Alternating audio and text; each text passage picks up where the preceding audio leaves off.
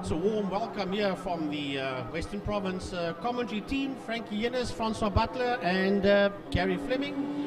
And while the commentary session for the Max Place Clubman's regional saloon cars are on the go, 33 cars have gone out in the Clubman's qualifying session. They've got about 4.5 minutes, just under 4 minutes to go in the qualifying session, and currently Danny van Niekerk in the Van Niekerk race BMW E36 is the quickest guy out there, and so he's done a 1:22.924 by Danny van Niekerk, and 33 cars went out, of which 30 make it 34, of which 33 has posted a time.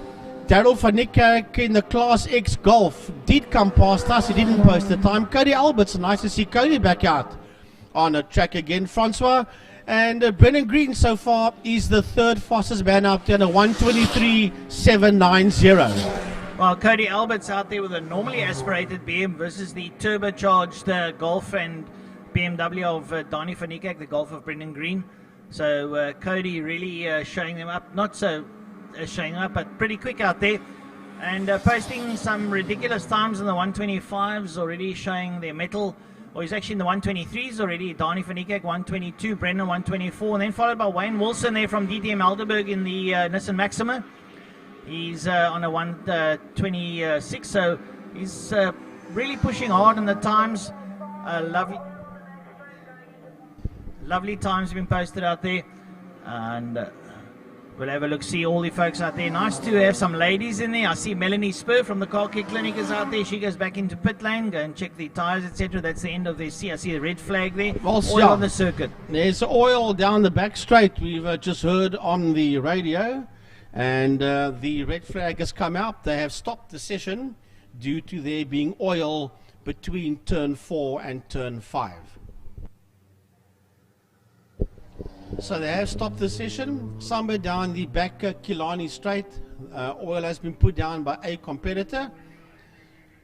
So there's still 3 minutes and 3 seconds to go in the session.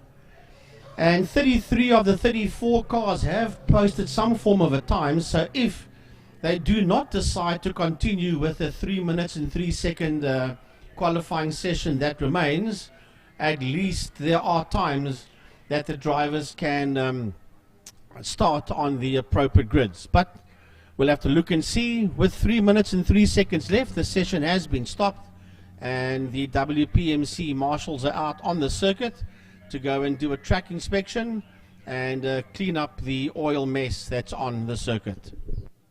Right, for the viewers at home, the race timetable is up on your screen. You can see there we start at 9:45 with the fine cars and the classics, the pre-80s and 90s. Then we get followed by the Makita Formula Supercars and V8 Masters.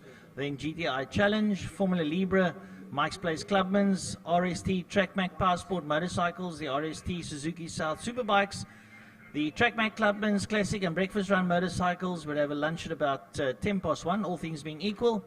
Then straight after lunch, we have what's known as the Onsa Hasey 100 Sports Car Challenge. It's approximately 31 laps of the circuit for the sports and GT cars, and then they will go again with the normal program. As you see there, we end at around about 5:20. So I sincerely hope that you all enjoy a fine day's racing. On screen there you see the cars going into Park Fermé, some of the Clubman's cars as they go for the circuit to be sorted out. The marshals waving the red flag there, getting directed into Park Fermé.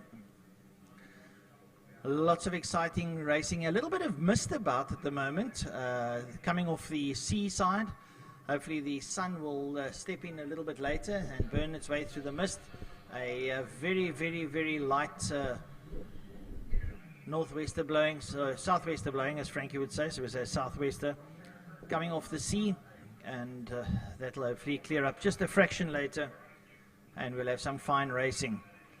So all things being equal, Killarney is going to be a nice, exciting day today. It's nice to have all the classes back out on the field, and we expect lots and lots of entertainment.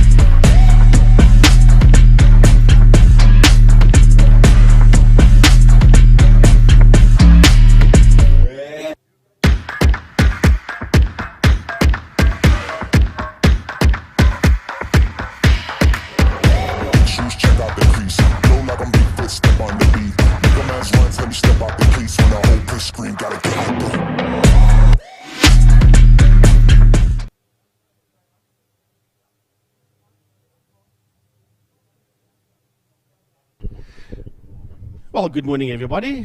And Facebook world and in YouTube world, welcome from the Western Province Motor Club, Killarney International Motor Raceway, and welcome to the following round of the Wingfield Motors Power Series, proudly brought to you by Wingfield Motors and best price for my car in Goodwood and Kalsriver. And hello, everybody. My name is Frank Guinness. I'm joined by side by Gary Fleming and Francois Butler. We will take you through today's event. So wherever you find yourself, sit back. We've got a long day's worth of entertainment for you. All the classes that run at Killarney International Raceway will be out there today. And we will start off with the BJO Trustees Fine Cars and Molstock Classic Cars. Francois, a very good morning to you.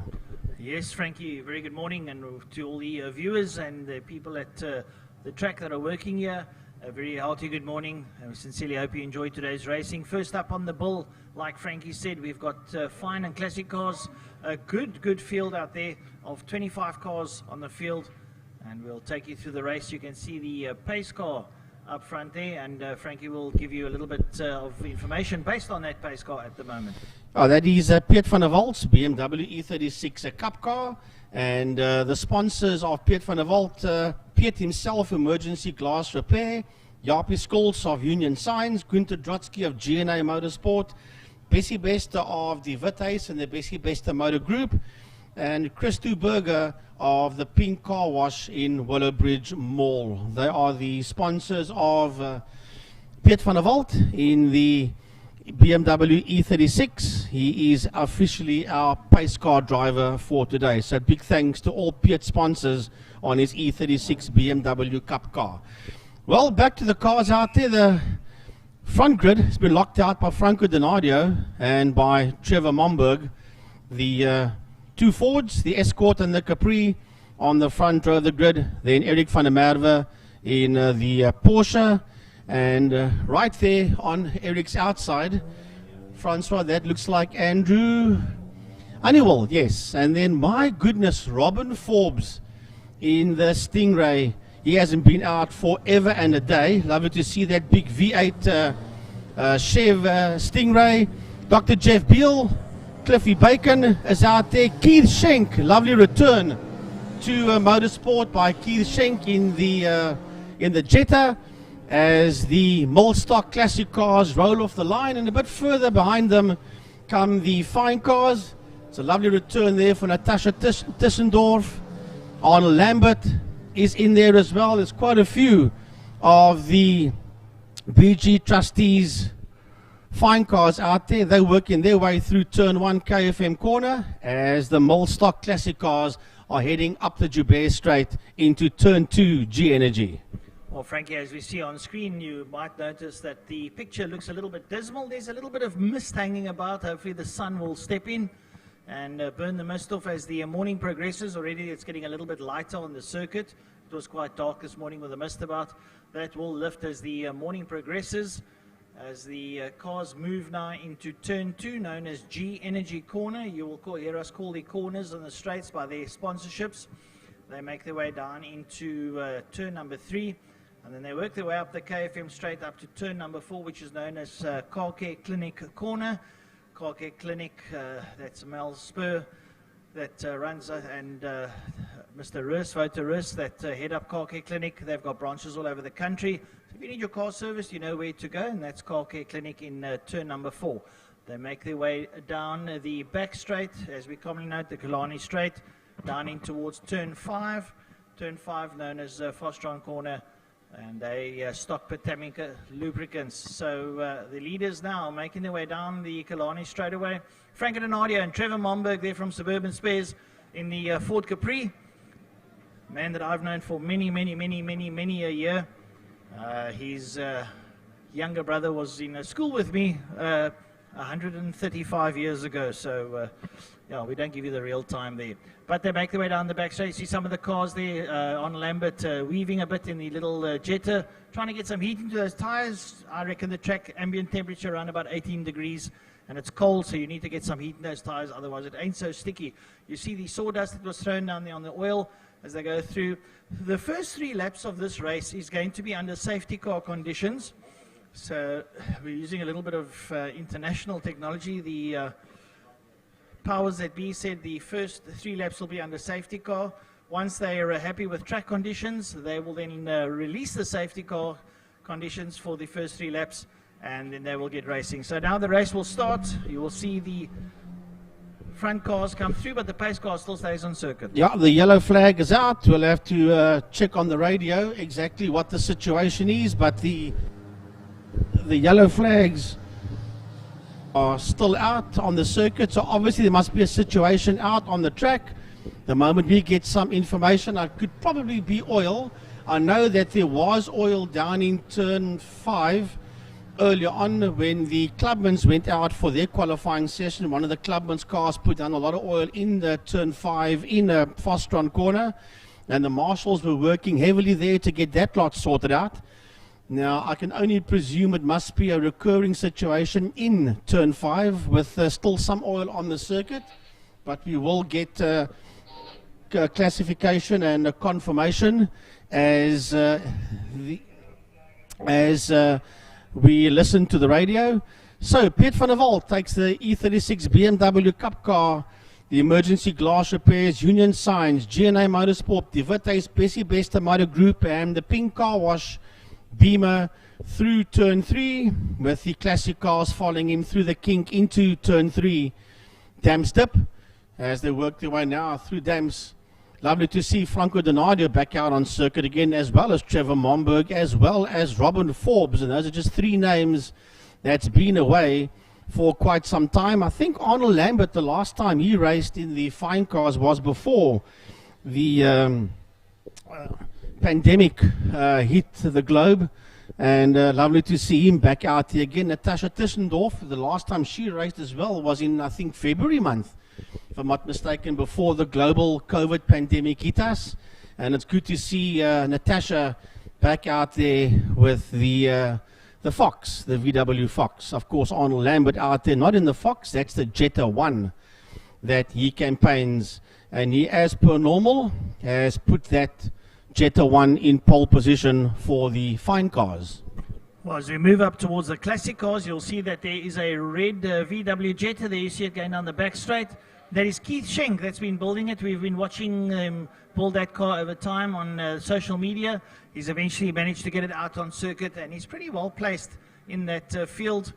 And you'll have to see how the car works for him. But a real project that's been put together there, and a very good project of that now, as the pace car still rolls up pit lane, waiting for the cars to bunch up behind him. Yellow flags out, the safety car board is out. They will be doing it for 3 laps, and after the 3 laps the pace car will hopefully pull in, and we will then really get down to some serious racing.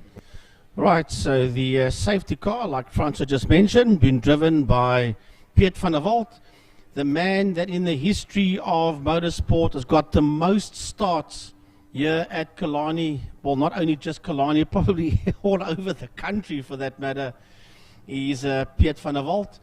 As the Molstock Classic cars roll past us, Jeff Beale is in there, Cliffy Bacon, Keith Schenk, Trevor Hutchings, nice to see him there, and then Dancing Dave Aladef. They had to replace the motor in that Alpha GT Junior. He was telling me earlier on when I arrived in the circuit, they blew the one of the motors sky high, and they replaced that engine in that Alpha GT Junior. But he has made it out onto the track for the day as the classic cars roll out of turn 1. So the marshals was busy sorting out the situation. As a matter of fact, I think what they're probably doing down there, Francois, in turn 5, they're just driving through that all the time to get that sawdust and the cement dust out the way. Otherwise, we're going to have a whole lot of sawdust and cement dust up in the sky when the guys go into turn 5. So the situation has been cleared up. It's a matter of the pace cars leading them through turn 5 Fostron corner quite a few times to clear away most of that sawdust and cement dust.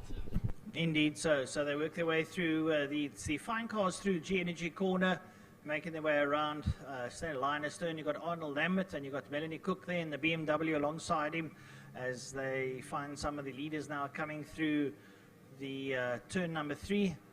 And Frank and Donadio weaving up front there with Trevor Momberg, Eric van der Mavers in there too, And so too Mr. Honeywell himself, sitting in the 2 Porsches there in the second row. They'll be wanting to get the foot firmly stuck down in the right-hand side of the floorboard. And it's going to be some exciting racing. Right, so I think we're nearing that time now. The pace cars' lights are still flickering. When they go off, you will know that we will eventually go and get out there and do some serious racing. I think he's got one more lap to do. I'm not sure. I see the yellow lights still flickering all around the circuit. One more lap, and then they'll be able to.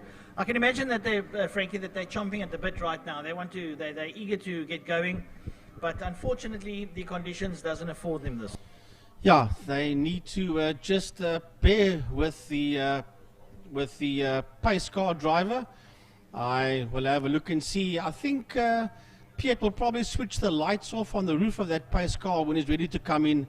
But either way, they will know. Piet will just move to the right-hand side and stay out of it completely. Then they will know that he is going to pull off. Yes, Piet is moving out the way. Piet goes into pit lane. It is now turn. It's now time for the race to get underway. As we watch them come down to the line, the lights on pit lane is not on yet. They're going to have to know they're going to start with a green flag. They've got the green flag. The flag is up and away they go as Donadio climbs on the loud pedal and runs it down into turn 1 KFM corner. Tucking in there behind him is a Suburban Space Capri of Trevor Momberg. Momberg sits there in that 3rd position. Eric van der Merwe is also busy working his way through. He's there in that 3rd place in that Porsche. Here come the fine cars as they head down into turn 1. Take a look there. Just behind van der Merwe is that Chevy Stingray of Robin Forbes. Forbes making his way into G Energy corner, Francois, as Arnold Lambert leads the fine cars out of turn 1 KFM. The fine cars there, you see Arnold Lambert leading out. And he's pulled away from Melnico. Robert Toscana sits in 3rd there as they make their way into G Energy corner. There you see them coming to picture right now. So they're working around, and a whole gaggle of cars pulling in there. A lot of the classics up there. We have Chris Champion, Natasha Tissendorf, Fred Phillips, Stephen Manuel, Di Dugmore, Dave Alexander, Roger Lewis, and Craig Redlingace bring up the rear there. They're ahead of the emergency fire pickups as the leaders already making their way down into Fastron corner, turn number 5. Lots happening out there. Have a look into turn number 5 now as Frank Donadio leads out there with Trevor Momberg up behind him. Then it's Eric van der Merwe. The front 3 are already breaking away as they come up over the line, Frankie. Right, here they come down towards us. It is Franco Donadio that runs it down into turn 1. Here comes Trevor Momberg in 2nd. Van der Merwe crossing the line in 3rd, followed there by Robin Forbes. Then it is Andrew Honeywell working his way through. Dr. Jeff Beal. And have a look at Keith Schenk as the classic cars work their way out of turn 1, out of a KFM corner. The leaders are now heading into turn 2, into G Energy. Through G Energy, the race leader goes. The Donadio Transport Ford Cosworth escort of Franco Donadio working his way through the kink and into Damster. Not too far behind him now, heading into turn 3. We've got the Capri that's been chased down there by the Porsche. That's a Trevor Momberg and Eric van der Merwe. They work their way up the KFM straight into turn 4. Car Care Clinic corner. Out of Car Care, they head down the back straight as the rest of the classic cars work their way down into turn 4. The leaders are heading down into turn 5, Fastron. Well, Franco Donadio lighting up the circuit there, currently on a 1 minute 27.9. He is absolutely blindingly quick and blowing away the rest of the field. Trevor Momberg's under attack there now from Eric van der Merwe into Fastron corner. Eric with that Porsche 944 sitting right up there behind him. So Trevor Momberg's got his work cut out, but Franco Donadio screeches up in the front end of the circuit, makes his way down into turn 1 KFM corner. You see there Van der Merwe with the Lynx Motorsport Porsche sitting up behind Trevor Momberg in the Suburban Space Capri as they enter KFM corner, and Momberg taking the defensive line, cuts in across the apex of the corner, working his way into the Hubert Straight. Van der Merwe pursuing him and not letting him get away. Well, panning back to the fine cars, we're waiting for them to work their way towards the front straight. Here comes the fine cars. They're heading under the bridge, the connecting bridge between the 2 pit complexes, and the leading fine car is the Mark 1 Jetta of Arnold Lambert as he heads into turn 1 KFM corner, followed there by Albert Cook. Albert Cook in the BMW, and then Robbie Toscano in the Mazda MX-5, working his way out of turn 1 KFM corner. And as they go down, those are the leading fine cars that are heading towards turn 2 G-Energy corner. The leading fine car racer, lady racer, heading into turn 1 into KFM is Natasha Tissendorf, and she's got that big skyline in there behind her as she works her way out of turn 1 KFM. Right, so the cars now making their way down through the kink, and you see that little Morris there, that little green and gold Morris. That is Andrea Bate, one of the lady racers in there. Andrea Bate campaigning the little Morris one. And now that is a feat of engineering, folks. If ever you get the chance one day to come down to the circuit and have a look at that car, absolute masterful engineering, 1000cc Morris, and she is pedaling it around the circuit, campaigning it, and she's having oodles of fun, I can assure you. As we have a look now, the classic cars will be making their way down the back straight pretty shortly, but here comes a couple of the classics here towards us, and already Keith Schenk really putting that Jetta in through its paces there, ahead there of Dr. Jeff Beal in the Porsche. Well, heading into turn 1 into KFM corner, there's a lovely four-way dice working its way out of turn 1. As a matter of fact, it's working up the Jabez Straight towards turn 2 G-Energy. There are 4 of them in this dice. Keith Schenk is in there, Dr. Jeff Beal is in there, Cliffy Bacon and Trevor Hutchings. The 4 of them are busy working their way out of G-Energy. That's a lovely dice for us to focus on. And now the Porsche's got his nose up front. That's Jeff Beal climbing on the brakes there to avoid contact with him. He's Keith Schenk. He hasn't been racing for a heck of a long time. Cliffy Bacon works his way through on the inside of Trevor Hutchings as the 4 of them race up the KFM straight into turn 4 Car Care Clinic. And these 4 are busy working their way now down the back main. And keep an eye on that Ford Sapphire that's not too far behind them. Here he comes. That's going to be a 5-way dice into turn 5 Fostron. Well, cars are plenty all around the circuit now as the field stretches its way out. A good scuffle going down into Fostron corner there. Keith Schenk looking up on the inside of Jeff Beal. Schenk slides through on the inside of Jeff Beal. Does Jeff come back at him now as they exit Fostron corner? Turn 5 is races aplenty. Here comes Schenk once again, gets on the loud pedal of that VW Jetta. Jeff Beal slots in behind him, and it looks like Trevor Hutchings has got past Cliffy Bacon. So Cliffy Bacon gets through there, Philip de Toy in the Sierra up behind them. Then it's going to be Bruce Avon Taplin in the Toyota with the Dancing Dave Aladef in the Alpha right up behind him there. You see them going into turn 1. So brilliant stuff out there. We have a look now for the fine cars. The fine cars making their way around the circuit. And nice to have a lady in there in the BMW, Melanie Cook. So Melanie riding Dad's car today. Melanie having a lovely sprint out there, hopefully giving Arnold Lambert a bit of a ruffle of the feathers. But some good dices out there. And like I said, if you have a look, see the going into turn number 3 now is the dice there between Schenk together with Jeff Beal, Trevor Hutchings. They're getting a bit away from Cliffy Bacon as they make their way up into turn number 4. They come into picture now. Have a look at that close scuffle, ladies and gents. Yeah, working their way out of turn 4. Car Care down the back main they go. It is Keith Schenk that leads Jeff Beal, that leads Trevor Hutchings. Followed there by Cliffy Bacon, Philip de Toy. And here comes the Toyota of Bruce Avon Taplin as they head into turn 5. Into turn 5 Fostron, this group of cars go, and that Toyota has now caught up onto the back end there of the Philip de Toy Ford Sierra as they exit turn number 5 and head down the home straight.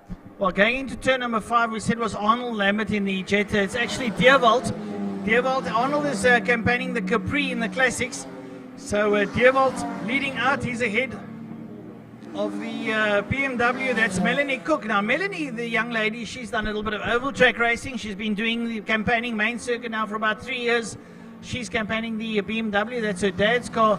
See her coming out of turn 5 now down the back straight as we still have a look at that lovely scuffle on screen between Keith Schenk, Jeff Beal and Trevor Hutchings. Right, as that group of cars work their way out of G-Energy corner through the kink, they head into turn 3 Damstep.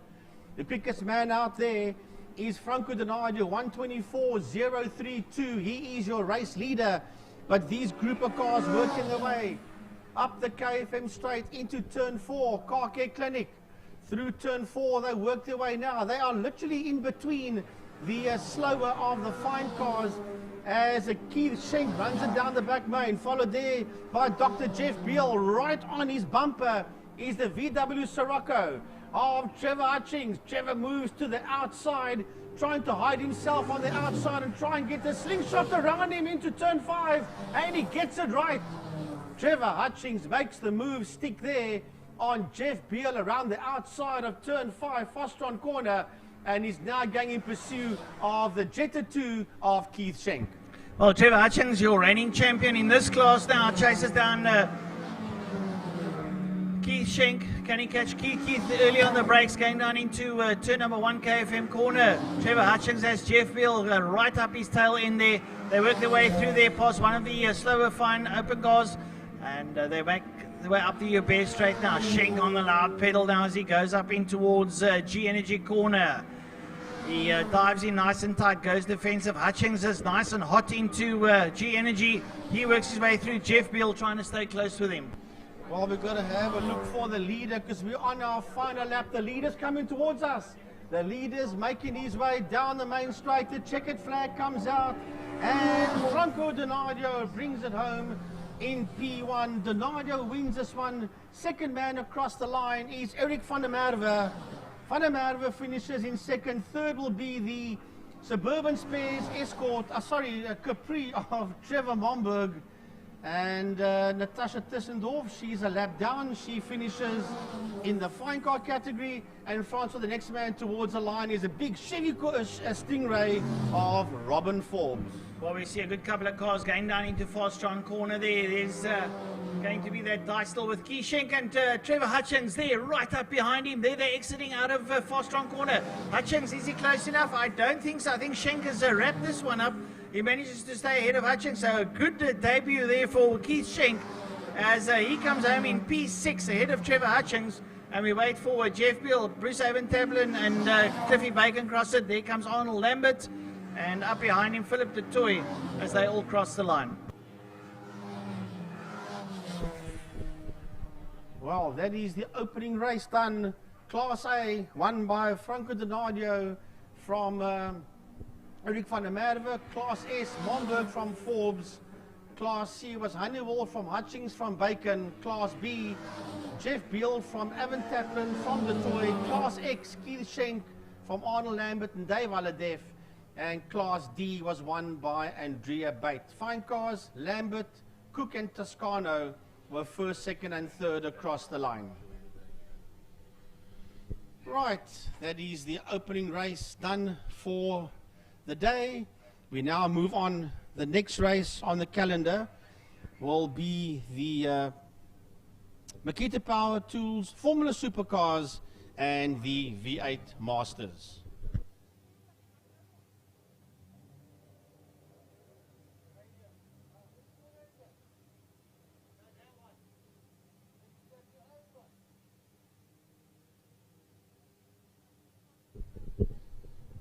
Right, folks, if you asked to join the Western Cape Motorsport Commentators Facebook group, Gary, Francois, myself will accept you. The race is going out live there as well as on the IMUSAT Facebook page. They're also on YouTube, but also going out live on the Second Gear Talk Show Facebook group as well. So it's going out on quite a few other pages, but tune in to IMUSAT because they are the camera people for today. They're operating our cameras. They are the team there, Gerard and his team. I'll get their names later on. But a big thanks to all of them. And those are the different platforms that you can watch this one live, free of charge. So sit back at home, wherever you are, wherever you find yourself, and enjoy the day's entertainment with Gary Fleming, Francois Butler, and myself, Frankie Yennis.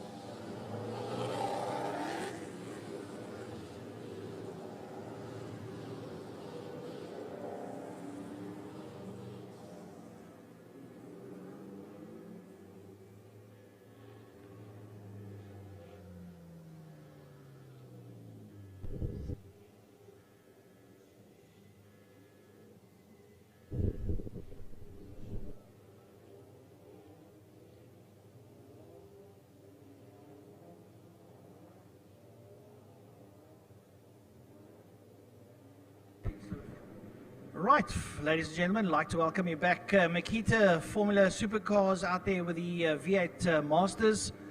The V8 Masters in those lovely APV Mustangs.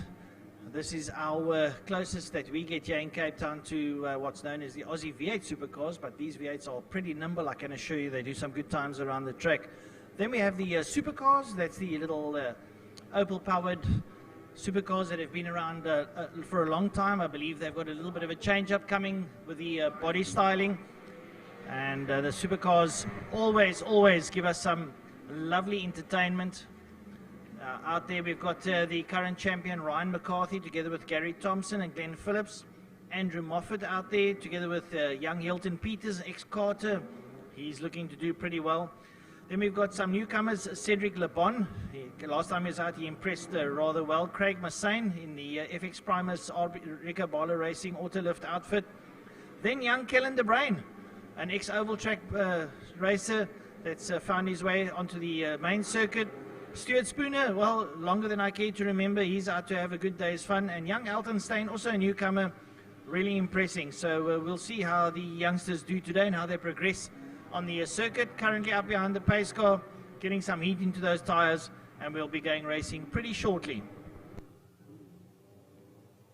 Well, joining me Mike's side for this one, and eventually making his way towards the microphone, is the big man, Mr. Gary Fleming, Mr. Oval Track SA. Sure. Morning, everybody, and welcome to all of you that are here at the circuit, and also the plenty people that have already linked up with IMUSAT. A big thanks to IMUSAT and Des Esom and the whole WPMC crew for making once again the footage live and free out there.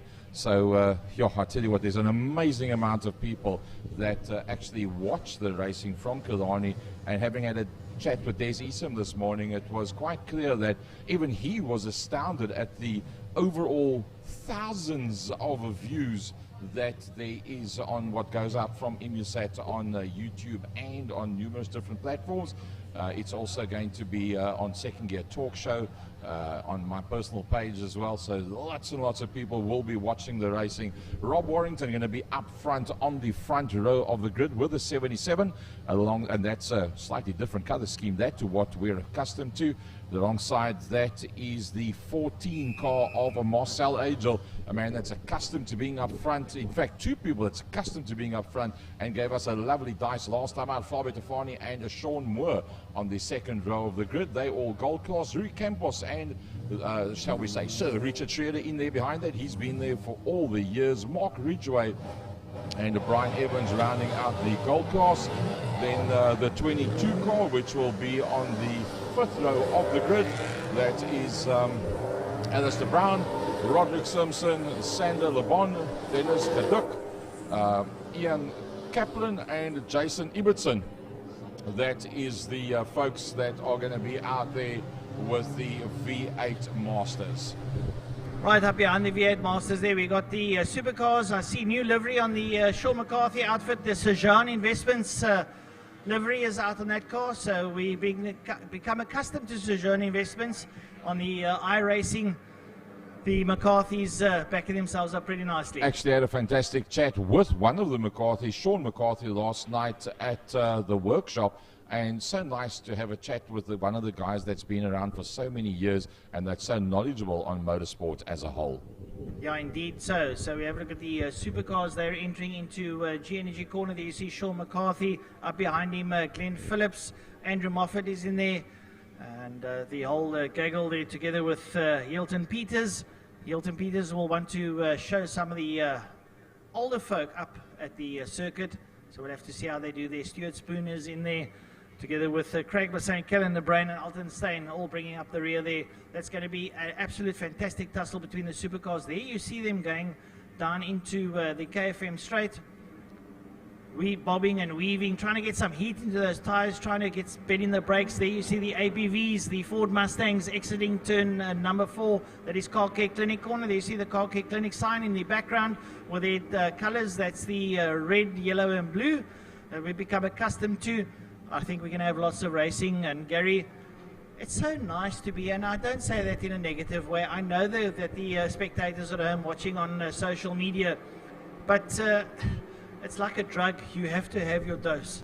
Oh, yeah, no, everybody's got their own kind of poison, and this is ours. But I must say, with the live coverage that's been going out from Killarney International Raceway, you do get a magnificent view of what is happening down here at Killarney. But being on site, well, it's just got a certain kind of on a Saturday morning. So let's see how we go. It's going to be a one-on-one as they go down into turn number 1, and that's going to be a biggie.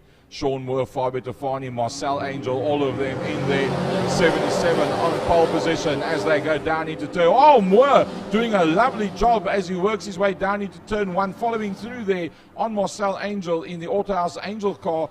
Marcel Angel from Sean Moore taking up that first and second positions. But look at the supercars in there behind that. Right, the supercars going there now, and it's Sean McCarthy. He's got Glenn Phillips. It looks like Moffat has got a bit of an issue. Moffat falling a little bit way back there. Spooner slides around his outside. They're already mixing it up in between the V8s. The supercars are really on a flyer here. They've really upped the ante as McCarthy makes his way down into turn number 4. You see some of the V8s are already working their way up the KFM straight. McCarthy leading out there, and he's got Glenn Phillips keeping him company.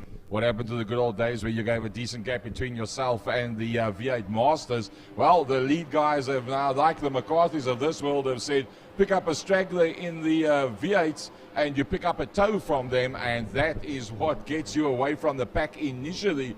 Ayrton Senna style, 11 tenths on lap number 1, force everybody else to follow suit there on out, and you got them exactly where you want them.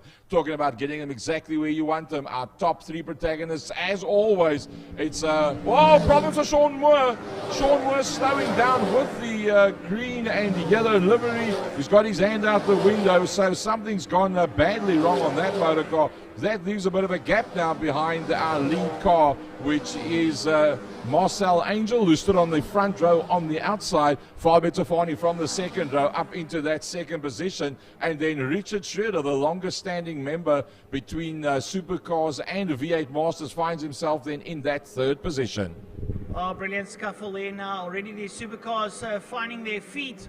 And it looks like Ryan McCarthy and Phillips have pulled away there from the rest of the field.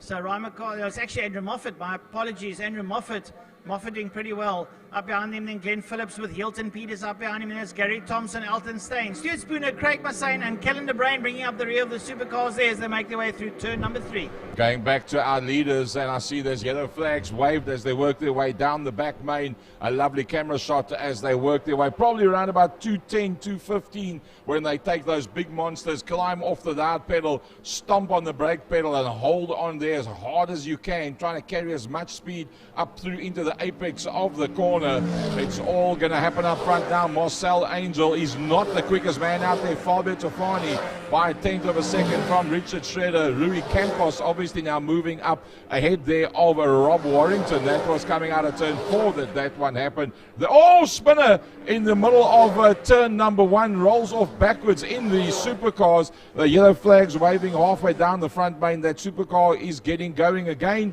Sorry, it's a V8 Master that spun, and he gets himself going again. That could have been Roderick Simpson, but I speak under correction. Talking about the supercars going up into turn number 2, G Energy corner, is Ryan McCarthy, who's mixing it up with the V8s, and he's having an absolute blast there. He's tailgating them. There he goes, exiting G Energy corner. Ryan McCarthy affords the one of the V8s a little bit of space, but he's enjoying the tow that he has with him, and that has taken him way away from Andrew Moffat. Moffat in a lowly second place, working hard. Up behind Moffat there is going to be Stuart Spooner together with Hilton Peters. Peters there having a good tussle as the V8s exit turn number 4. Two car battles up front. Look at this. Fabio Tofani's gone hunting, and he's been hunting down the lead car. That being Marcel Angel down the front main. Tofani goes for the inside line on the inside of the white line, carrying the pace around the outside. Well, look at that.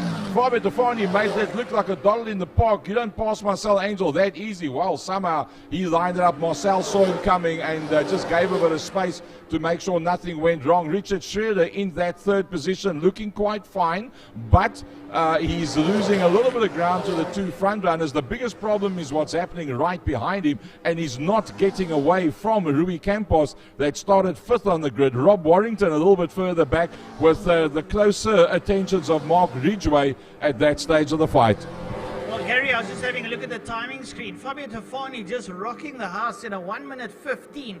That is some serious. That reminds me of the touring cars that we had. I mean, they did 1:15s. Now he's bringing the APV into a 1:15. So he is definitely upping the ante. Well, if you look at the way he's pulling away at the front now from Marcel Angel in the Autohouse Angel car, it's very impressive. Fabio Tofani, man on the move in the absence of Sean Moore, that's normally right up front there with them. So let's have a quick look at the silver class. Alistair Brown in 7th position. That's the number 22 car out there on circuit. He's leading out the silver class from Dennis Geduk. That's the front two in the silver class of the V8 Masters. Right, so still leading out the supercars, going down into Fostron corner. Turn number 5 is Ryan McCarthy. He has got a relatively good lead there over Andrew Moffat. Moffat's about 2 seconds up behind him. Ryan McCarthy's firmly on the loud pedal now. Some of the V8s have pulled away from him as he comes down the main straight down towards the cameras. That's Ryan McCarthy leading up in the Sejane Investments supercar, and he's really skittling away. There you see, and there's Moffat. Moffat comes into screen now. So Moffat about 2 seconds behind McCarthy, and Moffat's on the loud pedal. He's hoping to close down as McCarthy goes through the KFM corner up the Ubed Straight. Beautiful traction, lovely exit speed. He gets up the Ubed Straight up towards G Energy corner. I must say, Ryan McCarthy is becoming a fixture at the front end of the supercars. Going back down to turn 5, Cape Town corner, Fabio Tofani leading the whole group out as he is the quickest man out there. A 1:15.877, very, very quick. 6 laps to go. He hasn't managed to get away yet from Marcel Angel. I think he's just making sure that he doesn't overcook it completely. Richard Shredder from Rui Campos, Rob Warrington and Mark Ridgway. That is the 6-way battle for the gold class. But remember, Alistair Brown doing a sterling job as he leads out the bronze class, and he's not having it all his own way at this stage of the fight. Well, as we watch now, going into turn number 5, that's Fastron corner, is Ryan McCarthy. Moffat not been able to close down on that one. I see Hilton Peters going down into turn number 5. Hilton Peters is now in 3rd place, the young lad, one of the newcomers and an ex-carter, very formidable carter that sits there in 3rd place. So Hilton Peters doing so. There he comes now, exiting turn number 5, and he's doing a sterling job, finding himself in P3. He's followed there by Glenn Phillips. So Hilton Peters now rolling down towards turn number 1, that's KFM corner, and he's hoping to close down on the back end there of Andrew Moffat. Well, it's pretty interesting if you look at the front end of the silver class of the V8 Masters. The man that's leading out, Alistair Brown, is actually holding on to the back of Rob Warrington, and he has got himself around about an 11-second gap to the second of the Class B cars as we lose out on the 54 Francois parking here in front of us. Glenn Phillips has just gone off the circuit, a little bit off screen unfortunately, and Glenn Phillips calls it a day. He looks rather dejected as he exits the car, so standing a little bit off circuit there on the main straight. Glenn Phillips gets out of his car and makes sure he gets out of the way as soon as he can. Not a happy camper at this time of the day. No, definitely not whatsoever. That silver class battle down at the bottom end of the front main now going into turn number 1. That's the 2nd, 3rd, 4th and 5th place in the silver class of the V8 Masters, now on their way up the Joubert Straight, and they've forgotten already that the leader in the silver class has updusted, disappeared, hooked onto the back of the gold class guys, and that's Alistair Brown. That fight that you're looking at being led out there by Dennis Geduk, that is 2nd in the silver class, and he's working his way now through, as you can see on the screen, through turn number 3 and up the KFM straight into that double right-hander there where the car care clinic sign is. That's the man that's 2nd and 3rd in class that you see on screen, and 4th and 5th. So apart from one man that's broken away, hooked up with the Class A guys, the rest of the gold class, the rest of the silver class guys very close to one another. 3 laps to go. Right, so we seem to have lost a couple of the supercars. Ryan McCarthy leading out front, and unfortunately Glenn Phillips not making it. So we look for the leaders of the supercars. So Ryan McCarthy making his way up towards turn number 4 into Car Care Clinic. Right, he's going down to turn number 5. Oh, sorry, that's Hilton Peters that's coming through. The camera doing some serious panning there. Trying to follow you. Yeah, he's trying to follow cameraman. me. Yeah, he's on the ball. So that's your Hilton Peters coming out of turn number 5. That's Ryan McCarthy is still leading out in the Sejani Investments down the main straight, and he makes his way down towards turn number 1, KFM corner. Up behind him, Andrew Moffat, and not too far behind Andrew Moffat, here comes Hilton Peters, and he's got his foot firmly stuck. There you see Ryan McCarthy in picture. There comes Andrew Moffat, and there you see Hilton Peters in the background coming down the main straight down towards turn number 1. So Peters is really chasing hard on the loud pedal, late on the brakes there as he dives into KFM corner. A lovely camera shot now as he goes in, works his way around nice and tight. You see the karting lines and exits lovely up on the curbstone up towards G Energy corner. Well, let's go back to that leading car group, the 2 cars in the V8 Masters on their way up now towards turn number 2. There you see them coming into shot into turn number 2. Fabio Tafani will come into shot around about now. There he is on the G Energy turn 2, and he's kept himself ahead of Marcel Angel. In fact, the last lap was 0.7. This lap is now 0.8. So is Tafani managing that gap and just doing enough to stay there, or is he going as hard as he possibly can to try and break the gap? We're not too sure. Either way, he is still the fastest man out there, a 1:15.877. Look at that. Coming over the top of the curbstones is Marcel Angel, trying to hold on, going slightly further back. The third place battle, it's now a somewhat lonely Richard Schroeder that's working down towards turn number 5. You'll see him coming into shot just behind these 2, and that is the third place, and he's in fact broken away from Rui Campos. So although Rui Campos was looking to be competition for Richard Schroeder a little bit earlier on, Campos has in fact fallen slightly off the pace as the gap between Schroeder and Marcel Angel has remained pretty much the same as the V8 Masters go into their last lap.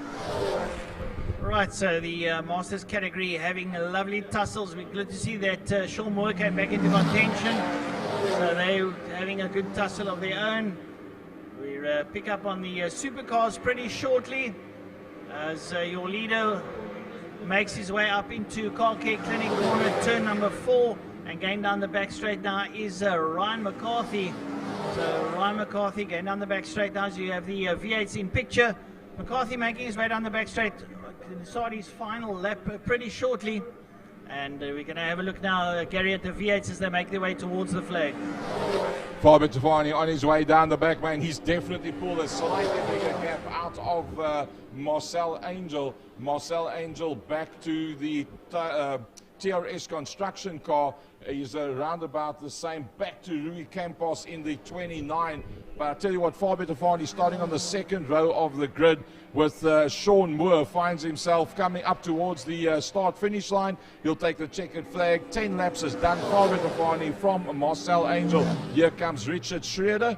He'll come through to take that third position. Then it's going to be Rui Campos that comes through 4th in class, 4th overall in the race, and behind that will be Mark Ridgway and Rob Warrington. That's going to be very close. Ridgway and Warrington and Alistair Brown. Well, it's Alistair Brown that makes the move on the last lap and gets that position. Let's have a look at the front end of the Formula Supercars.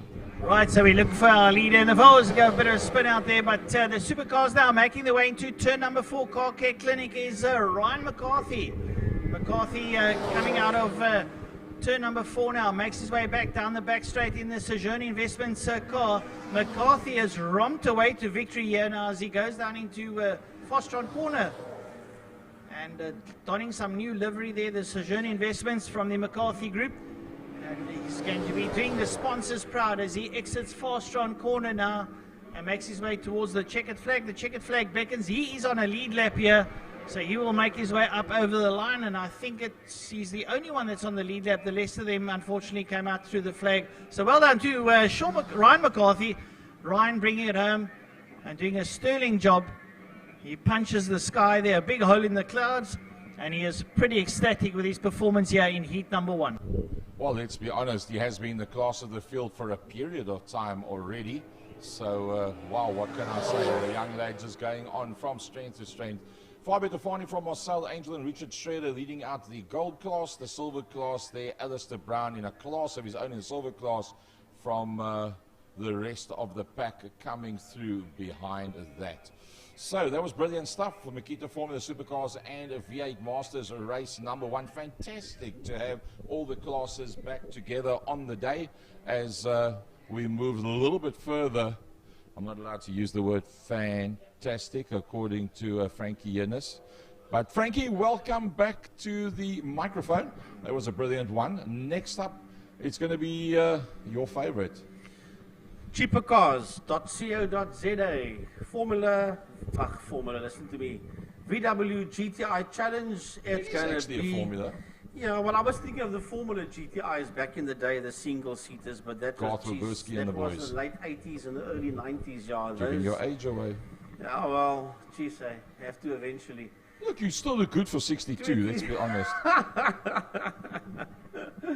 Don't believe you ever find yourself in the world, you're talking nonsense. A big thanks to everybody that is watching. I see the numbers climbing all over the show. En vir die van julle wat by die huis sit, is ongelooflik lekker om saam met julle te wees hierso by Killarney, vanaf Killarney.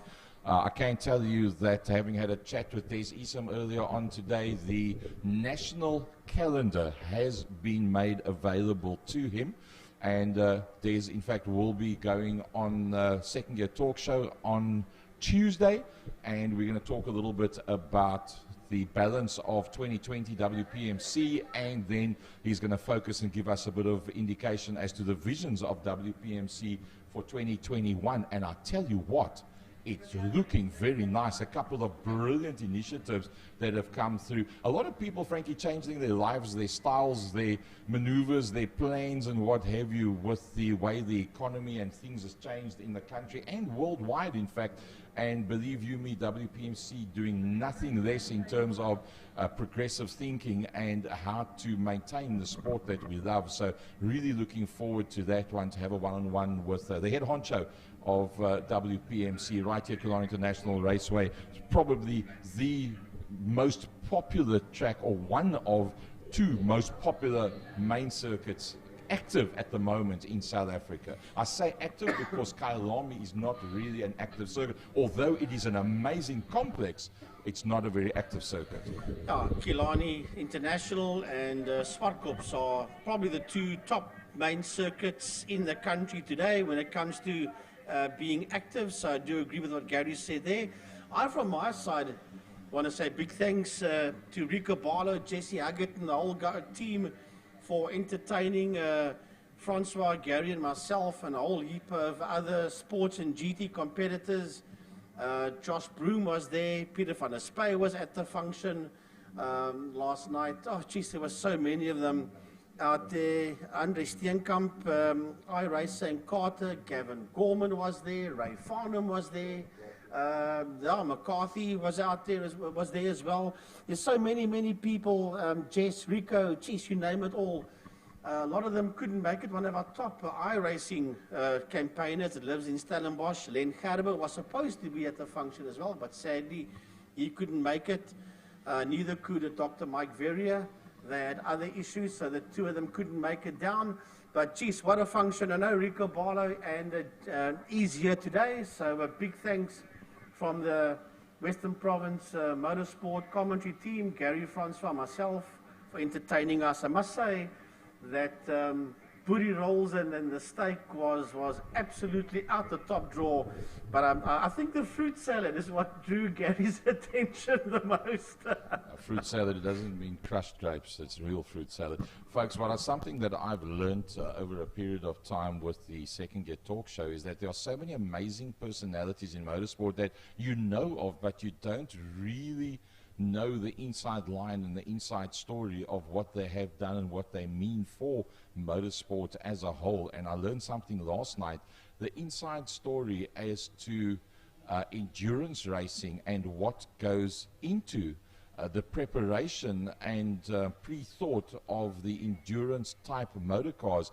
And we got onto that because of the fact that we've got a speciality sports and GT race today, which is it's actually a short sprint, but it's a little bit longer. It's more what those type of sports and GT cars are designed for.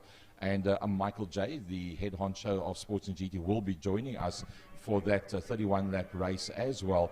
But I think what we must do is I'm intending to get Rico Barlow on board at some stage on the Second Gear show, and just to give you a bit of background as to what goes into endurance type racing, the type of budgets and the type of extent that they go to strip down a motor car and put it all back together and make sure that all the stresses and strains from the previous 1, 2, 3, 4, 6, 7, 8, 9-hour session that car has had, they take out all those bits and pieces, replace it with new stuff, and go from there. It's actually quite interesting to listen to that. It's completely different to this style of sprint racing, if you want to call it that, 8 or 10 laps or 15 laps that we have on a normal regional race meeting like today.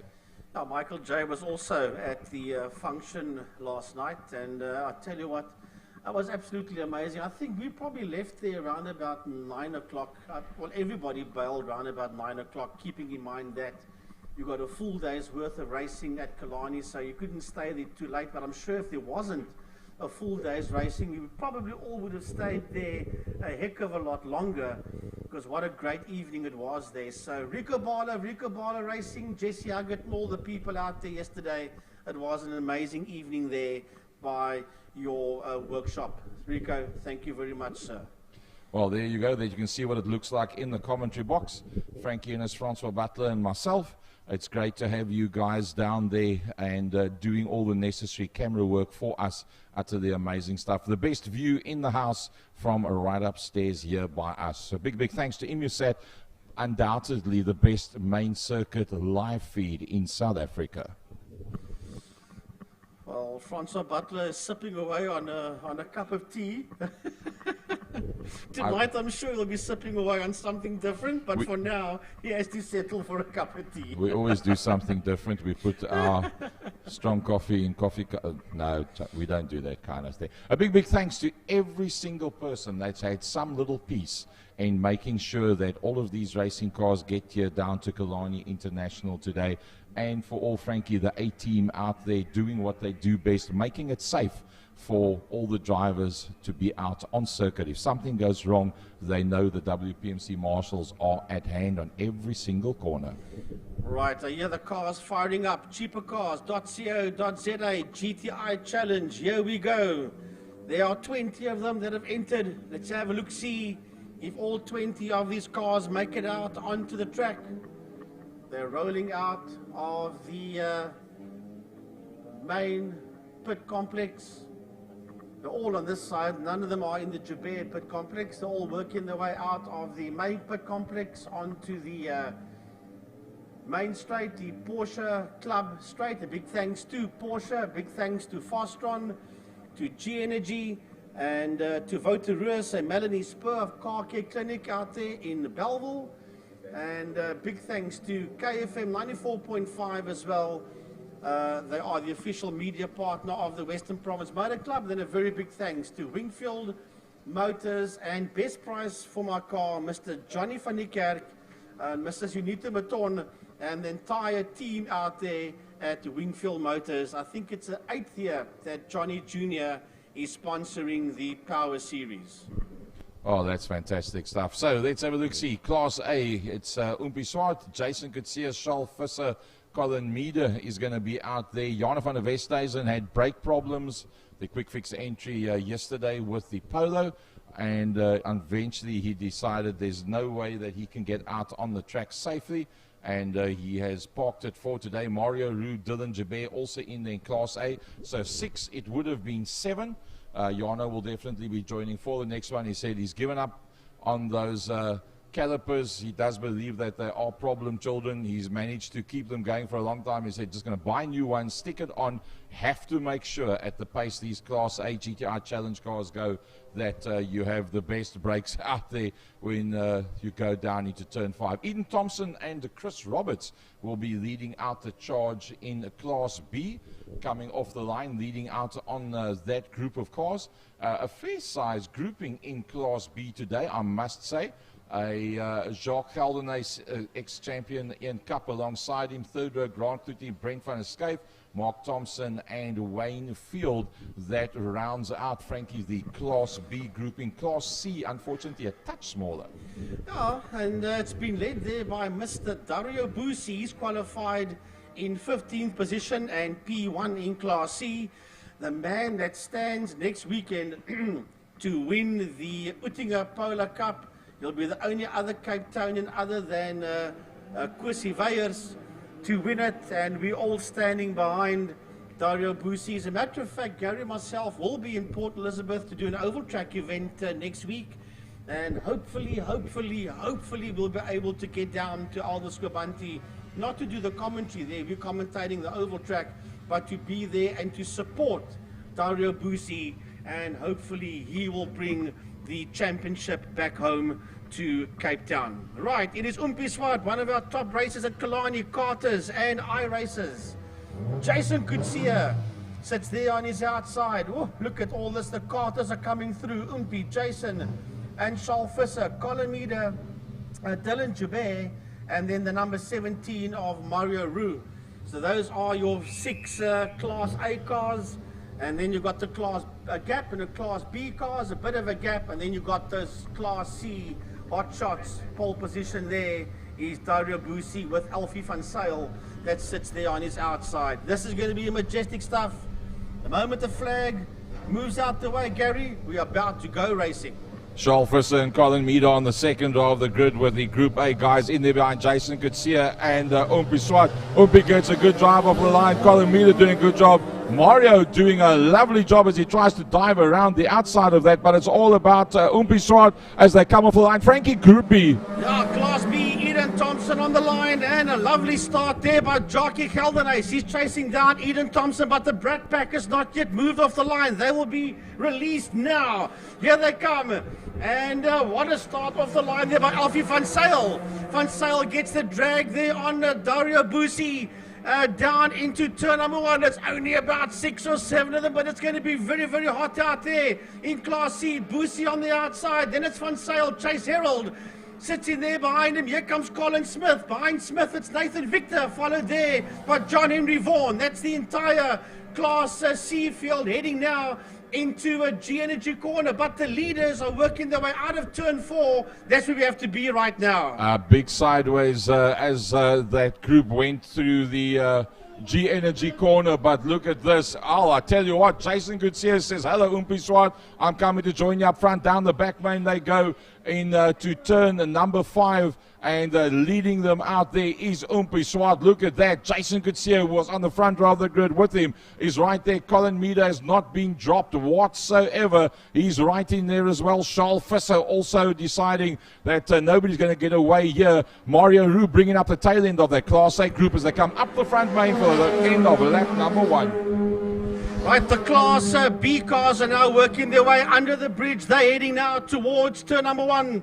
Led there by Eden Thompson, from Jackie Geldenhuys, from Mario Cup, from Chris Roberts. Grant Cloete is in that pack as well, followed there by Mark Thompson and Wayne Field as they work their way out of turn 1. The Class C cars are now heading towards turn 1. Class C coming up towards us and running very slow is Alfie van Zyl. He was great off the line, beat Dario Busi down into turn number 1. Unfortunately, it didn't work out for him there whatsoever. Chase Herald having a pretty decent run, finds himself up there in third. The Maps Racing young lad just 14 years of age, out there on the main circuit, getting special dispensation from MSA because he is so capable. Locks up the right-hand brake as he works his way into turn number 2 and getting it very, very sideways and skittish at the back of the pack there. I think that was Alfie van Zyl, in fact, that had that little situation. So definitely something going wrong. Maybe just a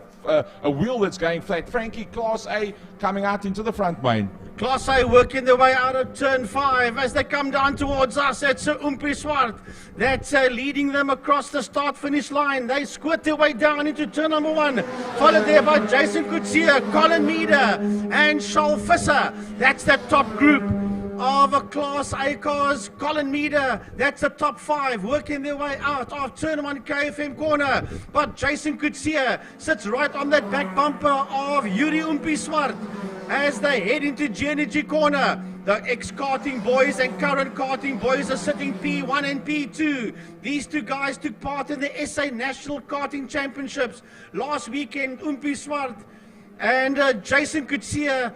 And you can see the karting experience coming in as they lead the Class A cars out of turn 3 out of Damsdip. Class B cars now working their way out of the G-Energy corner. Turn 2 through the kink and down towards turn number 3. That's the Class B battle, led out there by Eden Thompson from Jacques Geldenhuys, Ian Cup. Chris Roberts, that was second on the pullaways, dropped down a bit in the pack, and Grant Kluti bringing up, going off big time as they go up the KFM straight, getting completely sideways and stopping just before the main grandstand. That was a biggie. I think that might have been Ian Cup. Well, I'm having a look at this group of cars. That is, where are the Class C cars? The Class C cars are heading towards turn 4. That's the one you got to focus on right now, into turn number 4, into Car Care Clinic. Come those Class C cars. This indeed is the Brat Pack, if ever there was. Down the back main they go. Who is the man up front? It is Chase Harold. He leads them down the back main from Dario Busi. Then it's Colin Smith. Behind Colin Smith, we've got John Henry Vaughan and Nathan Victor as those group of Class C cars work their way down into turn 5. At the back of that class is Alfie van Zyl. So the Class C boys, these are all the youngsters of GTI Challenge. They're going to pick up a lonely straggler Class B car that's coming past us. Is that Jacques Geldenhuys? Yes, Jackie must have had a problem out here as this Class C Brat Pack head down into turn 1 KFM. I think we must stick with that Class C battle. That's pretty much the closest right now. As you said, leading out there, Chase Harold from Dario Busi. Dario Busi sticks his nose up on the inside line. I just hope they don't make contact. It's very high speed as you come out there. Now right in behind him, bumper to bumper, Busi and Harold. As Busi sticks it up on the inside of Chase Harold into G-Energy corner. Chase, I'm sure, is not going to give him a millimeter more than what he has to, because remember, in the unfortunately that turns to tears. That is a real pity, and Harold slows down as well in sympathy for the case of Dario Busi. Oh man, that ended ugly. Dario Busi is back on track again, and he's now dropped down to the back of Class C. What damage has the Automan Fitment Center car got? However, we head back out of turn number 5 and we pick up the dice for Class B as they head towards us. Leading Class B towards turn 1 is your overall champion, Eden Thompson.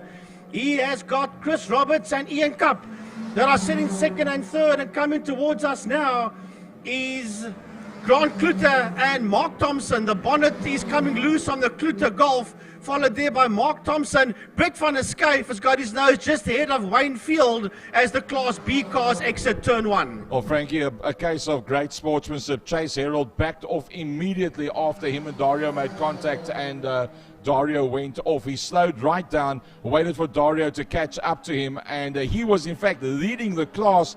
They come up alongside one another, obviously showing one another thumbs up. Rather than win the class, Chase Harold deciding to back off and give the position back to Dario Busi, even though it gives away the class victory and lets Dario carry on from there. So I must say that kind of sportsmanship in GTI Challenge and in any class, very commendable. Not only is it good sportsmanship, but Chase Harold does have a problem. He really is going very slow, and I think Chasey has some kind of a problem, but we focus on this dice going down the back straight.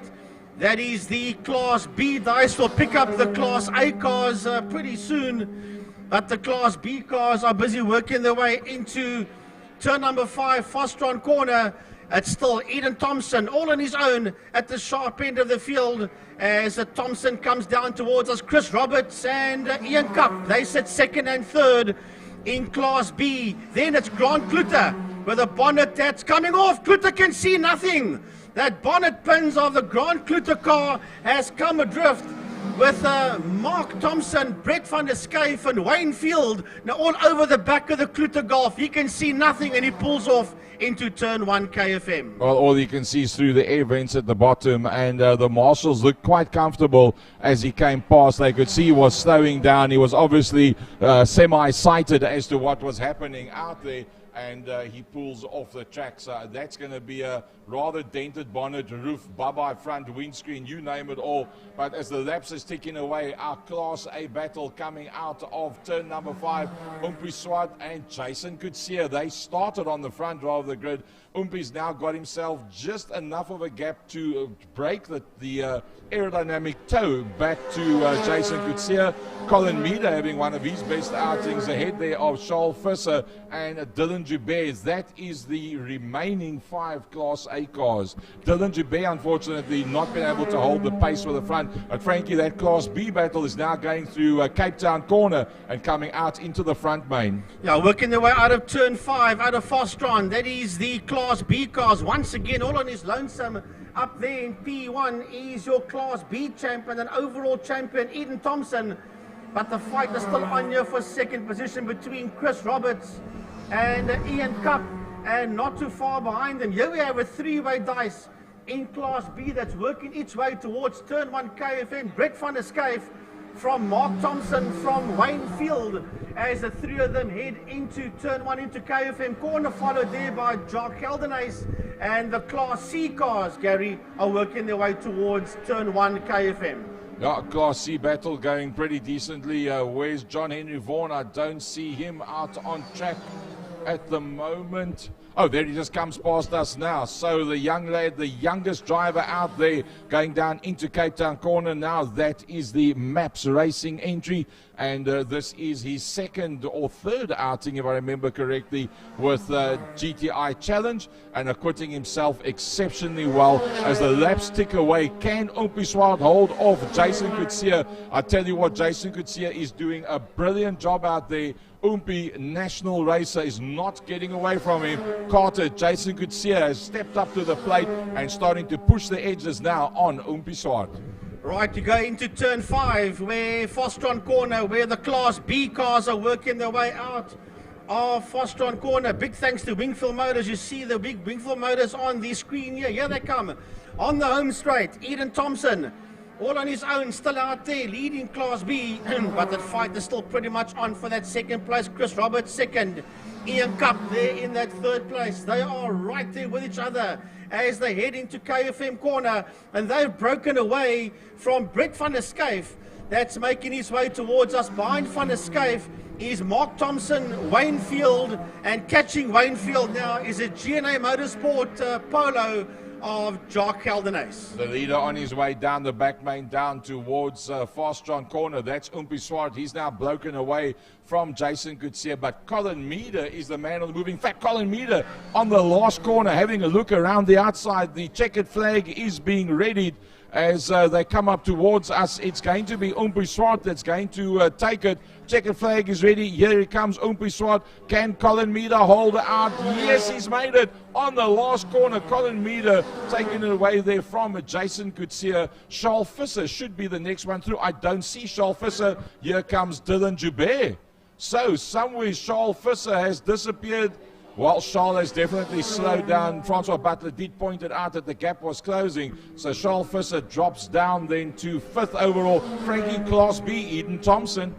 Now Eden Thompson working his way out over turn 5 towards a checkered flag out of Fostron. This is the fight out there for the winning position. Well, the winner's all on his own. He'll take the checkered flag. Eden Thompson brings it home in P1, second and third across the line. Chris Roberts followed there by Ian Cup.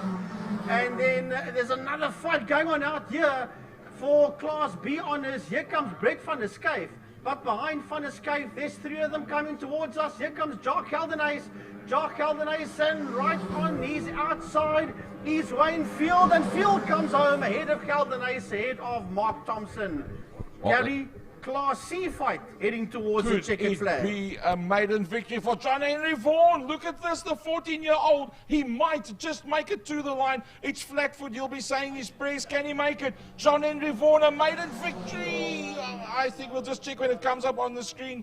Oh, I tell you what, by 35 thousandths of a second, the youngest man racing at Killarney WPMC regional racing event loses out by 35 thousandths of a second and almost picks up his first Class C backpack cheaper cars GTI Challenge victory.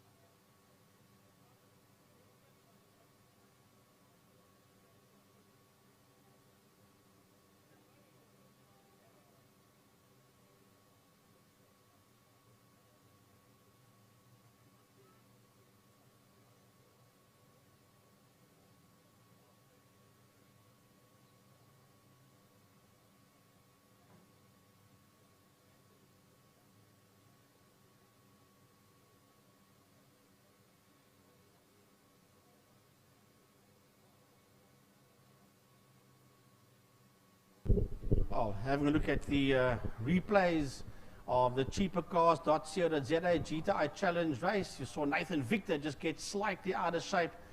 Look at those cars body roll as they power those cars through that double right-hander. That is a turn 4 car care clinic. He got back there to turn number 2, and Jockey Heldenhuis, that's where he got himself in a knot. Remember at one stage of the game we said Jock was at the back of the field. Have a look at this muscle effect go through there. That was the contact between Dario Busi and Chase Herald heading out of turn 2 G-Energy corner. Once again, just the replays of what we saw. Look at that body roll, the way those Golfs just get themselves out of turn 4. Bit of replay there. Big thanks to the entire IMUSAT team for bringing us this production. One of our cameras did go out earlier on, and big thanks to Gerard for working his way around it. I know Stephen is trying to get that one camera sorted out. Hopefully he can. If not, a big thanks to Gerard. He's actually figured it out, how to work his way around it.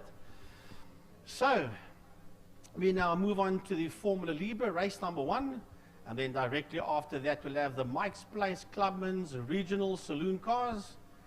And Francois, this time Mr. Francois van Tonder, i.e. Trappies, i.e. Chairman Capel Drivers, will have 6 gears in his gearbox. Or the car's gearbox, not his. I mean, Trappies has only got first and second. And not 4 like last time. Watch, my phone's going to ring now. Yeah, he's managed to sort that gearbox out now over time, so we wish him well in that race. He's one of the characters of motorsport, so to speak, here in Cape Town.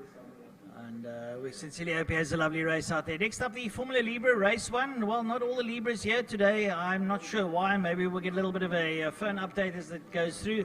Byron Mitchell's out there.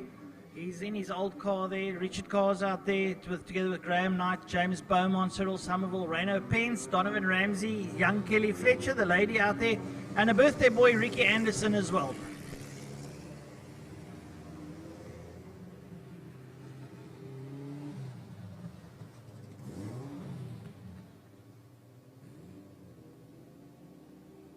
So the cars make their way out onto the circuit, and they'll work their way now out of turn number 1 KFM corner up the Uber Straight. Paul Sitter, Byron Mitchell together with Richard Carr. Second row, Graham Knight and James Beaumont. Then Cyril Somerville and Reno Pence, followed by Donovan Ramsey and Kelly Fletcher and young Ricky Anderson. Nice to have Ricky back out now. Kelly Fletcher, the lady racer, well, she's having oodles of fun out there. Nice to have lady racers in open-wheeled racing. We look around the world, there's a lot of lady racers out there, from open-wheeled racing to NASCAR to V8 supercars to German touring cars. They're all out there, and ladies in motorsport is absolutely blissful, I can assure you, because we like the ladies to come and compete with the gents as well. I noticed the Dolphin engineering teams, a lot of them out there. Byron Mitchell, Cyril Somerville, Donovan Ramsey and Kelly Fletcher, all part of the Dolphin engineering team. So they've got 4 cars out there. Only 9 Formula Libre single-seater cars joining us today, and those Class S cars not out there. It's a pity that we haven't got DJ Boyson out there and Andrew Rackstraw and those Class S cars, and Byron Mitchell. But lovely to have had them out there. Byron is out there, but not in the Formula VW. We saw him out there in the Formula V early on this morning with the qualifying sessions for the single-seaters. But we've got 9 of them. As long as they can keep it close and the racing can be good, it can be pretty entertaining nonetheless. How many Class B cars out there? Just one. Graham Knight in the VW Ray Formula Ford. Well, he's been sponsored there by Rob Eloff Transformers, and Rob is actually building a single-seater with an Audi motor in it. It's been coming a long time, and I'm sure we'll see that out on circuit pretty shortly. Nice to have Rob campaigning that car. He's backing Graham Knight in the VW Ray 1.6 litre, and Graham Knight will want to do well in this. He's the only Class B entrant, so we'll have to see how that one goes out. Although Byron Mitchell is his Class S, he is also in a Class B car, and he'll be out there having a little bit of fun. So a lot of notable omissions that I can think of. Sean Larisha's not out there, DJ Boyson's not there, there's no Andrew Rackstraw, there's no Garth de Villiers. So unfortunately there is also a little bit of racing at Desi Raceway, Frankie, where a lot of the contenders may be.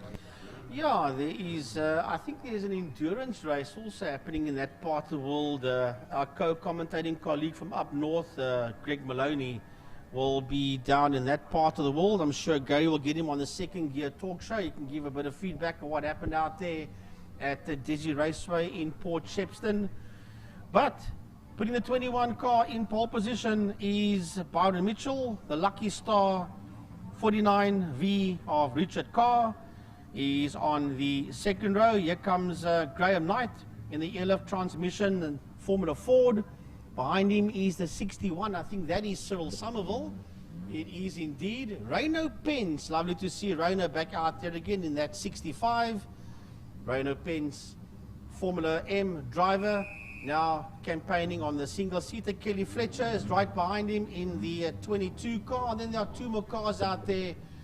Ricky Anderson and then the 95. That's one of our new drivers. That's Donovan Ramsey. Right, the flags go down and away we go. Oh, a horrible start off the line there by Byron Mitchell. He got himself bogged down completely, and Mitchell drops down to second last position, heading into turn 1 KFM corner. Not quite where he wanted to be. However, heading out of turn 1 in P1 is Richard Carr. Carr making his way towards turn 2 G Energy corner with Graham Knight right there in that second position, followed there by Reno Pence. Those are the first 3 cars out of turn 2 G Energy corner. Well, Byron Mitchell skidding up there into P4, gets away there. Up behind him, it's Donovan Ramsey. Cyril Somerville's in there too now as the cars make their way down into Dams. Turn number 4, working their way through. So Carr leads out in that red, yellow and blue outfit, makes his way up towards Car Care Clinic corner. And already the guys picking up the ante now as they lead out of turn number 4, Car Care Clinic corner, making their way down the back straight. There goes Carr. Up behind him, Graham Knight, Reno Pence, and here comes Byron Mitchell. Mitchell makes his way down the back straight there, and Cyril Somerville chasing hard in the back there of Ramsey. Up behind him, Kelly Fletcher and Ricky Anderson make their way down towards turn number 5 as the leaders now negotiate turn number 5, Fostron corner. Leading out of there is Richard Carr. Carr doing exceptionally well as he leads up. But have a look at Graham Knight. Graham Knight gets on the gas nice and early coming out of turn number 5 and looks to close down on the back end of Richard Carr. Right, as the roll, a lot of them make their way through into turn number 1, into KFM corner. Out of KFM, Richard Carr working out of KFM corner, followed there by Graham Knight. Yes, Graham still sits in that second position, heading towards turn 2. Behind him in P3, we've got Reno Penn. So the first, it's Byron Mitchell. I didn't pick him up there behind the cart building. He sits there in third. Reno Pence has dropped down into fourth. Heading out of turn 2 now, Cyril Somerville. Somerville making his way out. Fletcher has disappeared. There she's dropped down to the back of the field. Ricky Anderson and Donovan Ramsey are having a fight out of G corner, and working her way out of turn 2 is Kelly Fletcher. Right, so the leaders now making their way out of turn number 4. There we still see Richard Carr leading out. Carr makes his way down the back straight. Here comes Graham Knight and Byron Mitchell. Mitchell's drafting Knight. Knight in the LF Transformers outfit makes his way down towards Fostron. He gets on the gas a little bit early. He heard the purr up behind him and he wanted to keep Mitchell up there behind him. Mitchell dives up on the inside of Fostron. A real banzai maneuver, and manages to squeeze his way up into second place. So Byron Mitchell is definitely on the move, Frankie. Well, certainly he's moving through the field very quickly, but Richard Carr leads him across the line. Mitchell now moves up into second place, and here comes Graham Knight. Graham Knight coming back, and Graham Knight attacks Mitchell into turn 1, but doesn't go for the move. He had the line, he had the speed to take that second position back. He never went for the move. He let Mitchell keep on going. He drops down there into that third place. Well, he was in third. He attacked and never made the move on him at all. I don't quite understand that. However, out of G corner, they make their way heading towards turn 2 is Reno Pence, and right behind Reno Pence, Cyril Somerville. So Pence and Somerville exit turn 2. There's another fight coming out towards us, heading towards turn 2 now. It is Donovan Ramsey, right behind Donovan Ramsey, Ricky Anderson, and they've been chased down there by lady racer Kelly Fletcher. Right, so they work their way there through G corner. As you see, they make their way down towards Dams. And the leaders already making their way down into turn number 5, and the quickest man out there now currently Byron Mitchell on a 1 minute to 25.2 in the Formula Ford as he comes out, and he is pressing exceptionally hard. He wants to close down Richard Carr, who's leading out, and he's only 2 seconds behind him. Right, here comes Richard Carr. He crosses the start-finish line as he works his way into turn 1, into KFM corner. Through KFM he goes now. And Mitchell still in that second position. As a matter of fact, Mitchell is 2.7 seconds behind him as they exit turn 1 KFM, work their way up the Joubert Straight and into G corner. So he is busy closing up. There is Mitchell on race leader Richard Carr as they exit G heading towards G. Is the only man that's running in Class B. That's Graham Knight. So it won't bother Graham Knight too much that Byron Mitchell is in that second position and ahead of him, because he runs on his own in Class B as Knight works his way towards turn 4 Car Care Clinic. Well, Richard Carr got the message from the pit wall. He was down on time on Byron Mitchell. Mitchell did a 124.9. Richard Carr stepped up to the plate. He's now down a 124.4 as he makes his way down into turn number 5, Fostron corner. You can see Mitchell trying to close down on him as they work their way through the right-hander. Stomped on the brakes, work your way through the gearbox, come out of the apex. It sort of closes up onto you.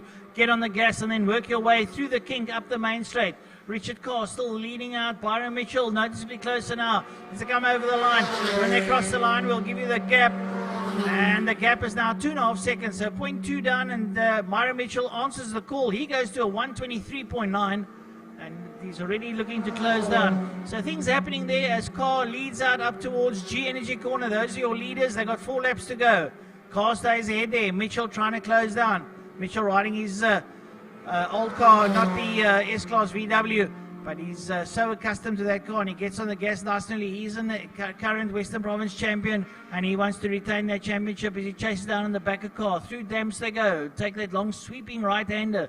You basically just put a gear down and work your way through there. Not too much braking, and force yourself wide onto the coping as you make your way up towards Killarney corner. Out of Killarney corner they go, making their way down the back straight now. Richard Carr, there's Byron Mitchell. There they go down the back straight down towards Fostron corner. Thank you once again to Wingfield Motors for bringing this viewership up towards us now. Down into turn number 5 they go. Richard Carr, Byron Mitchell there. Byron Mitchell comes late in the brakes, takes a wide approach to the corner, dives up on the inside, tries to close back the corner a little bit smaller, works his way out. Carr gets on the gas nice and early as he works his way out that left-hand kink down the main straight under the crossover bridge he goes. Carr now, let's have a look at his times. He goes through on a 124. Mitchell comes through also on a 124, so they're on even keel now as they make their way into KFM corner. Heading out of turn 1, KFM corner are your 2 leaders. They're working up towards turn 2. Richard Carr did a personal best of a 124.021. And the quickest man out there is still Byron Mitchell, 123.989. He is the quickest man. His last lap was a 124.162. So he is 2.675 seconds behind race leader Richard Carr as they work their way now towards turn 4 out of Car Care Clinic. Right into turn 4 goes your leader Richard Carr. He's staying on even keel there with Byron Mitchell. He doesn't want Mitchell to get any closer. Carr's really on a good fly at the moment. When he crosses the line, he'll have 3 laps to go. In third place, Graham Knight, followed by Cyril Somerville. Kelly Fletcher finds herself in 5th place, ahead of Donovan Ramsey and Ricky Anderson. Well, working out of turn 1, look at this fight. There's 4 of them coming out of turn 1, heading up the Jabez Straight towards turn 2. G-Energy corner, and Fletcher, lady racer, she leads them into G-Energy. Lovely to see Kelly Sai up, a young lady that likes to race or ride horses as well. And Ricky Anderson goes high. Ricky Anderson makes a mistake, and Donovan Ramsey, he shoves it up on the inside there of him and moves up another position, heading into turn 3. And right there now behind Anderson, working his way back, is Reno Pence. Reno Pence must have run off the circuit somewhere. But answering to the call is second place. Byron Mitchell has just posted a 1 minute 23.4. So he has really stepped up to the plate. He's closing down now on the leader, Richard Carr.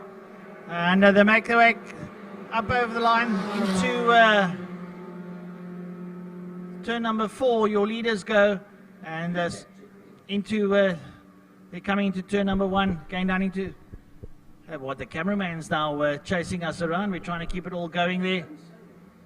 Coming out tonight is the leaders, Richard Carr, Byron Mitchell, making their way now out of turn number 4 down the back straight. They go. Carr's on the loud pedal. Off he goes down towards turn number 5. And Byron Mitchell is noticeably closer. He's closer and he's mounting a challenge. They go down into Fastron corner. Can Carr stay ahead of him? He's only got 2 laps to go. Well, out of turn number 1, this lovely fight of 4 cars still working their way out of turn 1, KFM corner. And Kelly Fletcher, can she beat these 4 guys to the checkered flag? The leaders come around to start his final lap as Kelly leads this group of 4 cars out of turn 2. And right behind her is Reno Pence. Reno was closing up on Fletcher through the kink as they head towards turn 3, Damstep. And just behind them is another lovely fight going on between Donovan Ramsey and a birthday boy, Ricky Anderson, as they head up towards turn 4, Car Care Clinic. But Francois, the leader, has started his final lap. Yeah, we're having a look at this lovely scuffle here. Kelly Fletcher trying to stay ahead of Reno Pence. Pence coming down behind her down the back straight. They go.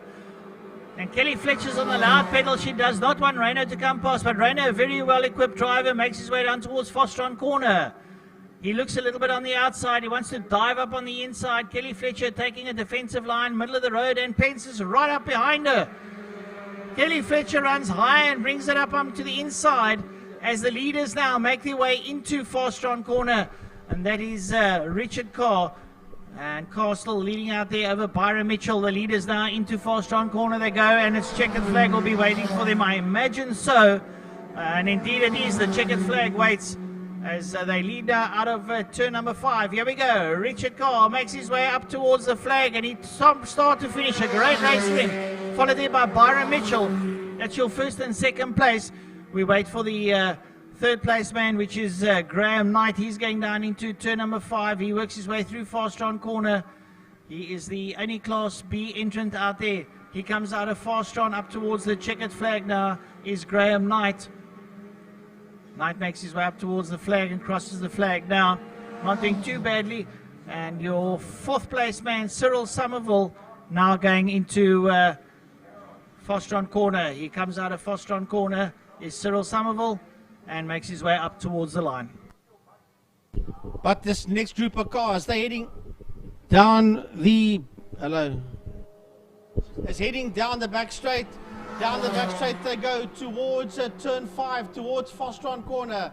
Heading down there, it is Rhino Pence. He eventually got his nose ahead of Kelly Fletcher. Man, she did so well to keep herself ahead of these 4 cars. But Rhino Pence, a very good Formula M driver as well, works his way out of turn 5, out of Fastron, and he will lead this group of 4 cars towards the checkered flag.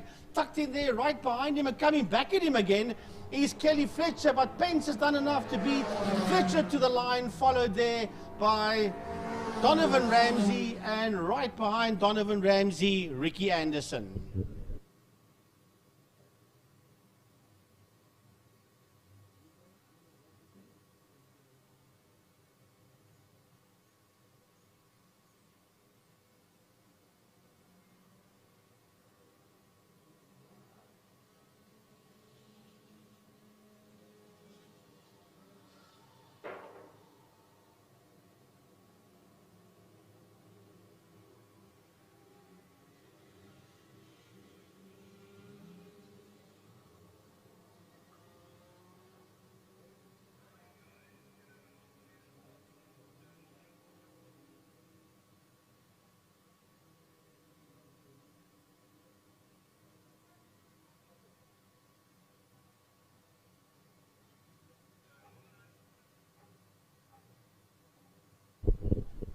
Right, that was the Formula Libre single-seaters, and now it's going to get very real out here.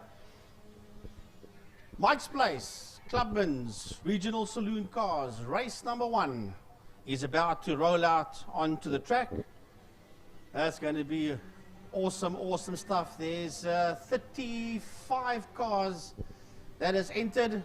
Let's look, see if all 35 of the Mike's Place Clubman Saloon cars make it out onto the grid.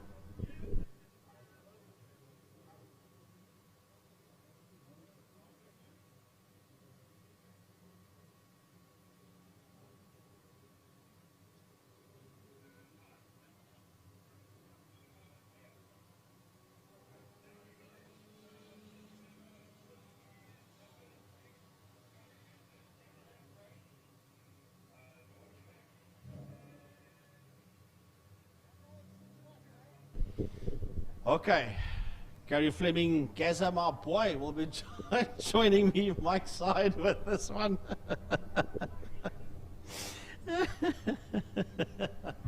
Yeah, Mike's Place Clubman is going to be, I believe, Nias Modek blew a motor this morning, and I believe he's coming out in a different car to that which he was originally going to be coming out with.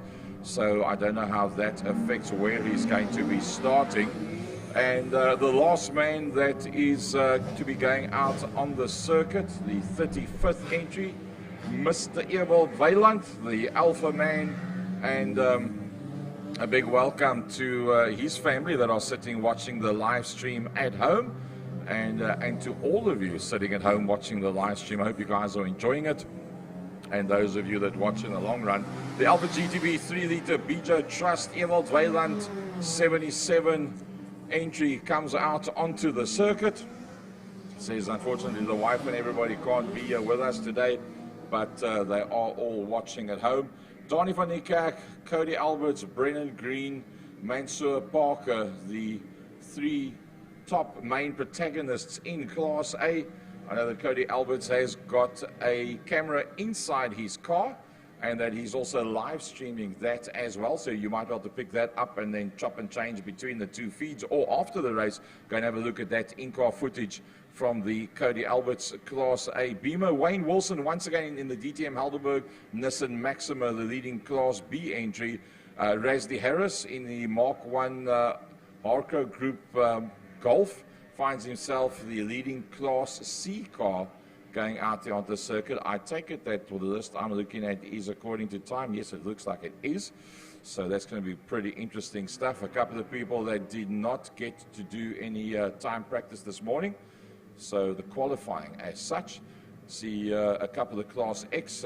Imad Modak in the BMW E46 M3 MIM Carriers, the leading Class X entry. The leading, the other Class X's, Ruan van der Walt in the Mark 1 Golf, the Ital Oven car, and then also Faris Mannen, Francois Immelman, and Mirwan Thomas, and then Daryl van Niekerk and Quinton Carr as well. So a good couple of new car driver combinations out there. Remember, if you change cars, you have to go, or you're a newcomer, you go to Class X. On any one given race day, you have to start and finish 2 races. Then, according to your time placing, you will then go into a class. I see the Car Care Clinic voter Rus 611 also out there on circuit. Nice to see that voters there. That's running in Class F. I didn't see Melanie Spur's name anywhere. She should also be the other Car Care Clinic car out there. We'll see if we can maybe pick up. That's a very brightly colored Polo that she rides. So we'll see if we can pick her up. So Class D is Dwayne Barnard. Class E, the leading car, yep, Melanie Spur, the leading VW Polo car car in Class E from Gary Smith, and Kiara van Niekerk also out there as well in that Class E grouping. Right, as the... Right, so the Mike's Place Clubman's cars roll up onto grid proper. 35 cars entered for this one. Let's have a look, see who all makes it to the grid. Here they come rolling through. Razley Harris sits there in P7, working their way through. Comes Cody Alberts. He's missed a couple of events so far as Cody, but has got that very loud looking car on the front row of the grid in P2. And we'll wait for Dinah van Niekerk. There's Melanie Spur. I see her pull in there. Yeah, she's 2 cars behind Trappies van Tonder. Trappies got that gearbox if he sorted out, and he's got full 6 gears now. Has Trappies van Tonder, Francois, chairman of Capel Drivers. Here comes Brendan Green in the Vescar Bakwerker Golf 5, as he will roll up into that 3rd position on the grid. Wayne Wilson in the DTM Helderberg Nissan Maxima. But Donnie van Niekerk will stick it there in pole position. Barcy Berger comes through, pulling to the outside as Anton Jacobs. Jake's out there with that Nissan Sentra. But here comes the Wingfield Motors BMW of Donnie van Niekerk. He will roll into P1. Right, Donnie van Niekerk puts the Wingfield Motors and Goodwood Body and Spray BMW into a pole position, with Cody Alberts in 2nd. 3rd is Brennan Green, followed there by Wayne Wilson. P5 on the grid is open. The monitor changes. I'll let you know who's supposed to be in P5. Was supposed to be Mansour Parker in the boxy BM.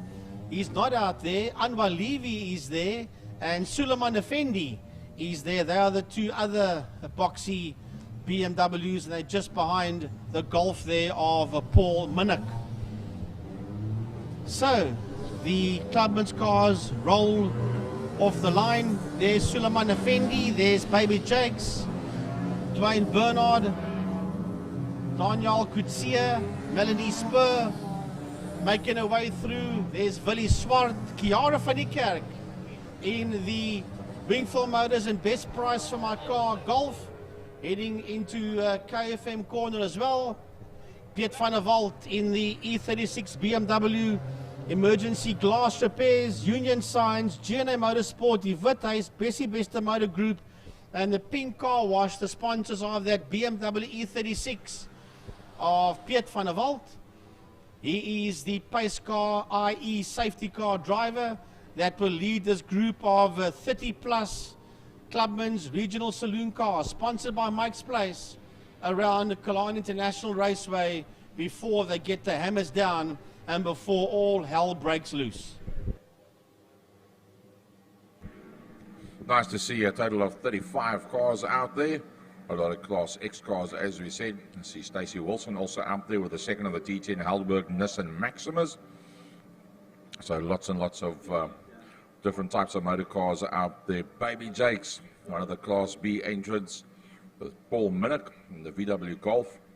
Nice to see Ruan van der Walt out there in the Ital Oven colours as well. So MIM carriers with Nias Modak in that BMW.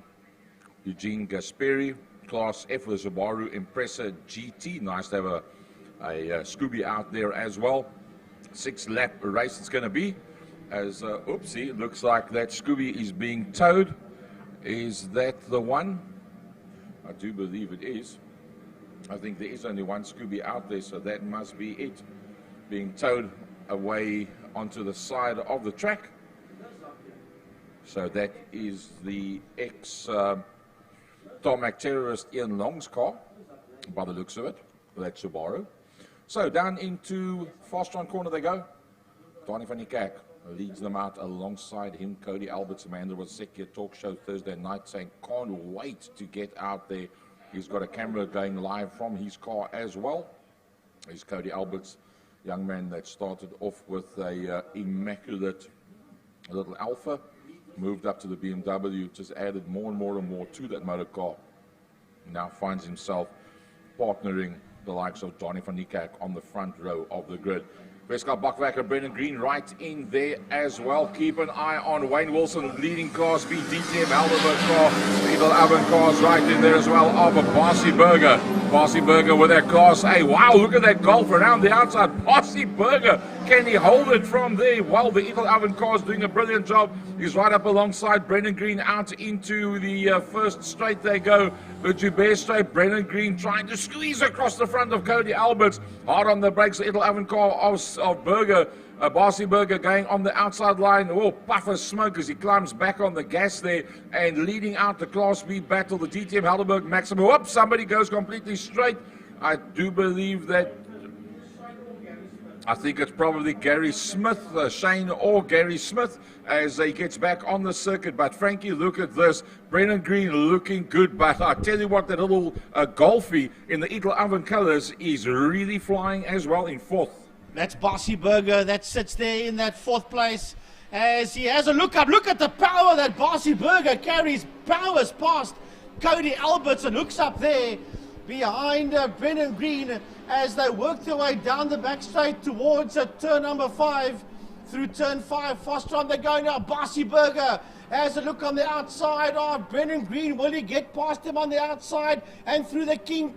Oh, he pulls right back there behind him again. Man, this is magic stuff. Here comes the Golf, pulls up onto the inside. Now the outside of Brendan Green as they run it down into turn 1 KFM corner. Barcy Burger races around the outside, takes that second position away there from Brendan Green, hooks up onto the back end of Donnie van Niekerk. My goodness, Barcy's got a heck of a lot of speed. Brendan coming back at him again as they work their way into G Energy, and Donnie van Niekerk has got his work cut out to keep those 2 goals behind him and the BMW of Cody Alberts. Oh, spinning going into turn number 2.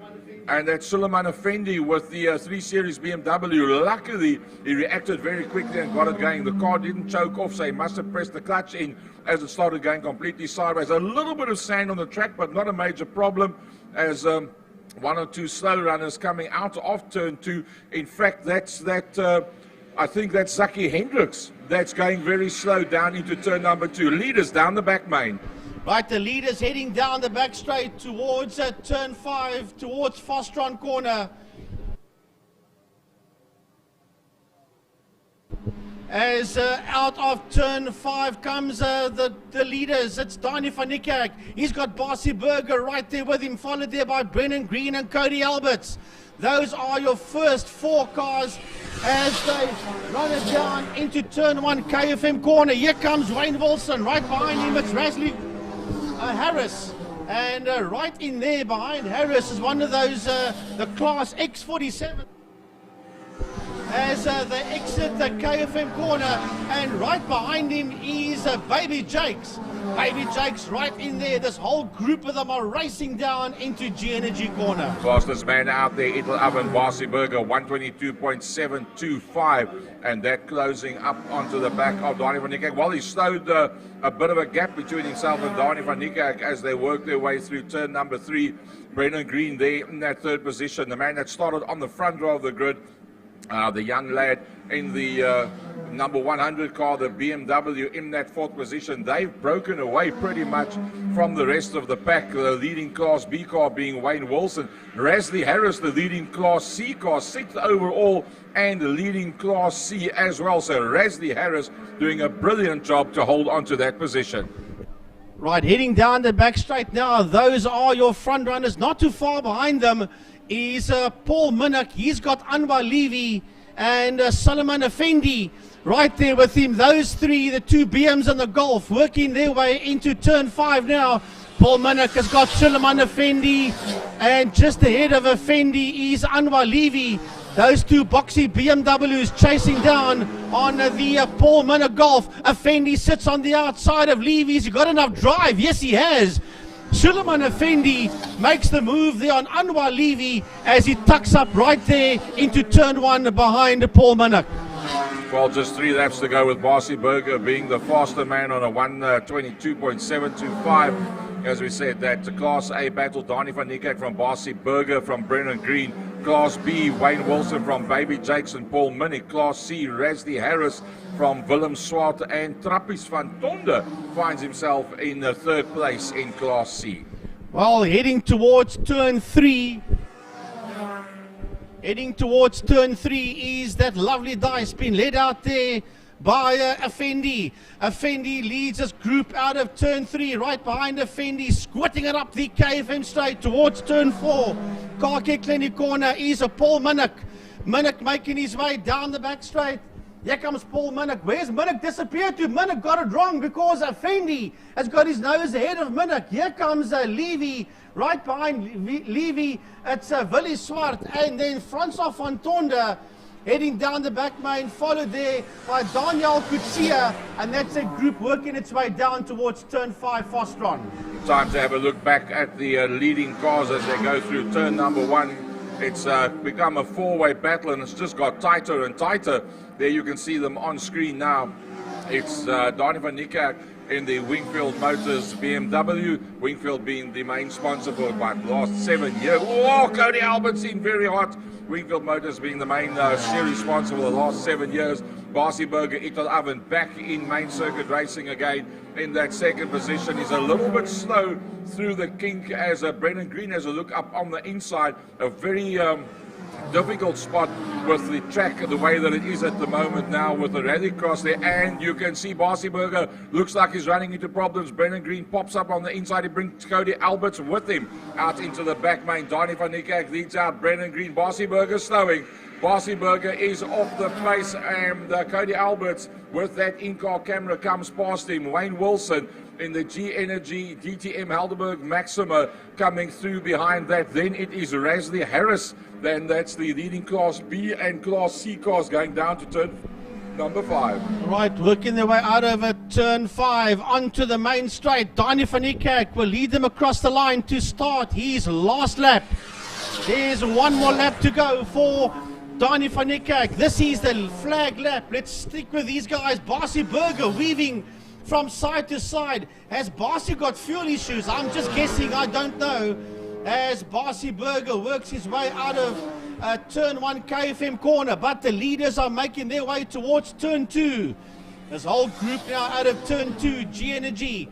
It is Donnie van Niekerk, followed there by Brennan Green, and smoke coming out the back of the Cody Alberts car. Halfway through the last lap, they start sector 2. I hope it's tire rubbing against bodywork and nothing else for that Cody Alberts BMW.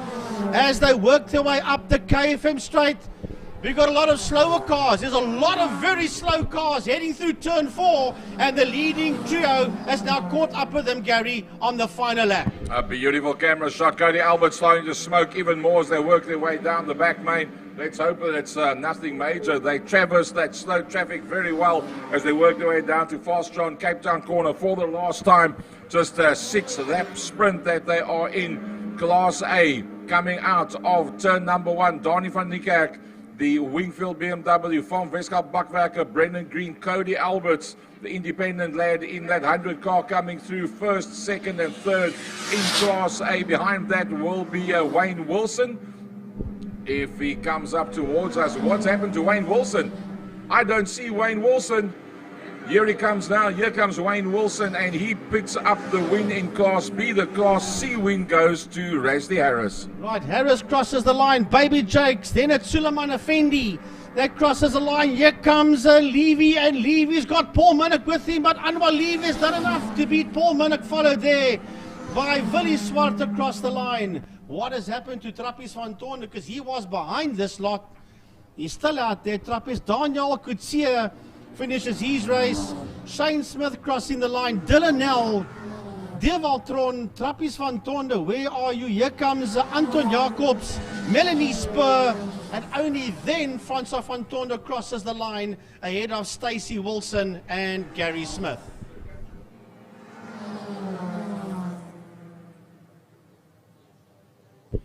Well, brilliant stuff out here by the Mike's Place Regional Saloon Cars race number 1.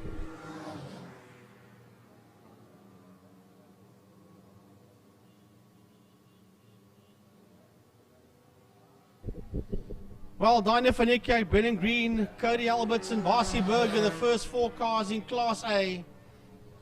Wayne Wilson, Baby Jake, Suleiman Effendi, Anwar Levy and Paul Minnick, the first 5 cars in Class B. Rasley Harris, Willie Swart, Shane Smith and Francois van Toorn, first, second, third, fourth in Class C. Class D, Daniel Kutsia from Devaltron, from Jacob, Stacey Wilson and Dwayne Bernard. And then Nell Lodge and Ruiz in Class F. Melanie Spur winning Class E. And Ruan van der Walt is the man that won Class X. Well, here's the turn up for the books. 1 minute 22.675. Suleiman Effendi putting up the fastest lap time, and that with a Class B BMW E30 Jimmy Motorsport sponsored car. So, wow, that's an amazing one. So that just shows Suleiman Effendi does have the pace to run Class A. If he starts and finishes race number 2 today with those kind of times and he breaks out again, there will be a new Class A entrant for the next event.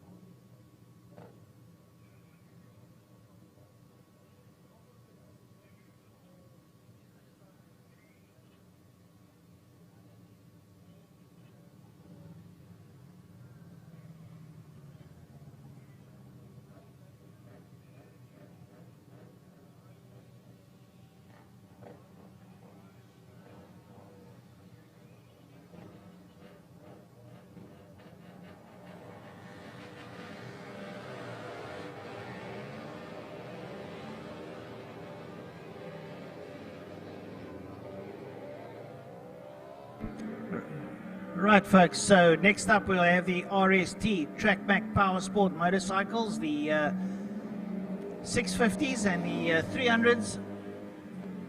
Thanks to RST for sponsoring this race. Johnny Towers, who has now apparently relinquished RST over in the United Kingdom, some new owners. The young guns will be out there on pole position. Slade van Niekerk, followed there by David Lindeman. Two young guns on there. They're 16 years old. They sit in the front row ahead there of Trevor Westman, the veteran of the circuit. He's on the 650, and the Rockstar Kawasaki 650. A couple of new riders there. Gary Steyn is out there. I see Anthony Lane making a welcome return. Brandon Story out there today on the Suzuki 650, together with Dominic Penny. Some names that we haven't had on the circuit for a very long time. Nice to have everyone out here. Sean Klein also on the 300. Stavro Michael is there as well, as the youngsters put some heat into the tires. They'll get 2 warm-up laps as they're out on circuit.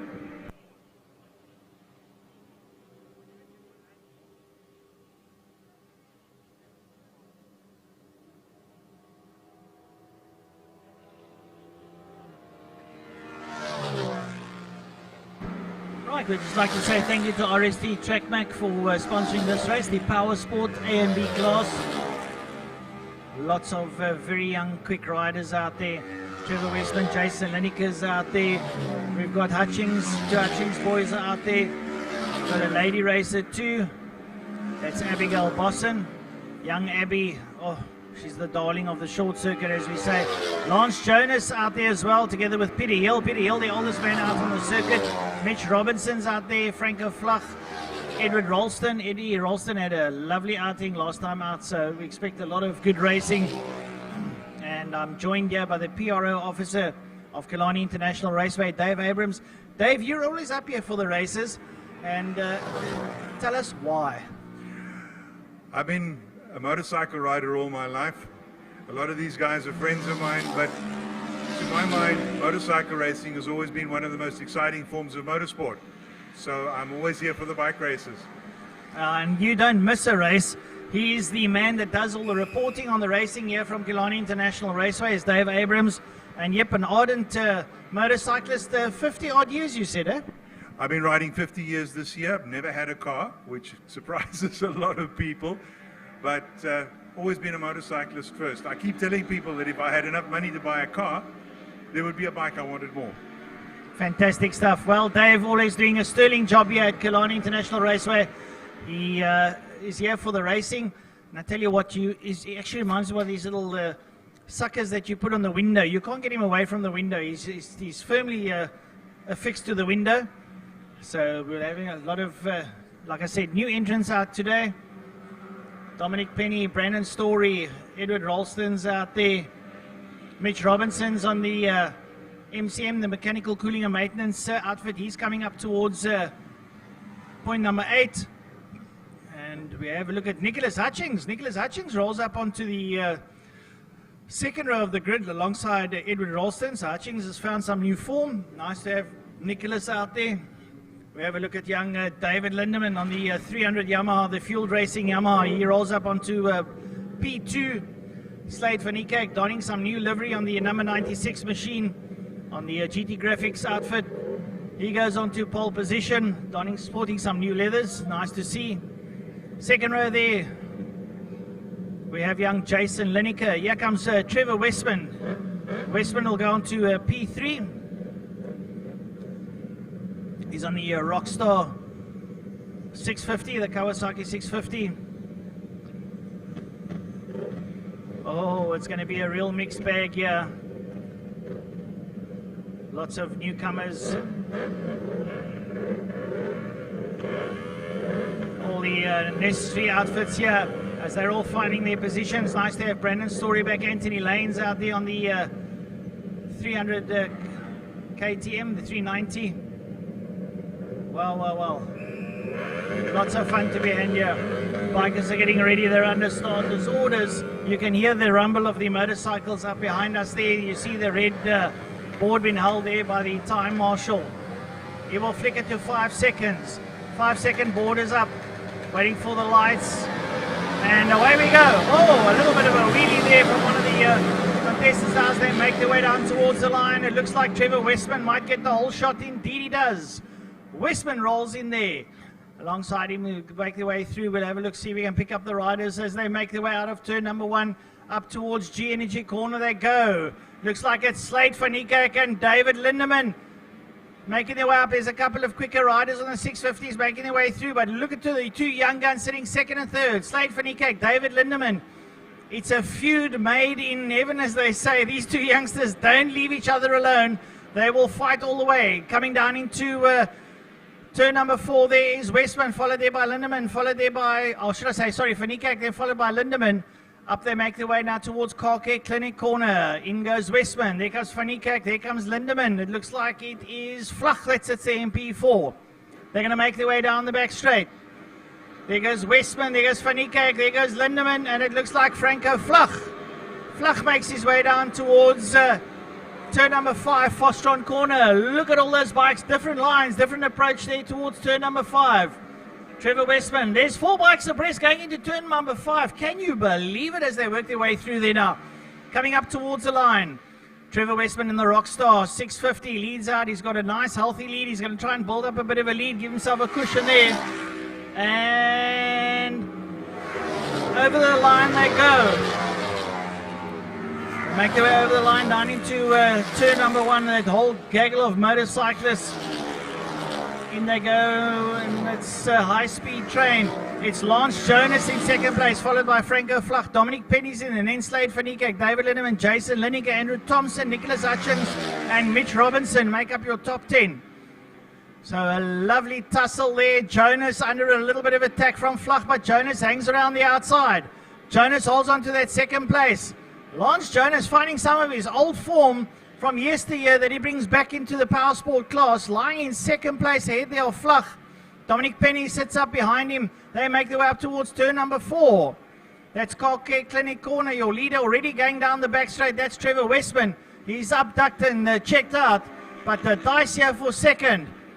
That's Lance Jonas, Vlug, Penny. They'll work their way through. Then it's got van Niekerk and Lindeman up alongside van Niekerk as they go down the back straight. Lindeman up alongside van Niekerk. Who's going to be later on the brakes? We'll have to see as they're side by side going in there and they dive in, and Lindeman's up on the inside of van Niekerk, and it brings Lineker into the picture. The young gun 300s are having an absolute tussle of note now as your leader Westman crosses the line.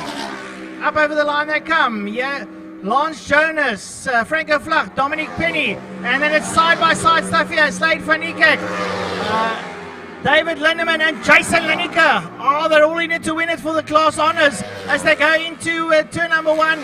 And it's Lindeman that slides up on the inside of van Niekerk. Lindeman slides up there on the Yamaha as he gets through, and he gets beautiful drive coming out of KFM up towards G Energy corner. Here come the 300s into the corner. Lindeman's ahead there of van Niekerk, and Lineker's in there too. Jason Lineker, they're ahead there. It looks like of Andrew Thompson now as they make their way down through the King, down towards Dam's Dip. Into Dam's they go.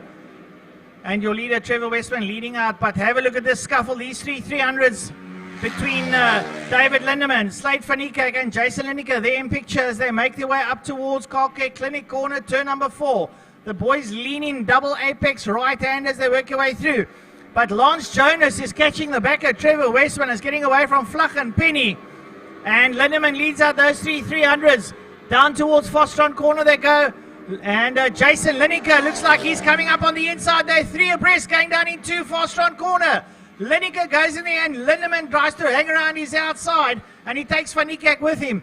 The youngsters are absolutely leaning 9/10s as they come out through the kink, down the main straight. Leader still, Westman out there, followed by Jonas, then Vlug, then Penny. And now it's van Niekerk who pulls ahead there of Lindeman. Is Lindeman going to hold the inside? And Lineker, 3 abreast. Oh man, this is absolutely brilliant stuff. Van Niekerk dives around the bow of David Lindeman. Jason Lineker thinking to himself, well, while the two of you trip each other up, I'll make my way inside. Now back up towards G Energy corner. These 300 riders are having an absolute tussle of note.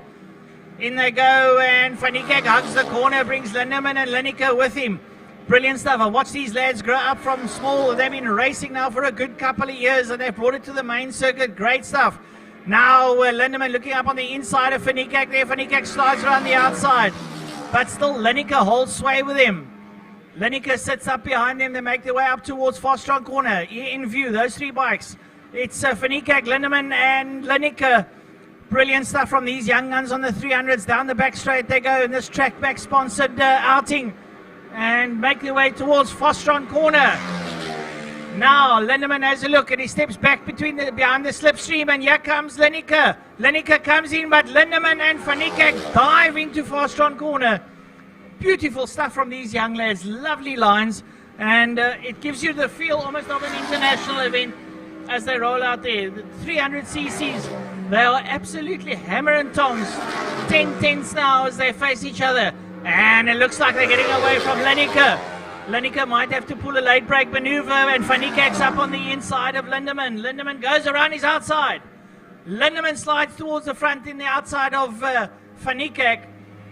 Brilliant stuff from these young lads. Great entertainment as they make their way up towards G Energy corner. You see those three motorcycles now having a beautiful tussle. Still Westman leads out there. Excuse me, from Lance Jonas. But these three youngsters are having a fantastic tussle. Through the kink they go down towards Dams, turn number 4. Now it looks like Lindemann's trying to pull a bit of a gap there over Fanikak, who's trying to get away there from Jason Lineker. Lindemann on the fueled racing machine, followed by the GT graphics machine there of Fanikak, makes their way up into that double right-hander, turn number 4. You see them come out the first, going to the second. It's a dual apex right-hand corner as they make their way down the back straight. And now Fanikak gets good draft up behind Lindemann. He pulls up alongside him and says to him, "Hello buddy, I'm in it to win it." As they make their way down towards Fostron corner, who's going to be late on the brakes as they go in, and it looks like Lindemann's the latest. He holds sway there over Fanikak and brings Lineker back into the picture. Still Trevor Westman leading out there from Lance Jonas, then Franco Flach, followed there by Dominic Penny, and those three youngsters back there into turn number 1. Brilliant stuff. Now Fanikak takes the lead back from him. This is where the action is at, folks. Unfortunately, these three youngsters are absolutely having a fantastic tussle. Here comes Lineker. Lineker gets a bit of pace now. Will he be late on the brakes? No, he doesn't. Fanikak goes in and brings Lindemann up behind him. Lindemann just slots up behind him, but Lineker's nice and close now. He could possibly mount the challenge pretty shortly. Still 5 laps in it. Lot to fight for as they go down through Dam's slow marker up in front of them. One of the 390 riders. And they slide up on the inside. These three youngsters are on hell-bent on trying to beat each other as they come up now into Karke Clinic corner. Fanikak leads out over Lindemann and Lineker. Great stuff from these three young lads now as they make their way out of Karke Clinic down the Killarney straightaway towards Fostron corner. So they come into picture now. Down they go down towards Fostron corner. 3 of them side by side. It's who's got the biggest gumption of the rest. Lineker late on the brakes. Oh, he nearly slides up on the inside of Lindemann, but he forces Fanikak wide. And he does a bit of a shutout on him. Comes out. And Fanikak coming back at him now, but they're having a fantastic scrap they are. As they come up towards the line, Lindemann leads. Here comes Fanikak ahead of Lineker. Look at that. Nose to tail. You can cover them with a cloth. And it looks like Slade Fanikak's going to slide up, but no, Lindemann dives it. Lindemann lies. He pitches it just before the 61-degree limit and just pitches into the left-hand side. Gets good drive coming out of KFM. And this brings Jason Lineker closer up to the back there of Slade Fanikak. Slade Fanikak late on the brakes, dives into G Energy corner.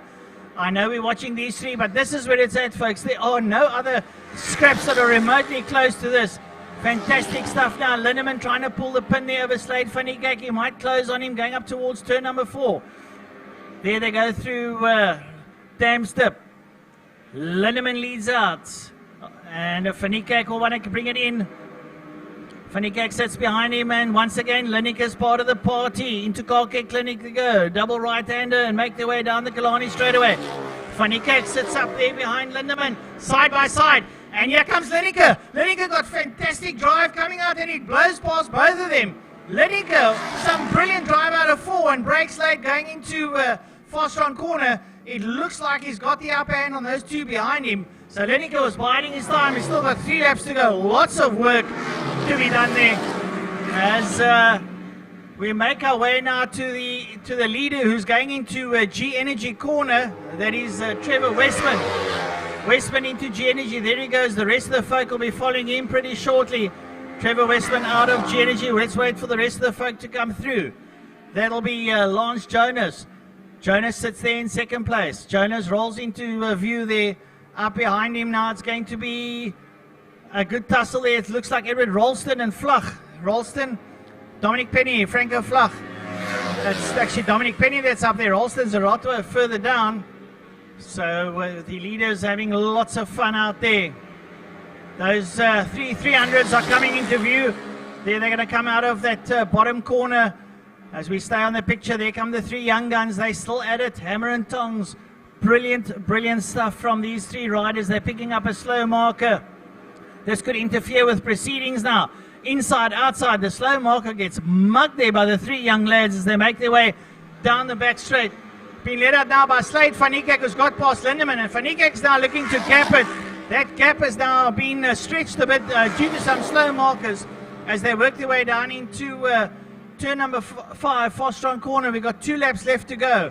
The young guns now exiting Fastron corner, trying to close up on each other. Lineker has been caught up with the slow marker. It's not doing his challenge any good. He goes around the outside of the slow marker and makes his way down the main straight. That slow marker looks to be Anthony Lane as they make their way down towards turn number 1, KFM corner. Still being led out there by Slade Van Niekerk. And coming around the outside, David Lindemann, but Van Niekerk forces him wide and keeps him behind him. Lindemann's going to draft him up towards G Energy corner. Lindemann's got the upper hand. He's late on the brakes. He's going to slide up on the inside and takes the lead there from Slade Van Niekerk. Slade Van Niekerk has now got the attentions once again there of Lineker. Jason Lineker sits up there behind them and says, boys, don't forget about me. I can pull a fast one coming out of turn number 4. Through Dams they go. Up towards Car Care Clinic, up the KFM straight away. And Lindemann leads out over Slade Van Niekerk. They're going to come out of the double right-hander. Look how close they are towards each other now. They work their way out the double right-hander. Down the back straight they go. And now side by side, Van Niekerk gets good drive on the outside of Lindemann. And here comes Lineker. Lineker gets fantastic drive down the back straight. They're going to try and close up on each other. Who's going to be more suicidal than the next? It looks like Van Niekerk goes ahead of Lindemann. Lineker stays up behind the 2 of them as they work their way now out of G Energy corner. We have got 1 lap to go. We've got 1 lap to go. We're going to try and pick up on the leader. That is Trevor Westman. We'll try and find him on circuit. Give you a solid update. Try and pick up now where Trevor Westman is on circuit. So the 3 of those guys are still having a lovely time. There's Westman now. Westman making his way up towards Car Care Clinic corner. That's your leader. Keeping an eye on Trevor Westman. He's on the Rockstar 650. Comes out of Car Care Clinic corner. Makes his way down the back straight. Down the back straight he goes towards Fastron corner. A real unblemished effort there by the young lad as he goes down towards Fastron corner. Into Fastron he goes. Trevor Westman takes a nice comfortable line in there, down through the gearbox, rolls out, gets on the gas, steps it up as he works it out towards the left and works his way up through the gearbox. And coming up towards us as the checkered flag beckons is your winner, Trevor Westman. Oh, he makes it 1 out of 1. And we look for the next place man. That should be Lance Jonas. He exits turn number 5 as they come up towards the flag. A couple of slow markers. But here comes Lance Jonas. Jonas crosses the line. Jonas crosses the line. It looks like it's got Penny up behind him. And Penny's in second place. I don't know how good that is. But Jonas followed by Flach as they cross the line. That is your standing. So in the 300s, Van Niekerk, Lindemann, Lineker, the 2 Hutchings, Lane and Nicholas work their way over. And Westman ahead of Penny, Jonas and Flach there in the 650 class.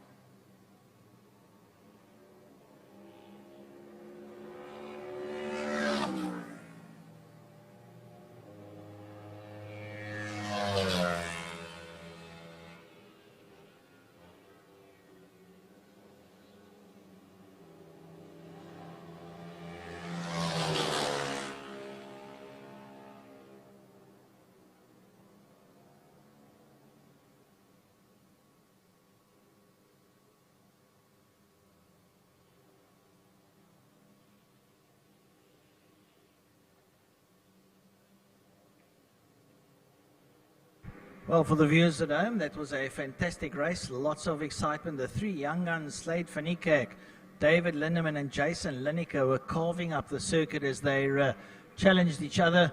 Eventually, van Niekerk getting the upper hand there. And the GT Graphics machine ahead of Lindeman on the field racing machine, followed there by Jason Lineker. So, good sports, nice gentleman-like conduct by the three young lads, all having oodles of fun out there. And we will see them later again this afternoon.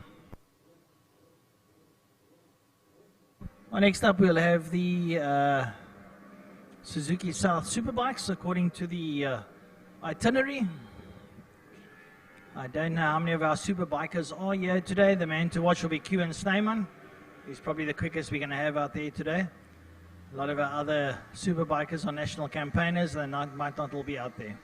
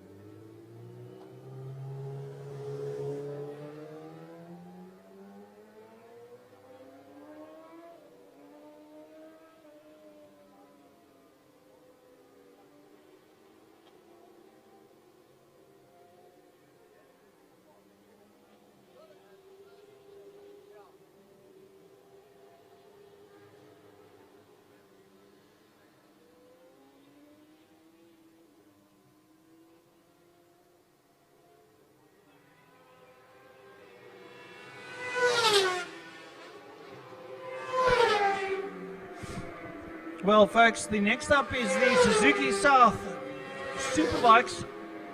We want to thank Suzuki South for sponsoring this specific heat. And good news, folks, we've got a couple of the big guns here with us. Kewan Snyman, Ronald Slammert, Malcolm Rapson, Robert Craig, Peter Hart, Jonathan Schwerin, Jock Ackerman, David McFadden, Brett Roberts, Jared Schultz, and Connor Hagen. Our national campaigners are in the house. They're entered late, so they're not even qualified. They'll be lower down on the field, but keep an eye out for the likes of David McFadden and Jared Schultz. They'll be campaigning against the likes of Malcolm Rapson, Ronald Slammert, and Kewan Snyman. And Rapson and Craig and Peter Hart will be in the Masters together with Jacques Ackerman having a nice tussle. So there's feuds within feuds here, and they're going to be fighting it out. It's now 25 past 12. We'll have one more race after this before we have a lunch and interval. So lots out there to fight for. This is going to be one exciting crackerjack race. It's 9 laps of pure motorcycle heaven as they come up towards the line, and they're going to group on the grid proper before we get this race underway.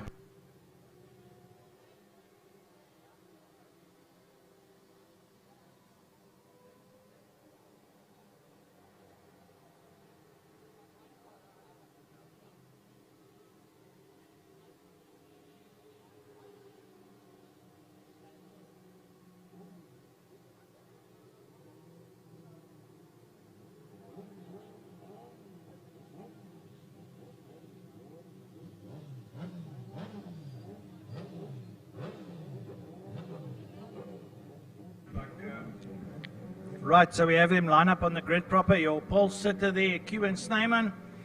Up alongside him, the Red Baron, Ronald Slamet, who unfortunately had a little bit of arm pump issues in the previous race. Hopefully he's managed to sort that out.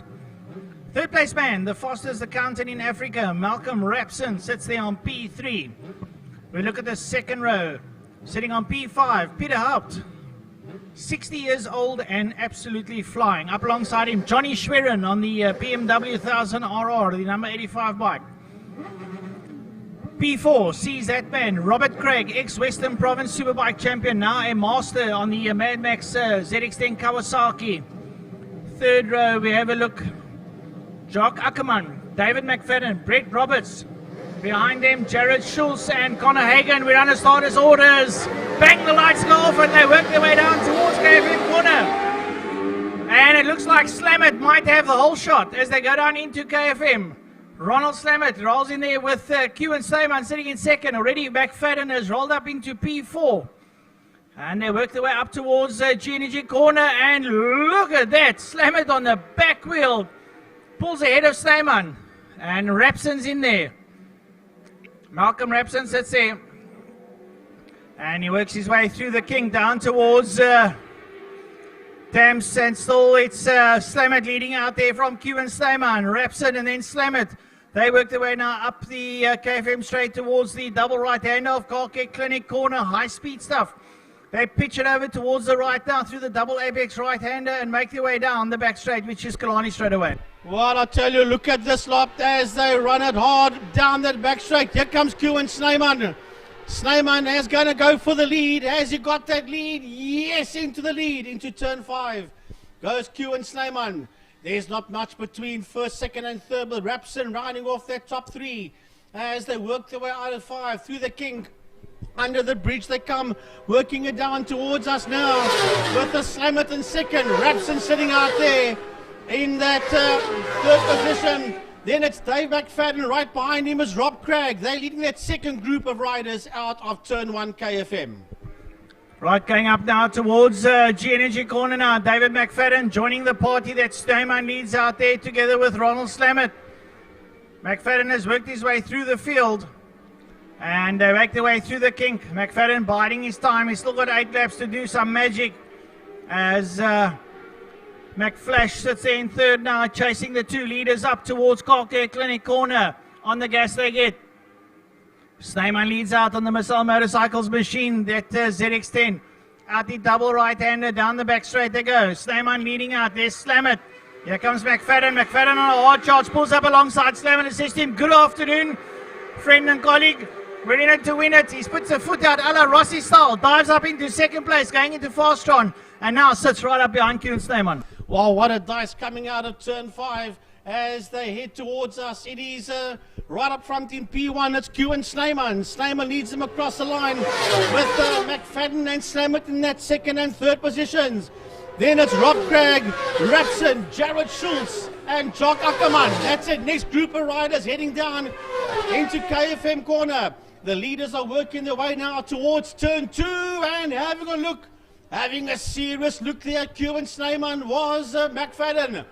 McFadden on the back wheel of Q and Snyman. Snyman opens up 2-3 bikes on him. Through the kink, McFadden comes back at him again. And they systematically working their way away from Rapson,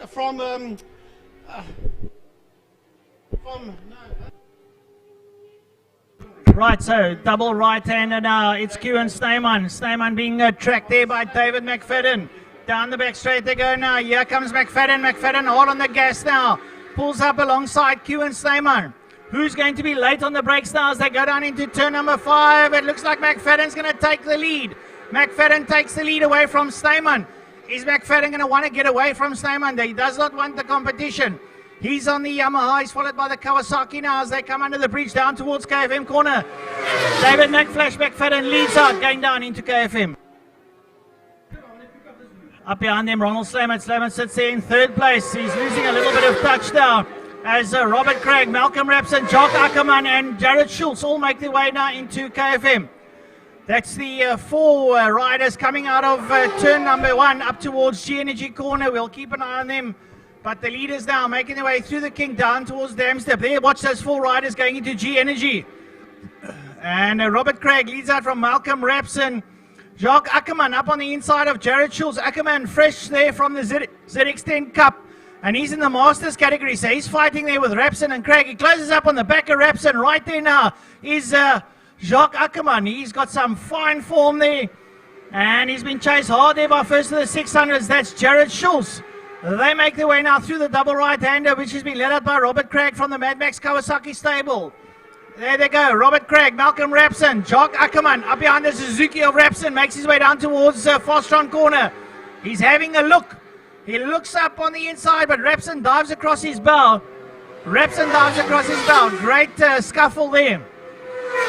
And coming out now, Fostron corner, it's going to be Robert Craig. He's followed there by Malcolm Rapson. Behind Rapson, Jock Ackerman and Jared Schultz.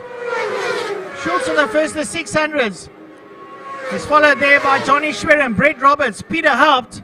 Peter Haupt sits up there behind Brett Roberts. Brett Roberts also fresh from the Nationals.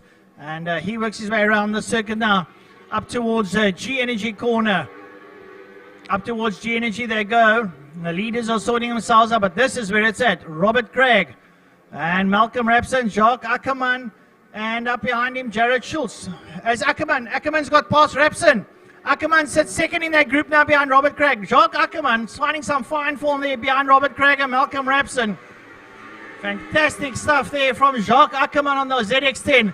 He makes his way now up to the Car Care Clinic corner. Double right-hander. Gets in nice and early. Pitches it in. Works his way through the gearbox now as they make their way down the back straight. Craig is going to get company because here comes Ackerman. Jacques Ackerman sits right up behind him. He's looking up on the inside. Jacques is going to be late on the brakes.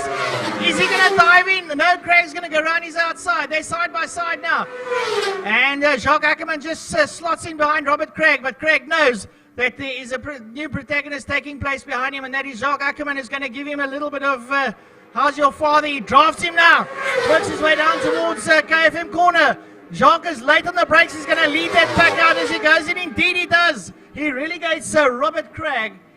So Jacques Ackerman is on some fine blistering form there as he works his way up, and he now finds himself in 4th position.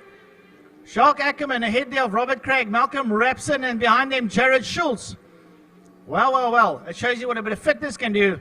Jacques Ackerman recently doing the Sanlam 100 marathon, and he's nice and fit as a fiddle.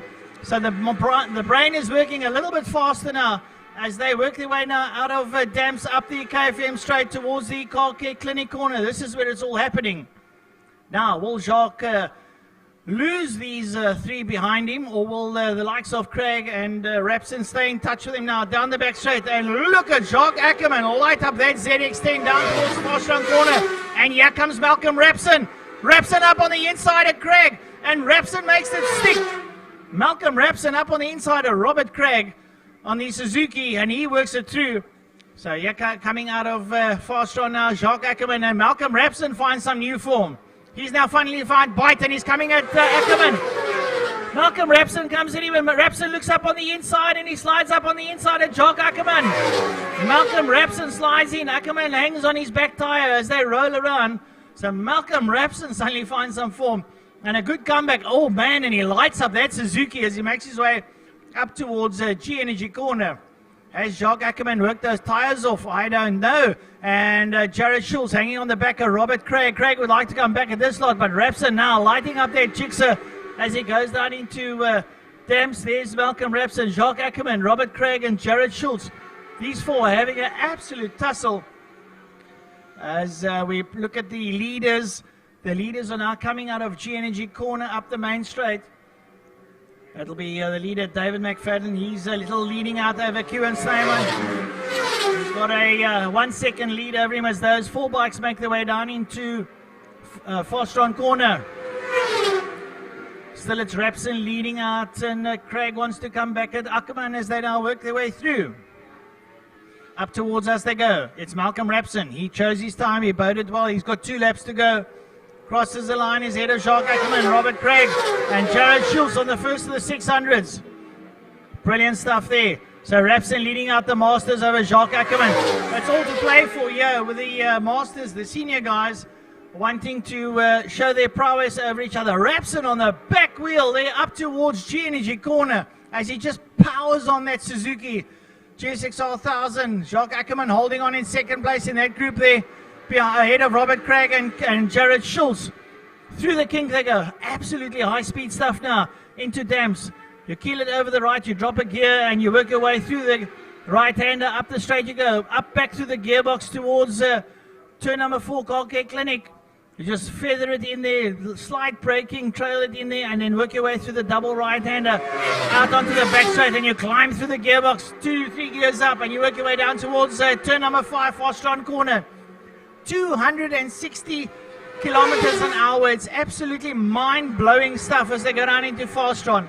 Not to mention the leaders, they're just as quick, if not quicker. And they work their way out of Fastron corner now. Still, it's leading out here, Malcolm Rapson. He's in P4, believe it or not. But they're having a fantastic scrap of it. And Rapson leading out the Masters at the moment over Jacques Ackerman. Robert Craig looking to close back up on the back end of Jacques Ackerman. Jared Schultz, the first of the 600s, sits there up behind him. And they make their way now up towards Rapson. Is absolutely on fire as he lights up that GSXR into G Energy corner. Jacques Ackerman has no retort for this because Rapson has just found some grip. Right, so now we're going to go and look for our leaders because we have got 1 lap to go. And we'll let you know where they are. Down into turn 5. It's David McFadden. He's leading out now out of turn 5. And it's checkered flag time. McFadden's going to take this one up towards the line. David McFadden, followed by Kieran Snyman. Well, McFadden comes back to Killarney to show him why he's the king of Killarney at the moment. Unfortunately, we don't have Brandon Harp here. Ronald Slammett brings it home in P3. Brandon Harp not campaigning at the moment. It would have made it very exciting on the front. And that too, Hayden Jonas. Had we had all those people here, it would have been an absolute dogfight at the front end of the field. So in the SPK class is McFadden, Kieran Snyman and Ronald Slammett. Malcolm Rapson comes home in P4. First in the Masters, followed by Jacques Ackerman and Robert Craig. Jared Schultz, the first 600 home. He finds himself down in P7. Over the line, Jonathan Schweden, followed by Peter Haupt. He's 4th in the Masters, and Brett Roberts 2nd in the 600. Well, an exciting one that was indeed. So 1 more bike race to go before the luncheon interval, and we want to say thank you to Suzuki South, RST Suzuki South Superbikes for sponsoring this one.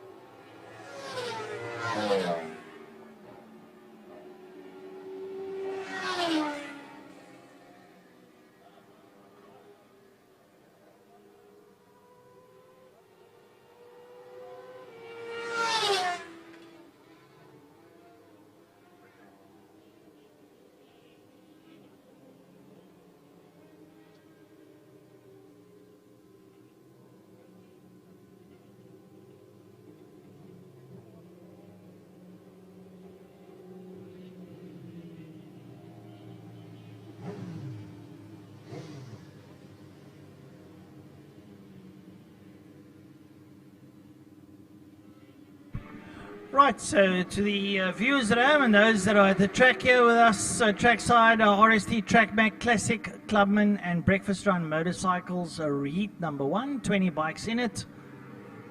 A couple of classics, a couple of Clubman bikes, and 1 or 2 breakfast runners out there. 2 breakfast runners and a Sif Smart, Donovan Stevens at the back of the pack.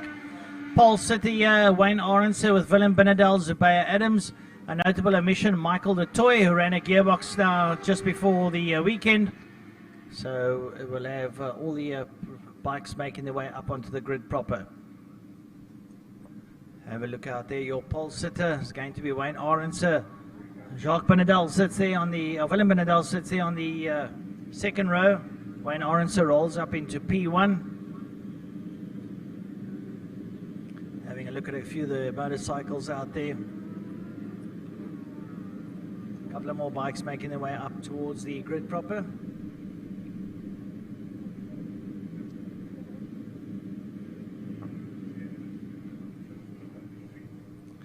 Number 62, Zubay Adams, who's worked his way up through the field of late, donning a new Suzuki GSX-R1000 in Clubmans.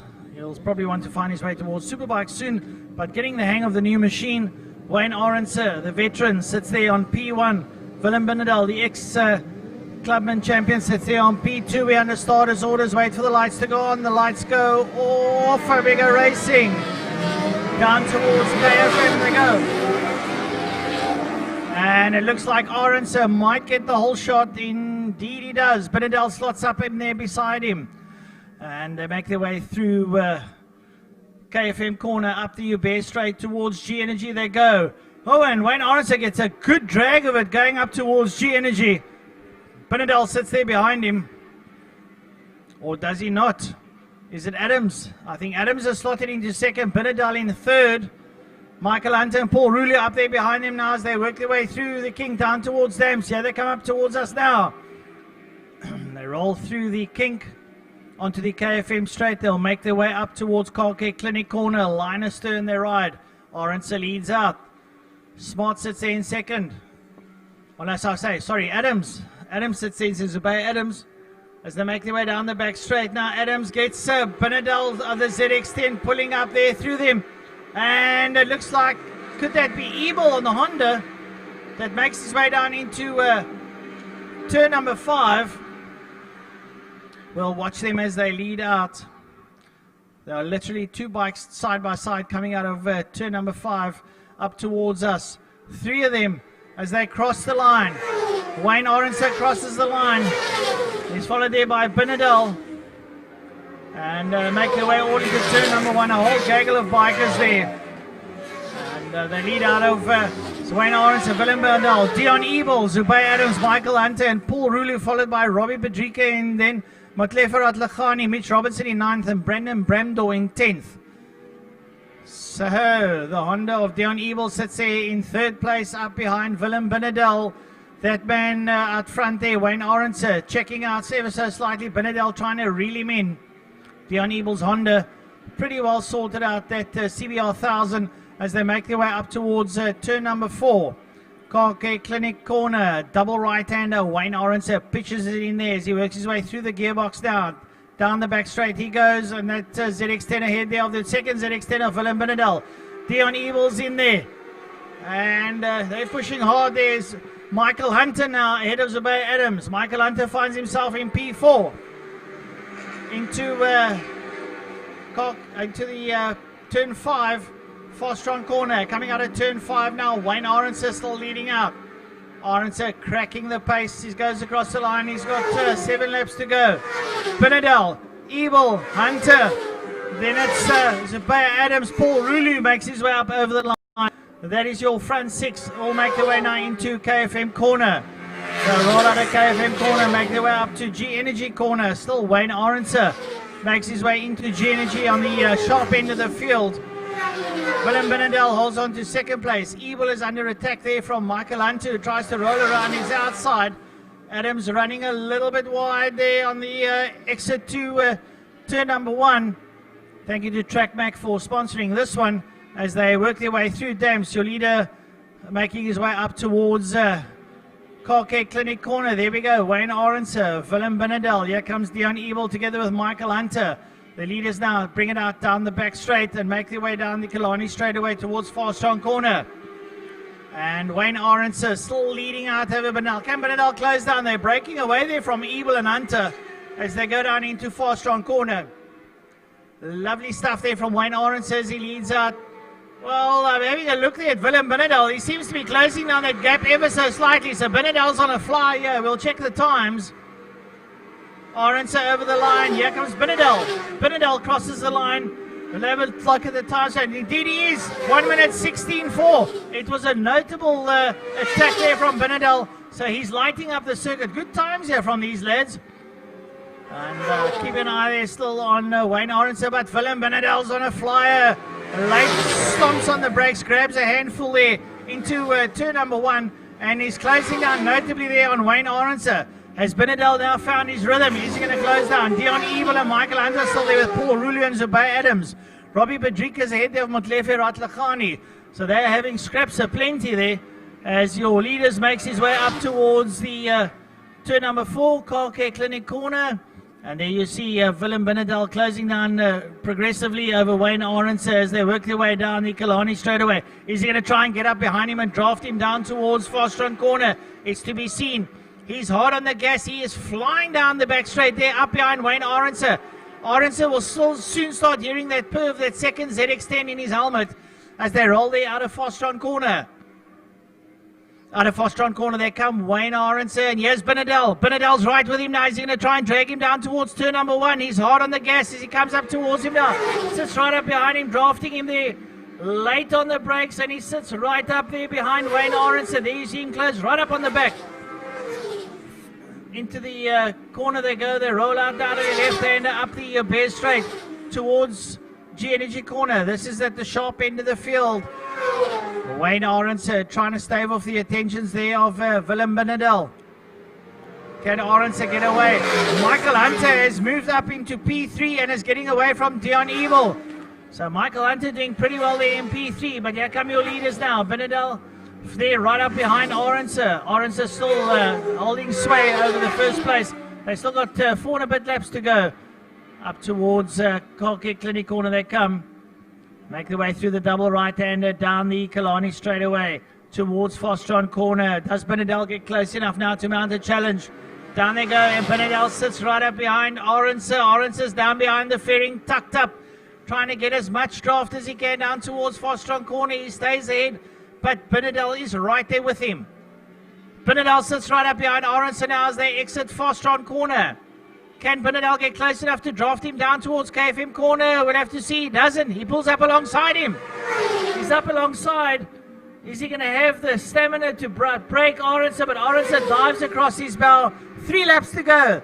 Still a bit in it to win it, as they say. As third place man, Michael Hunter goes there through turn number 1. And Orenser knows that Benadel is creeping all over the back of him like a cheap rash. And he sits there with him. So Benadel biding his time now, having a look at the back of Wayne Orenser. Wayne Orenser thinking to himself, do I go defensive? Do I attack the circuit? I don't know. Those guys have got a lot of heat in them now as they take the right-hander out of Damps. Through Damps they go. You see Benadel coming out on the wide line, looking to come back in and attack the circuit, which he duly does. Takes it up to Car Care Clinic corner. And Michael Hunter's trying to close down on those front 2. Maybe not enough in it. But he's getting progressively closer. They go down the back straight. There comes Hunter into picture now. The leaders making their way down the Killarney straightaway. And Benadel is there. Benadel goes in and Orenser manages to hang on to the last inch of braking cable he's got now as they work their way through Fast Strong corner. Benadel says to Orenser, I'm here. I'm in it to win it. And he goes around. He's outside there side by side now. And then he goes back the other way. So Orenser there, and Benadel late on the brakes, goes up on the inside. Can he make it stick? He manages to hold it. He dives across the bow of Orenser, and Benadel moves to the lead as he comes out of KFM corner up the Bear Straight down towards G Energy, and he pulls a 3-bike length over Orenser. Does Willem Benadel. So was he being held up, or was he just going to up the ante and try and check out here in the last 2 laps? Michael Hunter doing fantastically well in P3 ahead there of Dion Ebel on the Honda. The leaders now make their way down into Damps with a slower machine ahead of them. They'll want to clear that slower machine as they make their way now up towards Car Care Clinic corner. And Wayne Orenser gets caught up behind the slow marker. That manages to give Willem Benedel a chance to pull away. Benedel down the back straight, cracks on the pace now as he makes his way towards Fostron. He's now got about a second and a half over Wayne Orenser. Will Wayne be able to close that up? Well, that's going to be a tall order because Benedel's not going to hang around to find out, that's for sure. As he rolls there into Fostron corner, works his way out. Orenser trying to close that gap down. And Benedel comes up over the line. He's got another lap to go. Over the line he goes. There goes Wayne Orenser down towards KFM corner. Brilliant stuff there from Willem Benedel. Benedel still holding sway there over Wayne Orenser. He worked hard for that, bided his time, but when he got past, he decided he needs to check out ever so slightly. Orenser on the gas. Wheelies. Benedel's about to get a slow marker as he comes out of G Energy corner. Michael Hunter getting considerably closer to the back end of Orenser. He's about two seconds behind him. There might not be enough in it as your leader makes his way down through Dams up towards the KFM straight, and then the Car Care Clinic corner, turn number 4. It's that double right-hander. There's Benedel, there's the slow marker, and then Orenser up behind him. I think Benedel has strategized this race to perfection as he makes his way down the back straight.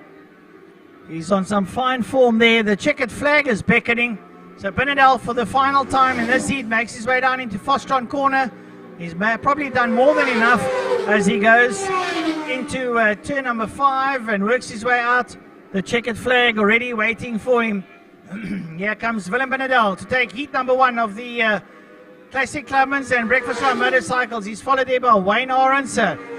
Third place is going to go to Michael Hunter. There goes Hunter over the line. So a good ride from him. Further back should be Dion Ebel, but I think Ebel has been overtaken. And going over there is Paul Rulu. A fantastic ride from Paul, managing to take 4th place, relegating Dion Ebel as we wait for the rest of the pack to come through. And that's going to be Zubaya Adams who crosses the line in P5. So Adams followed there by Robbie Padrika. Rest of the field still working their way through there. And you see on the screen there, Willem Benedel over Wayne Orenser, Michael Hunter, Paul Rulu, Dion Ebel, Zubaya Adams, Robbie Padrika, Motlefe Ratlachani taking B, and Nassif Smart who takes the breakfast run there ahead of Stevens. So a fantastic race, folks. We're going to break for about a half an hour lunch. We'll be back pretty shortly, and we'll give you some more further commentary. After lunch, remember, it's a 1 hour enduro, the Onsa AC Sports and GT 1 hour enduro. So that'll be after lunch.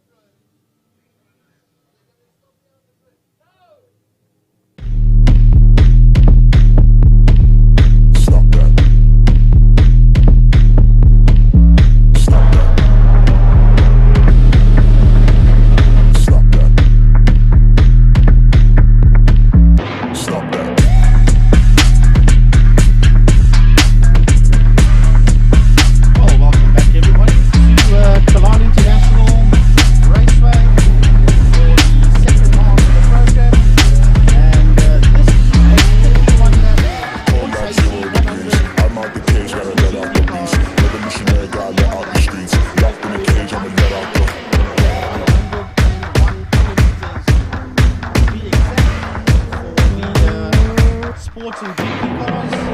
And this 100-kilometer race, over 31 laps for sports and GT, is proudly sponsored by Horns AC.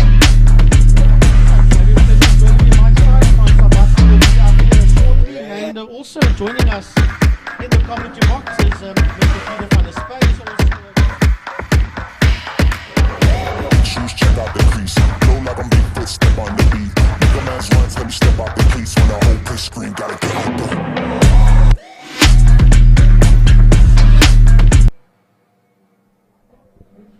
Good afternoon, folks. It's a privilege to be back up here in the tower with the guys and to watch this, what I think is going to be a really exciting race. There's been a lot of rivalry in the pits. The guys have been putting their cars together. A lot of preparation has gone into this, and I know what goes into a race like this, and it's months of preparation. And this will be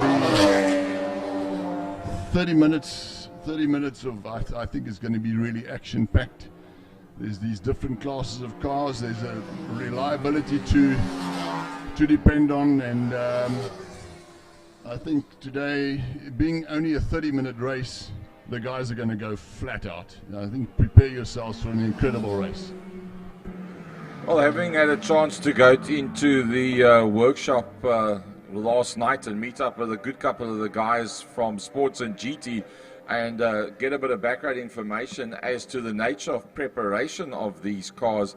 It's, well, the race day is actually not that expensive. It's the time leading up towards the race day where you take out literally every single nut and bolt and remove all the pieces. That takes lots and lots of stress from the last 2, 3, 4, 5, 6, 7, 8, 9-hour races that you've been using the car for, and put all fresh bits and pieces in there. So, and if you look at the type of vehicles that's out there, the Nissan Pulbeam MP84, the Hart Motorsport entry of Steve Humble and Josh Broom, probably going to be, to my mind, the front runners, the Ricobolo Racing entry in the Radical SR8. Wow, what an amazing looking and sounding motor car. But Peter, having said that, Gary Kieswetter, there's a good couple of people that are saying he might be eventually, in the long run, the man to keep pace with. I would definitely keep an eye on him. His car is incredibly quick. It's the latest, greatest GT3 Cup car. Very well prepared. He's got new tyres on for this event. All the races he's done previous to that he's done on, but he's only done really one race previously on with this car, and they were on old tyres, and he was running in the low 15s. And so I think for this race, you'll get into the sub 15s, and from a reliability point of view, those Porsches are just incredible. And he's basically only got the Radical and the Pulbeam ahead of him that he really needs to worry about. And I see they're coming past here now to start the race. I'll give it over to you, Gary. Well, it's going to be pretty interesting stuff. Front row of the grid, Steve Humble and Josh Broom, the Nissan Pulbeam MP84 and the Radical SR8, 2 GT3 Cup Porsches in there. Behind that, the likes of Gary Kieswetter and Martin Prince, Gavin Gorman. Nice to see Gavin Gorman back out there on the track again. We haven't seen Gavin Gorman for a period of time, and it was fantastic to have a chat with him last night in the Ricobolo workshop. And he said, yeah, first time in a long time that he's been out on the track. Speed is something that you get accustomed to.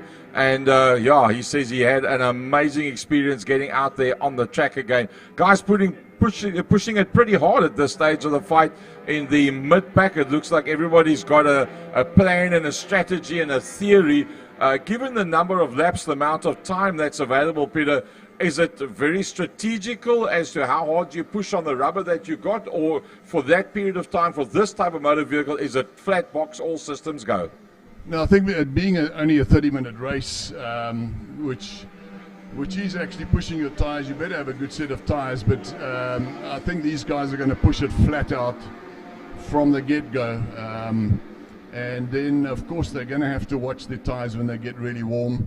You could start getting some slipping and sliding going on, and it'll again make for some action-packed racing. And I see, yeah, here come the two front runners, and as forecast, I think Gary Kieswetter is going to be pushing them. In general, if you take the front 5 cars in this grouping, how easily can you overwork the tires, and what you've gained in that initial period of time lose more than that because you've overdone the tires? Can that happen in this short period of time? Yeah, absolutely. Depending on the initial condition of the tires, you would definitely have to manage them. You'll feel them as they go along. To be quite frank, I think the guys that are going to just sub their maximum pace are going to be the guys to look out for. And that way you can try and maintain a constant lap time. And of course, reliability is the big thing. And that's what we're going to have to watch out for shortly. After about 10-15 laps, you'll start seeing the lap times. You can watch the lap times. And but I see, Gary Kisveder is definitely starting to work out a plan here, hoping that these two front runners give each other such a go. We'll give our guys an opportunity to get them sorted out in terms of the leaderboard. Steve Humble coming through there on a 1 minute 12:46.04. That's very, very quick. But having said that, Josh Broom, who was seriously looking forward to this one, puts in a 1 minute 12.4. So that's even quicker with Josh Broom coming through there and putting in some amazing times. We've got one car already coming into the pits. That's Andre Brink coming in now. That's really a pity because he's one of the quicker Porsches out there. It's a 997 GT3 Cup car. I'm not quite sure what's going to go on there. We'll soon find out what's happening in the pits. Andre Brink, one of the Class B entries. Gary Kisveder also being a Class B. In fact, the Class B is a good couple. Gary Kisveder, Martin Prince and Nian de Toy. Race Mace in the Lotus 7. And then also Martin Pugh, all of them being Class B runners. So we lost one Class B, Andre Brink, the Porsche 997 GT3, and he is going to be, well, the door's open. Let's see what happens, and there's no major rush there time-wise, so definitely a problem. Steve Humble says time to up the ante slightly, 1 minute 11.808. And I tell you what, they did say that Nissan Pullbeam MP84 Harp Motorsport entry, the man that's very involved with rallycross locally here at Westmorland's Motor Club, is pushing it pretty hard. Josh Broom right in there as well. He's doing a 1 minute 11.8, so nothing much between them, pretty much about 1/10 of a second. I think that is a case of deja vu. You push your pace, I'll stick there with you. Not too close so you don't have engine overheating and or running out of downforce that you chew up the tires, but just close enough to stay there on song. The two of them have already taken 10 seconds out of Gary Kisveder, and as you said, reliability for that lead Class B car might become a very important factor in the outcome after half an hour. You know, between Josh Broom and Steve Humble, it's going to be a case of who makes the first mistake. And here's some back markers now, which seem to be doing well. And it could be, it's just going to be a question of who makes the first mistake. Steve Humble is very consistent. He's down to 11.2. Josh Broom, he's sitting on his backside right now, and anything can happen. Third place, Gary Kisveder has gone through the leading Class B car, the Porsche GT3 Cup car. Next one coming through will be Martin Prince, fourth on track, second in Class B. Gavin Gorman, he's got himself entangled in a bit of a battle there with Martin Pugh. In fact, Martin Pugh has got past Gavin Gorman. Nian de Toy in close attendance there with that rotary power underneath the bonnet of Nian de Toy on the Lotus 7. And he was also seriously looking forward to this one. He says, a half an hour, just about right for my motor car. He says, and in fact, it's the right size fuel tank as well. Peter, I take it, these cars are fuel too good to go for this full period of time. There won't be an issue with fuel at all. No, apparently not. Everybody's got enough fuel to make it to the end. And I just see, here comes Steve, and I tell you what, Josh would dearly like to get past him. I was talking to Josh before the race, and he said that his goal would be to try and get past Steve, so that because he was doing he was a bit quicker yesterday in the practice, and he believed that if he could just get ahead of Steve. Now, I know we all know Steve is a very difficult guy to overtake, and also his car is going exceptionally well, and they're both doing incredible times.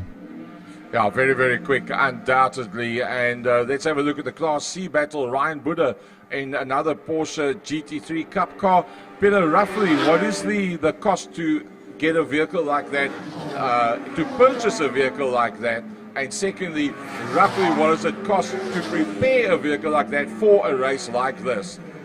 Are we talking about the GT3 Cup cars? Yeah. Well, there's quite a spread of them here. There's the 996 Cup car, and then there's the 997 Cup car, and then of course the 991 Cup car, and then you get the 991 Gen 1 and Gen 2. A 996 Cup car like Ryan Buddha's racing at the moment, very good solid engine, and Steve Humble's just done a 110.8. That's amazing. Okay, getting back to the Cup car.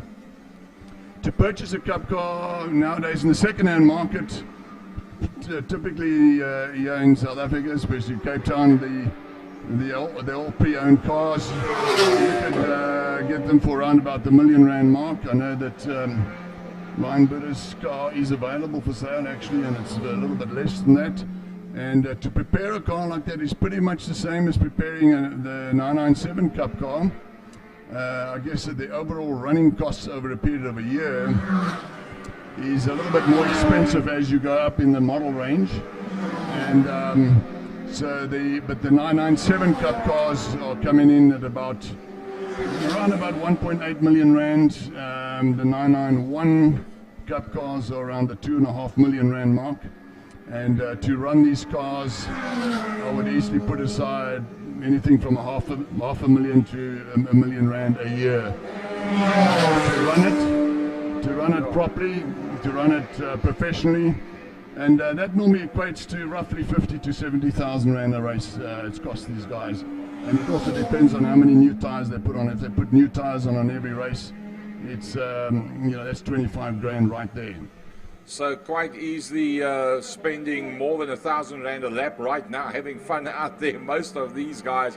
Steve Humble deciding that he wants to try and get a gap between himself and Josh Broom, and putting in a 1 minute 10.639. Steve Humble in the Nissan Pillbeam, the Radical SR8 prepared by the Rico Barlow workshop, is still right there and thereabouts, less than half a second between the two of them. Gary Kisveta, the leading Class B car, the Porsche GT3 Cup Advanced Packaging sponsored car, is on his way down to the bottom end of the front straight at this stage of the fight. He's leading out Class B 27 seconds back, and then Martin Prince second in Class B, fourth out on the circuit, and he finds himself about a half minute further back with the second of the Porsche GT3 Cup cars. Third in Class B is Martin Pugh from Gavin Gorman. Then Ryan Buddha, the man we just spoke about now, with also the Porsche. He finds himself still, he started off at the front of Class C, he's still leading Class C, although he's already been lapped by the frequent flyers up front, the 1 minute 10.6 from Steve Humble, and very much the same. I think probably within about 0.2 of a second is the fastest lap time of Josh Broom. So the Class C battle, Ryan Buddha, the Lola of Louis de Jager. Wow, Louis de Jager, the Lola T212. That car driver combination's been around for a long, long time. He finds himself second in Class C from Eric Salomon in the Toyota Alpha SO6. Then it is the Lotus replica of Henny Trollope that's leading out Class D, ahead of the oldest driver out there, Cyril Ginsberg, a man that also does sports and GTI racing, and he loves the Porsche, the RS, the Ginsberg and Selby sponsored car of Cyril Ginsberg, and he loves to be out there. He's a Porsche man through and through, loves the way that is working. Unfortunately, we've lost out already on a Nean Toy. He's dropped right down to the back of the pack. I don't actually see Nean out on track at the moment, so something might have gone wrong for him. Let's see if we can pick him up anywhere on the circuit. Nope, I don't see him. So probably Nean Toy has gone and parked the Lotus 7.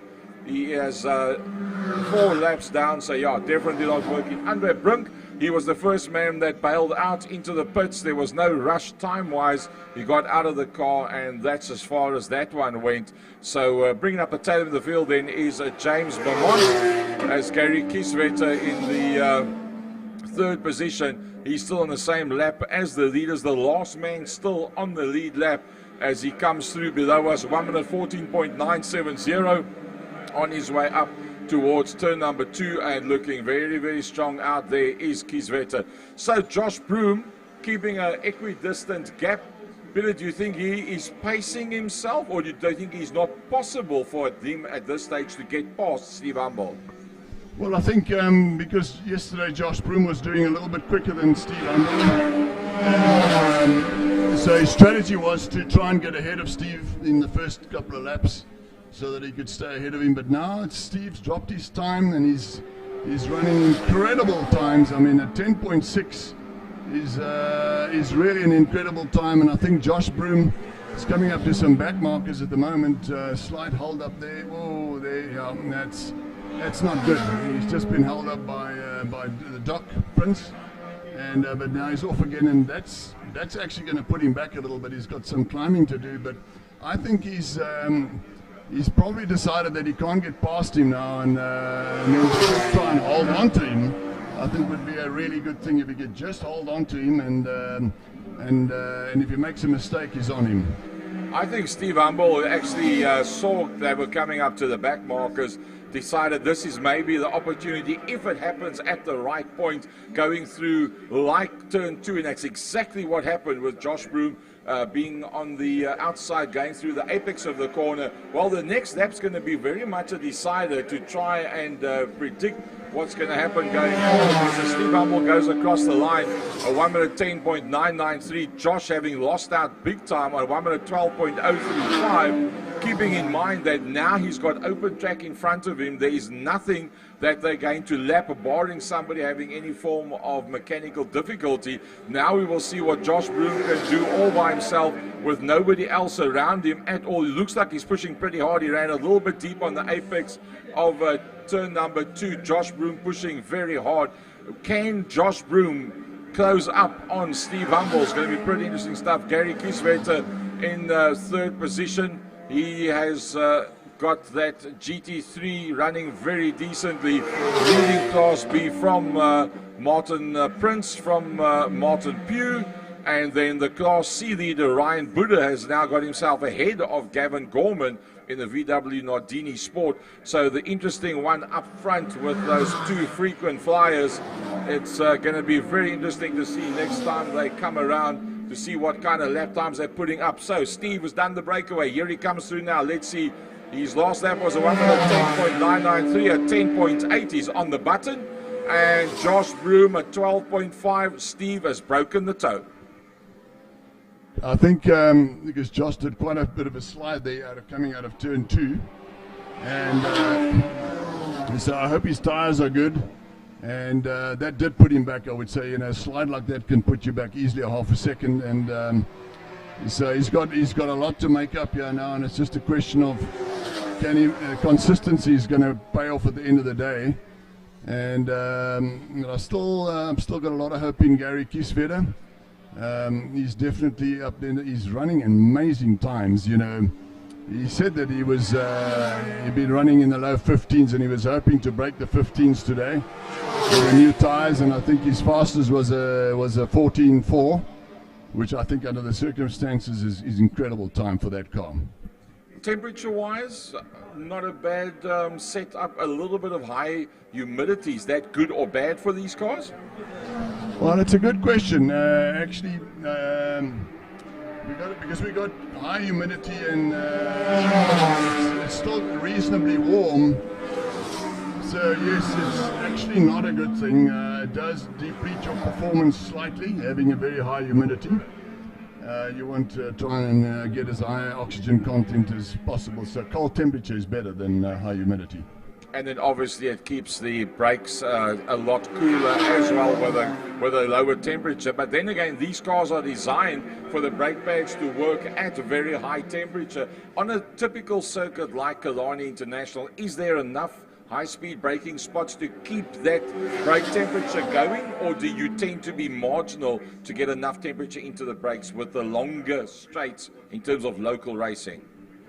Actually, this track is very hard on brakes, and one tends to get a bit of overheating on brakes, and then the long straights are just long enough to cool them down again, and then you really pump up the temperature again at the end of these two straights. So this track is reasonably hard on brakes, and brake management is definitely key here. Steve Humble coming through to do yet another lap, a 12.870 on the last one, 11.03, so he's within 0.4 of a second. Josh Broom definitely not on the same pace. Josh Broom is very, very strong in that second position, with Gary Kieswetter that is literally a lap down already. But we've got 17 laps to go, so it's still a long, long way before we get to the end of this one, that's for sure. Let's have a look at the classes. The only Class S car out there is in fact Steve Humble in the Nissan Fullbeam, which is a Harp Motorsport, which is in fact Steve's own company. Then Josh Broom leading out Class A. He is the only Class A entrant out there with the Radical SR8 Rico Barlow Racing and Spitfire sponsored on that motor car. Gary Kieswetter leading out Class B, and one lap down with 17 laps to go in the Ons AC 100. And second in Class B, Martin Prince with the second of the GT3 Cup cars from Martin Pugh. Ryan Buddha putting one Class B car between himself and the rest of the Class C cars. So that GT3 Cup of Ryan Buddha leading out there from a brilliant drive by Louis de Jager. Wow, that Lola T12, that's quite an aged vehicle, and well, it's proven to be very, very reliable. And I mean, he's not one of the youngest guys out there either. So Louis de Jager, I think, is going to be puffing kind of hard by the time he gets out of that motor car. You know, Louis de Jager is probably one of the most consistent drivers out there, and he probably runs that car on the lowest budget out of all of us, and he takes care of the car himself, and he's always out there. He's at every race, he's always in the mix, he's always in the top 3 of Class C, and you know, I've raced against him for many years, and it was always a privilege to race with him. And he's just really, today, he's a Mr. Consistent. I mean, I've just seen a 19.6 there from Louis de Jager, which is, I think it's a very, very good time for that car. And Ryan Buddha is going to have to keep the wits about him. And because Ryan Buddha is also Mr. Consistent, running very consistent times. And but yeah, there's always a nice, healthy competition with the top C, the top 3 C classes, and it's starting to look like we're heading that way now. Well, another interesting thing happening out there is a Class D battle. Henny Trollope in the Lotus Electrica 7 leading out from the RS GT3 Porsche of Cyril Ginsberg, and 14 seconds between the two of them. So Uncle Cyril not being lost in the storm there whatsoever, and they are both ahead of James Beaumont. And he's in the Ford GT40. A GT40 out in the circuit by itself looks like a pocket rocket, but amongst the kind of competition that's out here, it's looking very average. So it just gives you an idea of exactly how quick these cars are. Pretty much a half the length of the back straight now between Steve Humble and Josh Broom.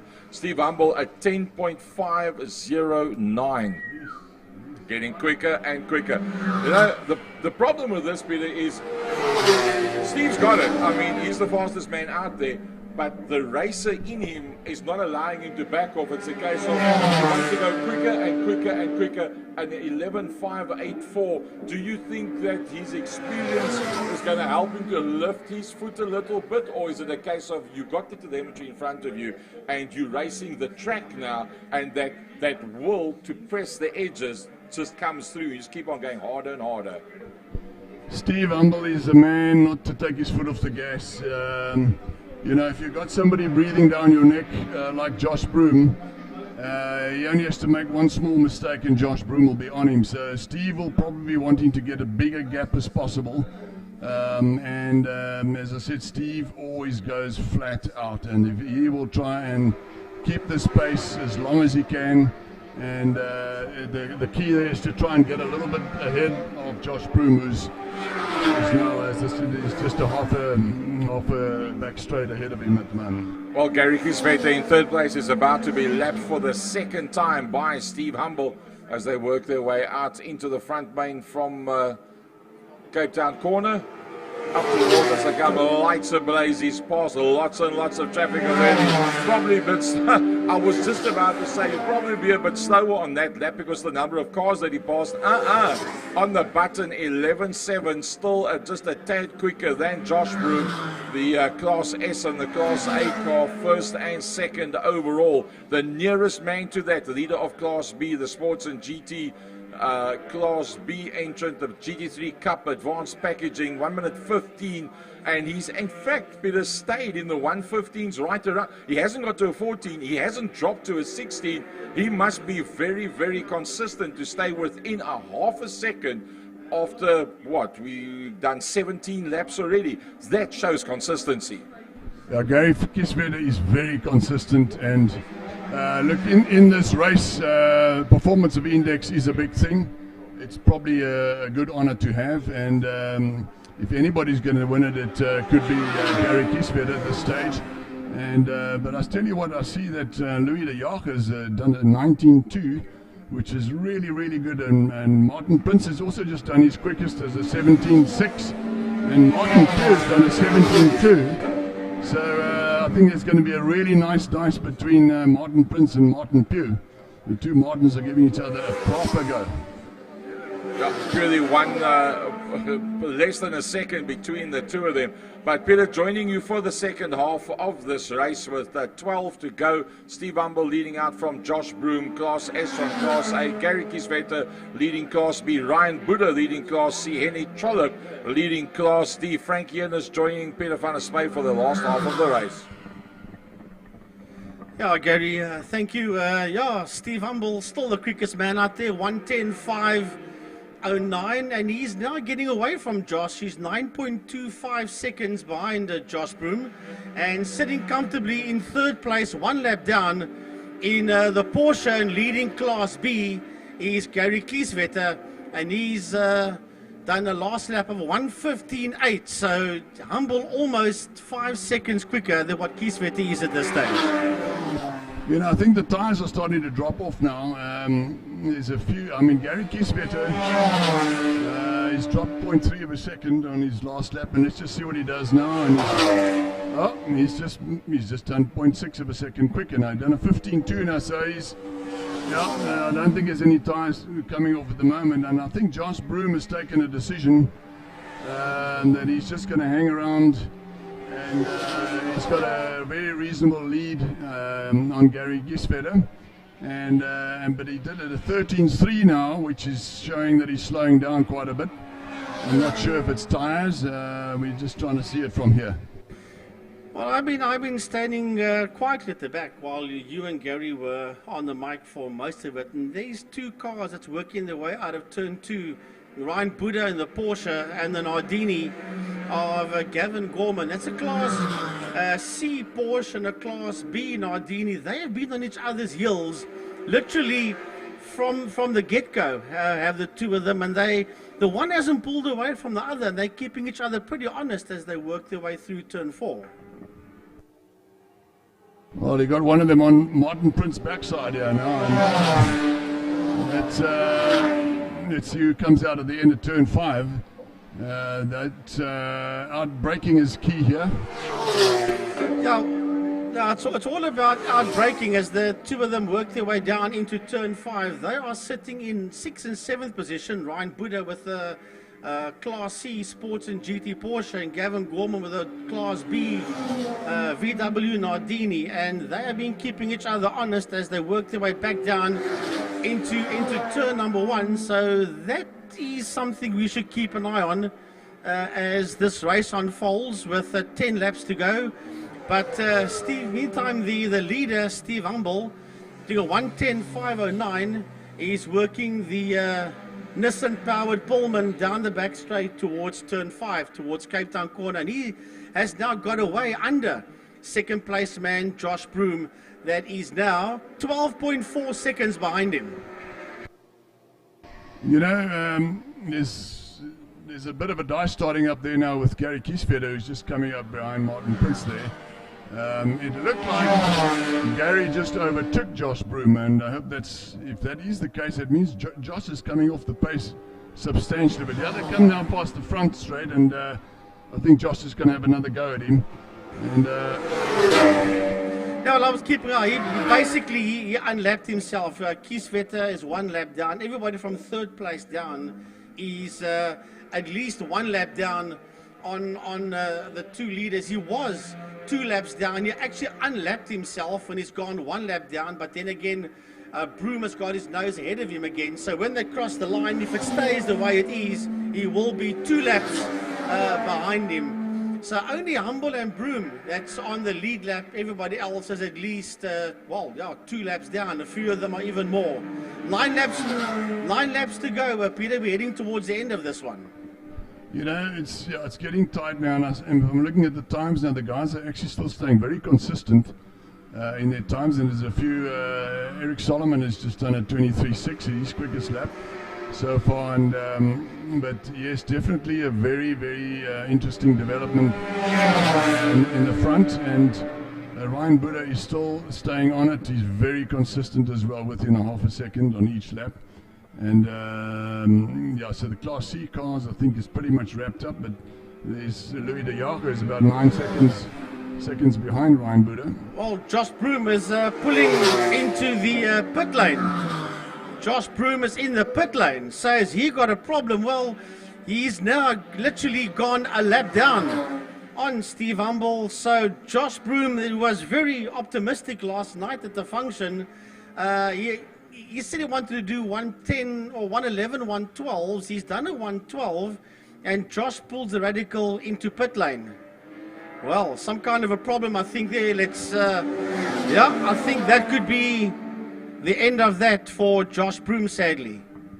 Yeah, it looks like his race is over. That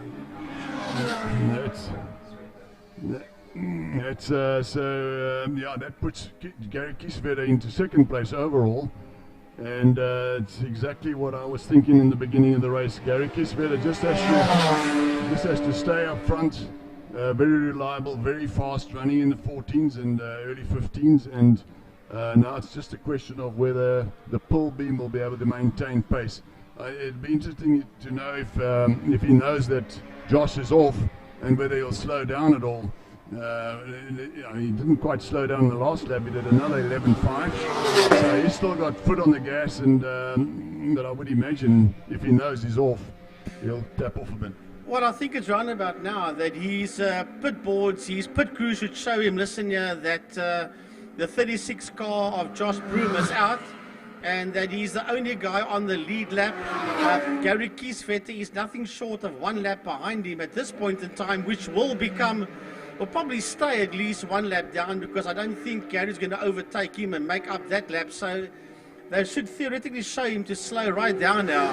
He did a 111.5 was Steve's last lap, and if they show him the pit boards, which I believe they should, he really has no need to wind that thing up, because when he crosses the line, it only have 6 laps to go. Well, he's done a 110.7. It doesn't matter what they show him. I think he's just going to keep on winding that thing up. His best lap is a 110.5, and his last lap was a 110.7. No, Steve Humble definitely has something to prove. He wants to prove that car. He's had a few issues with it in the past, and he's getting the reliability up to spec. And looking at that car now, it's super reliable. It's super fast. He's definitely not taking his foot off the gas, that's for sure. His tyres are holding out very well. He's still running this consistent times. I mean, to run a 10.7 at this stage of the race, which is just slightly off his quickest of a 10.5, I think he's got it in the bag. That car just has to hold now. No, he's got it behind. I'm having a look there at Gary Kieswetter in second position. Right behind him in third place, as they work their way through turn 3, is Martin Prince. So Martin sits third position behind Gary Kieswetter, but he's actually 2 laps behind Gary Kieswetter. Martin Prince is there in 4th position. He's 25.4 seconds behind Martin Pugh, as Martin Pugh now goes 3 laps down, but he's still in 3rd position. On track, he's directly behind Kieswetter, but he's 3 laps behind Gary. You know, it just shows the difference between these Porsches. You know, the 996 Porsche is running at 120s in the early 120s, and it's a pity that that the 997 had to fall off from Andre Brink in the beginning of the race. But Gary Kieswetter's 991 Cup car, which is pretty new to sports and GT, it's joined the stable at the end of last year, and it's proving to be a very, very competitive car, and I think it's substantially quicker. And not only that, you've got an outstanding multiple championship winner, Gary Kieswetter, behind the wheel, who's staying incredibly consistent at 15.2s. And kudos there to Martin Pugh, who's stuck behind him and doing exceptionally well, bearing in mind that he's to rebuild that car after a terrible accident last year, and it's doing very, very well in my opinion. Well, Steve Humble is slowing it down. He's at a 111 now. His previous lap was a 113. So he definitely is tapping off ever so slightly as he sails in there behind Martin Prince. So he's about to put another lap on Martin that sits there in that 4th position. Martin just moving out the way, saying, listen here, there's nothing that I can do to keep you behind me. Just go through. I've got my top 5 all sewn up there in 4th place. So we're heading towards the end stages, Peter. When the leader crosses the line, there'll be 3 laps to go. So all he basically needs to do now is just keep it on the tarmac and keep the wheels pointing in the right direction. That's all. It's basically in the bag. He must just knot it. That's all. Yeah, this is where discipline comes in. You know, one is tempted to give it a last squirt. This is where you can make a mistake. And it's now a lot of discipline. Stay focused, stay on it. All you have to do is just maintain your position right now. And it's nice to see that the first, with Gary Kieswetter there with the Porsche 991 and Martin Prince there with the Porsche 991, and then Ryan Buddha there also with the Porsche. And then Martin Pugh's doing very well to be stuck in amongst those Porsches, I think. And yeah, it's just discipline now. Just keep those times consistent, although Steve Humble's just done another 10.9. And Gary Kieswetter's come off the pace a little bit, but that could be due to back markers. And yeah, all in all, I think the guys just need to hang in there now. There's only a couple of laps left. Other than the back markers, have still got 5 laps to go. Ryan Buddha's still got 5 laps to go, and Gary's got 3 laps to go, and Steve Humble 2 laps to go. Well, I'm looking at the man that sits there in 7th position and sits 3rd overall in Class C, Eric Salomon. Eric has been around sports car racing for many, many years. He, of course, is a chartered accountant. And Eric loves to come out and do these endurance races. Yeah, the accountants always do their calculations well. He's probably done a whole bean counting exercise before the race, and he's doing exactly what it means, what he needs to do to maintain that position. And it's a really good, solid 3rd place. And he's actually Eric Solomon. You know, correct me if I'm wrong here, but he's 1 lap behind Ryan and Louis de Jager. Yes, he's 1 lap behind the 2 of them. But look, he's lying 3rd in class, so it's not really going to bother him as long as he's going to get a top 3 in Class C. Josh seems to be the only Class A car out there, so he will be classified as a finisher, and he will win Class A, which he'll be satisfied with, but you want to be on the circuit. You don't want to be in pit lane, even though you win your class. Oh, well, that's interesting. I mean, if he's still going to get a prize for not, a DNF is a DNF, isn't it? Well, I think it also goes, you can DNF, but there's a certain amount of laps you have to complete, and I think he's well within that, or I believe, I'm just guessing, but I think he's well within that, and being the only Class A entrant, I do believe that he will certainly win Class A. Yeah, but he'll be pretty unhappy about the fact that he's radical packed up. Yeah, he did 22 laps, which is well over the 60% normal requirement. Right, so we're on the final lap now as the leader's making his way into turn 3. Into turn 3 he goes. Damstip, the last lap. We'll stick with the leader as he heads towards turn 4. And that is Car Care Clinic, making his way down the back straight on the final lap. Race leader Steve Humble in the Nissan Pullman from Harp Motorsport works his way down into turn 5, into Fostron corner, and Peter bring him towards the checkered flag. You know, he's done an incredible race, he's maintained an incredible pace, and he's just coming into the straight now, and this is a really comfortable win for him. His only competition, and he's just won the race. That's Steve Humble, well done, good, excellent race. His only competition fell out, unfortunately, in lap 22. I'm sure he's very sad about that. And let's see, car number 2 would be Gary Kieswetter at this stage. I'm having a look out for Gary. There's a few cars heading down towards turn 5. I'll pick up Gary shortly. Have a look and see. There goes Gary Kieswetter down the back straight. He's heading towards turn 5, towards Fostron corner, and that is the man that's in that second position, Gary Kieswetter, and he'll bring the Porsche GT3 Cup car home second overall and first in Class B. Does he have to do 30 laps? No, checkered flag is out. He will finish 1 lap behind the winner, Steve Humble. Outstanding achievement there to get a second overall in the race like this in a Porsche, which is up to 5 seconds slower than those 2 front runners. And is this Martin Pugh coming in now for Martin Pugh? Martin Pugh just come over the line, and he's got his 29 laps he managed to complete. Now he finished 1 lap behind Gary Kieswetter and 2 laps behind the winner Steve Humble, and he finished a second in Class B. Ryan Buddha has taken the checkered flag. He wins Class C and he finishes 4th overall. So that was the Ons Hazy 100, 31 laps for the Western Province Sports and GT. Peter, it's been an honor and a privilege, sir, to have you with us in the commentary box, but next time we need to see you out on track. I'll be there, hopefully. I'm waiting for my sure. car to get done, and this is going to be a really exciting race in future, the Ons Hazy 30 minute. I mean, what an exciting race. You know, 30 laps really tests the car to its absolute maximum, and also gives the drivers, I mean, this is 3 races for them in one. Yep, So I think it's going to be an outstanding race in the future, and I really look forward to doing that in the next one. Peter, once again, thank you, sir. It was an honor and a privilege.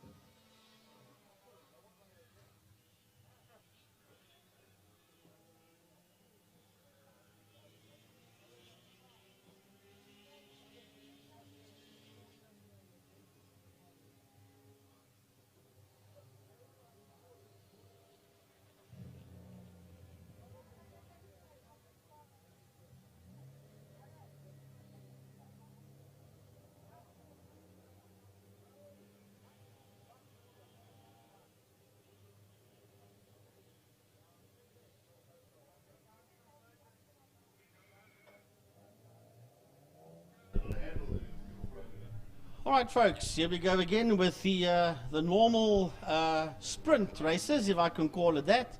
We've had our half an hour enduro, the Ons AC 100 for the Western Province Sports and GT drivers.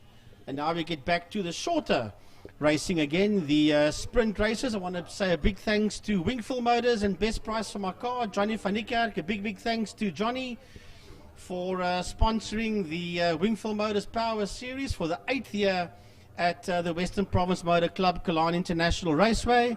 And then also want to say a big thanks to, well, before we go to that, to our sponsors around the track, the Porsche Club, G Energy, Car Care Clinic, Fostron, and I think that's about all of them, as well as KFM 94.5, who is the official media partner of the Western Province Motor Club, and they sponsor Turn 1 and Tigerberg Straight.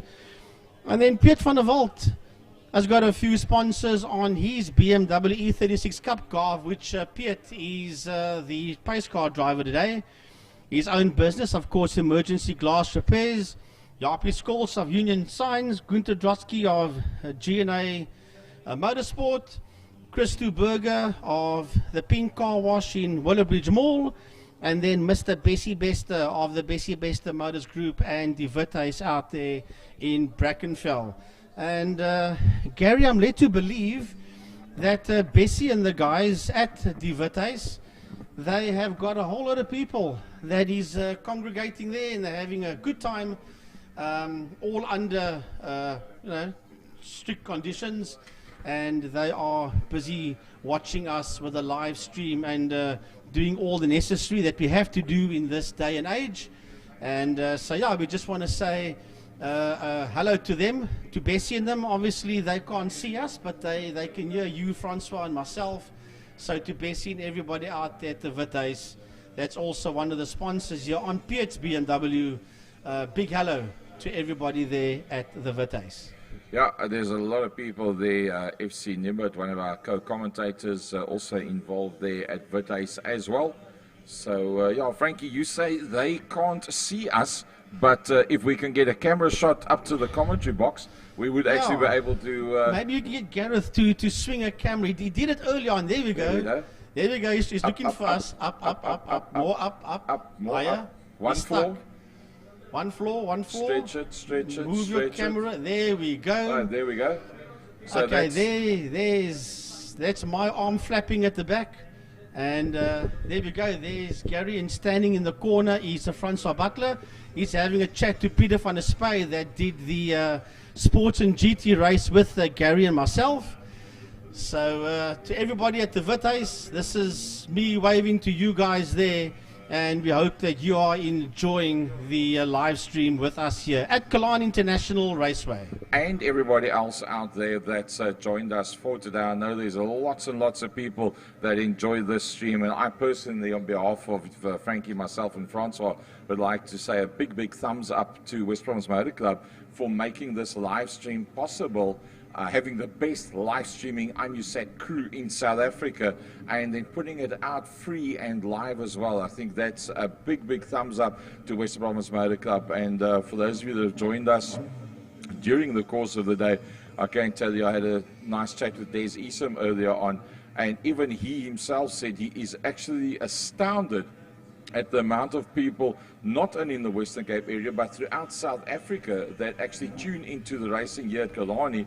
And although he knew this was one of the premier events, even he wasn't aware that there's just so many people that would love to watch the racing here at Killarney.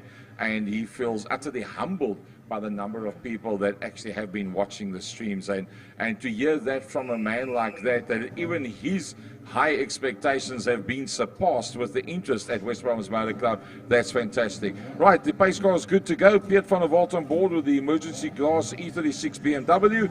Eric van der Merwe and Franco Donadio on the front row of the grid. And I tell you what, that is one of the quickest, neatest Hawkers Automotive Mark 1 escorts that you're going to see anywhere in South Africa on the track. Right, the Molstock Classic cars roll off the line behind the BMW E36 Cup car of a safety and pace car driver Piet van der Walt. The Peugeot Trustees Fine Cars, they move off the line as well. They will start slightly behind the Millstock classic cars, or basically Millstock pre-80s and 90s motor cars. They will start slightly ahead there of the fine cars as they work their way up the Jabez Straight towards turn 2, towards G Energy Corner. Right, so it is indeed Franco Donadio, as Uncle Jack Holloway, the late Uncle Jack, would always say, bravo Franco, bravo, when Franco, bye-bye Peter. We just say goodbye to Mr. Peter van der Spey, one of our top sports and GT racers, who did the commentary with Gary and myself on the Ons AC 100, half an hour, 31 laps, 100 Ks, the sports and GT guys just did. And as I said, France will be back to the shorter sprint racing now, as the Millstock classic cars work their way through turn 3, Damstip, up the KFM straight towards turn 4, Car Care Clinic Corner. Well, Frankie, if we just break away from that, just to add that I didn't realize, I was just informed now by Peter van der Spey. It was very interesting for the Cape Townians. A real icon out in Blouberg is Ons AC. It's a very lovely restaurant, especially renowned for their fish and chips. Behind it is the Upmarket restaurant on the rocks, and across the way is La Petite Femme, which is a coffee shop. And I believe Andre Besena has owned those iconics for the last 15 years. So now you know when you go to the restaurant who the owner is. So if the manager gives you up, will you say, excuse me, do you know who I know? so I guess next time Andre's going to invite the commentators for fish and chips there at Ons AC. No, and it's not your ordinary fish and chips. That beer batter is really something special. But we were just saying hello to Bessie and the guys at the Vitte. So I guess he's going to invite the whole commentary team there for lunch one evening, afternoon, supper. You never know. You never know, yeah. Bessie's probably sitting there saying, Horus come by Owens now, Killarney. So as the pace car leads out of the turn number 5, fast run corner, Frankie, you handle the classics. I will keep an eye on the fine cars for you. All right, so we can get both genres covered. Piet van der Walt pulls the E36 BMW Cup car into pit lane. It's now in the hands of Franco Donadio, and on his outside, Eric van der Merwe, as the Millstock pre-80 and 90 cars, race number 2, roll to the line, listen to the revs. We're waiting for it. There, the revs go up as the lights go off, and we are underway with the Millstock Classic cars, race number 2, into turn 1, KFM corner they go, and it's Franco Donadio and Trevor Momberg, the Ford Escort and the Ford Capri, that lead them out at turn 1. The Porsche sits there in that third position. That is Eric van der Merwe as they work their way up the Jabez Straight towards turn 2, G Energy Corner. Behind them, it is that Corvette Stingray of Robin Forbes and Andrew Honeywell in the Porsche in there behind them. Then that orange Scirocco of Trevor Hutchings, and then ex-oval track racer Keith Schenk sits there just ahead of Dr. Jeff Beal and is right on the case of the Scirocco as they head into turn 3.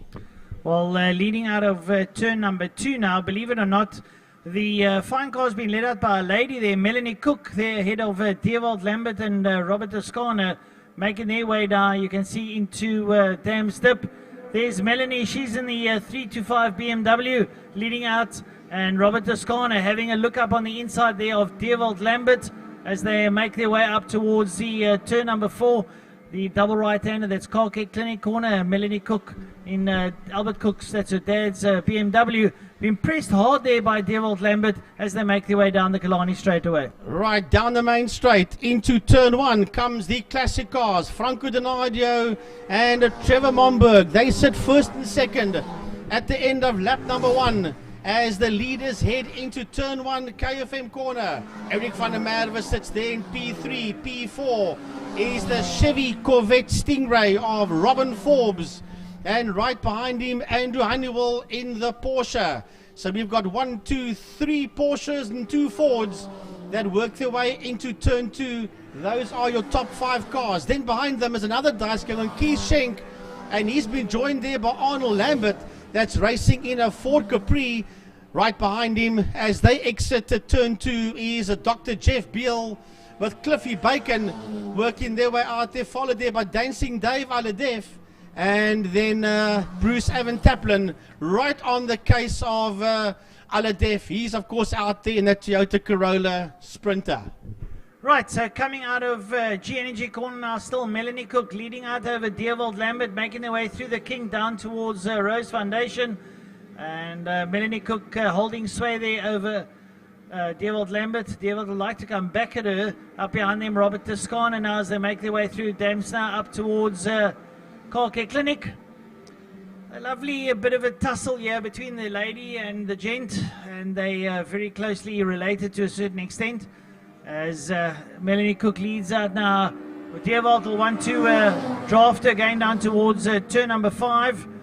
And he works down there. She takes the outside line. Bit of an attacking line. She doesn't go defensive, doesn't dive towards the inside. Late on the brakes as she enters Fastron corner. Still in the lead ahead of Deerwold Lambert and Robert Toscana. Well, the leaders of the classic cars are working up the Joubert Straight and into turn number 2. That's a G Energy corner. We keep an eye on those 3.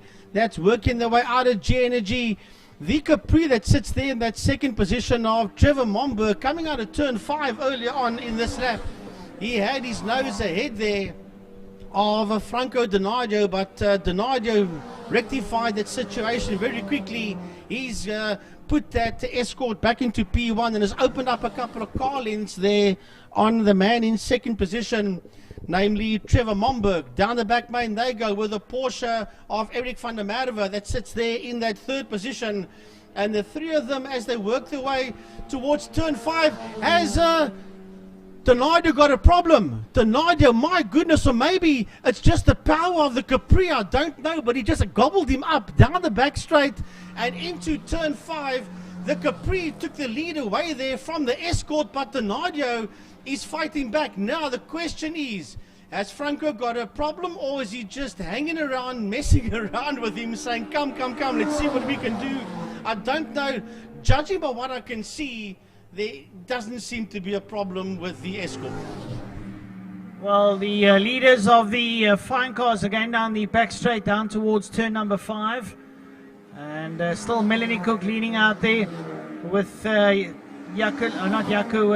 Lambert there sitting in second place. Robert Toscana is closed up right on the back of Deerwold. So it's a 3-way tie for the lead in the fine cars. And the BJ Trustees fine cars and BJ Trustees sponsoring this heat, the second heat of the day for the Classic and Fines. The Fines have been led out here by Melanie Cook in the BMW.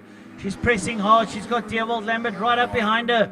He's ghosting her. He's looking to possibly break a bit late, but she goes middle of the track defensive, makes sure that she keeps Deerwold behind her. Robert Toscana, best seat in the house, looks on to see if they're not going to make a mistake as they work their way now up the Bear Straight up towards G Energy corner. There you see them coming up. Deerwold looks like he's alongside, but he's about a car length behind her now.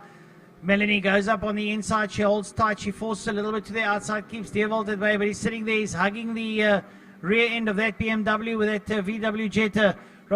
Robert Toscana in the MX-5 sits on and just doesn't have enough legs to close down on them.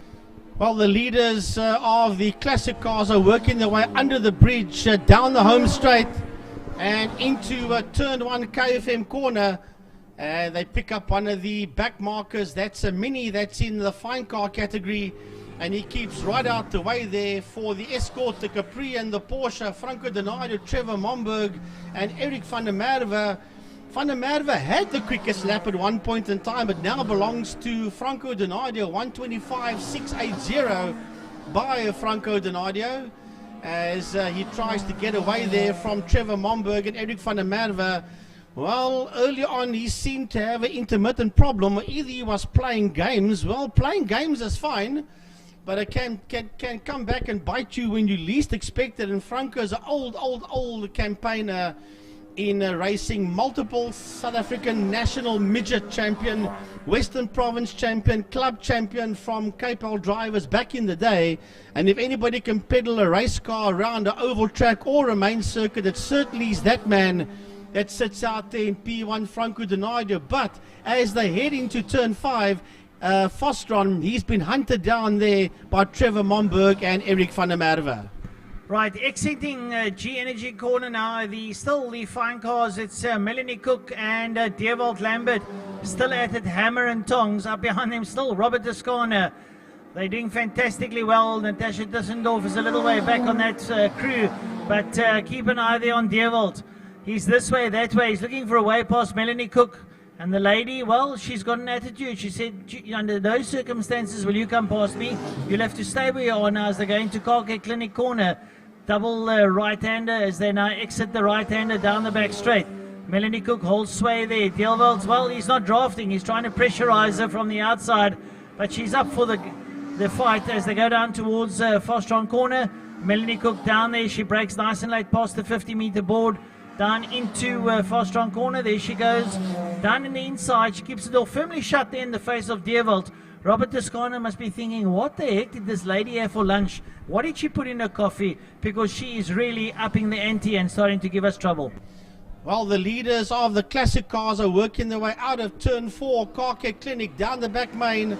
And they just put a lap there on Andrea Bate, who's having a lot of fun out there in that little motor car of hers. And she just sees those faster cars just disappear down the highway into turn 5, and Van der Merwe's having a look up on the inside of Momberg.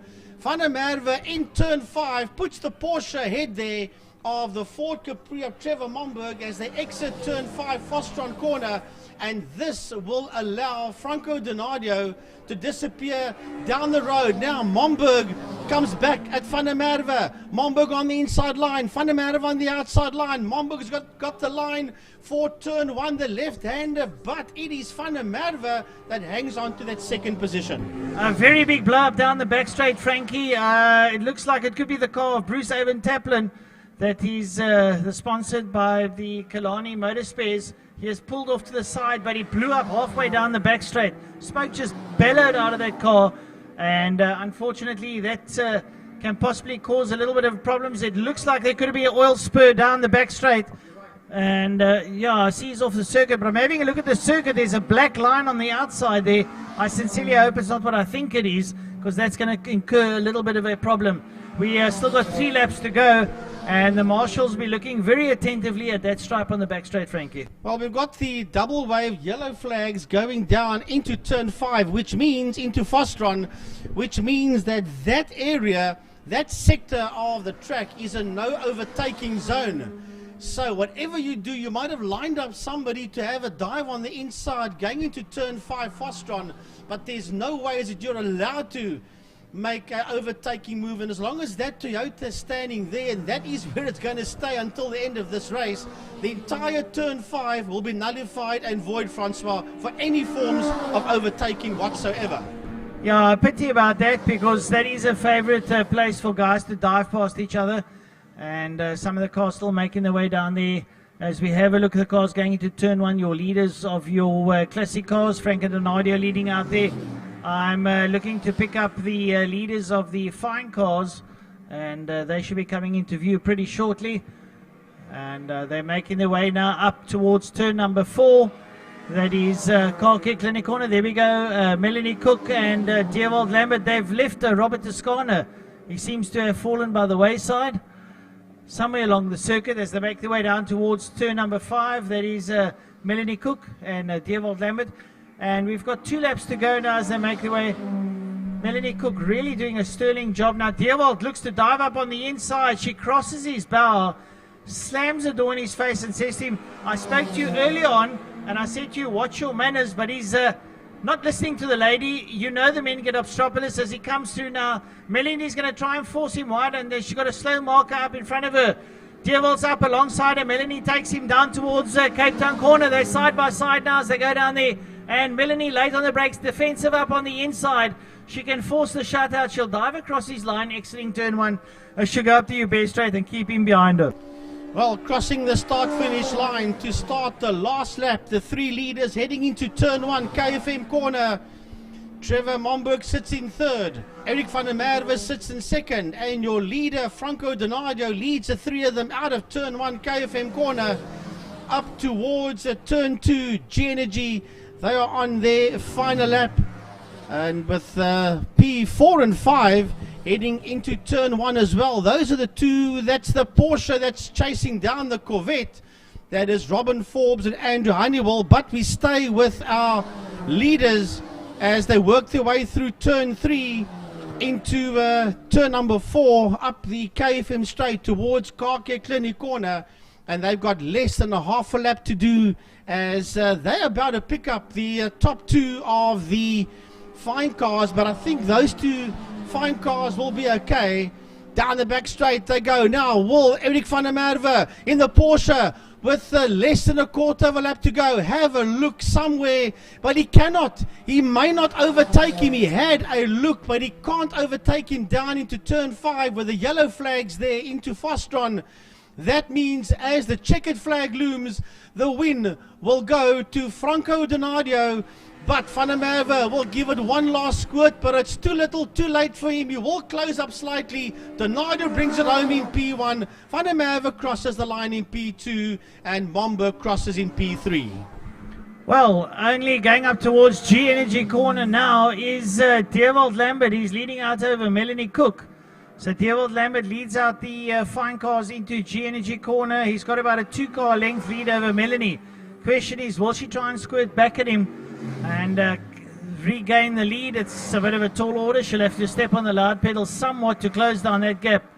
Dewald in that little VW Jetta is out front and he's keeping him, Melanie totally honest. She did it for most of the race. He eventually had enough of it. He said to her, you know what, I think I've had enough of you in front of me. I need to get past you.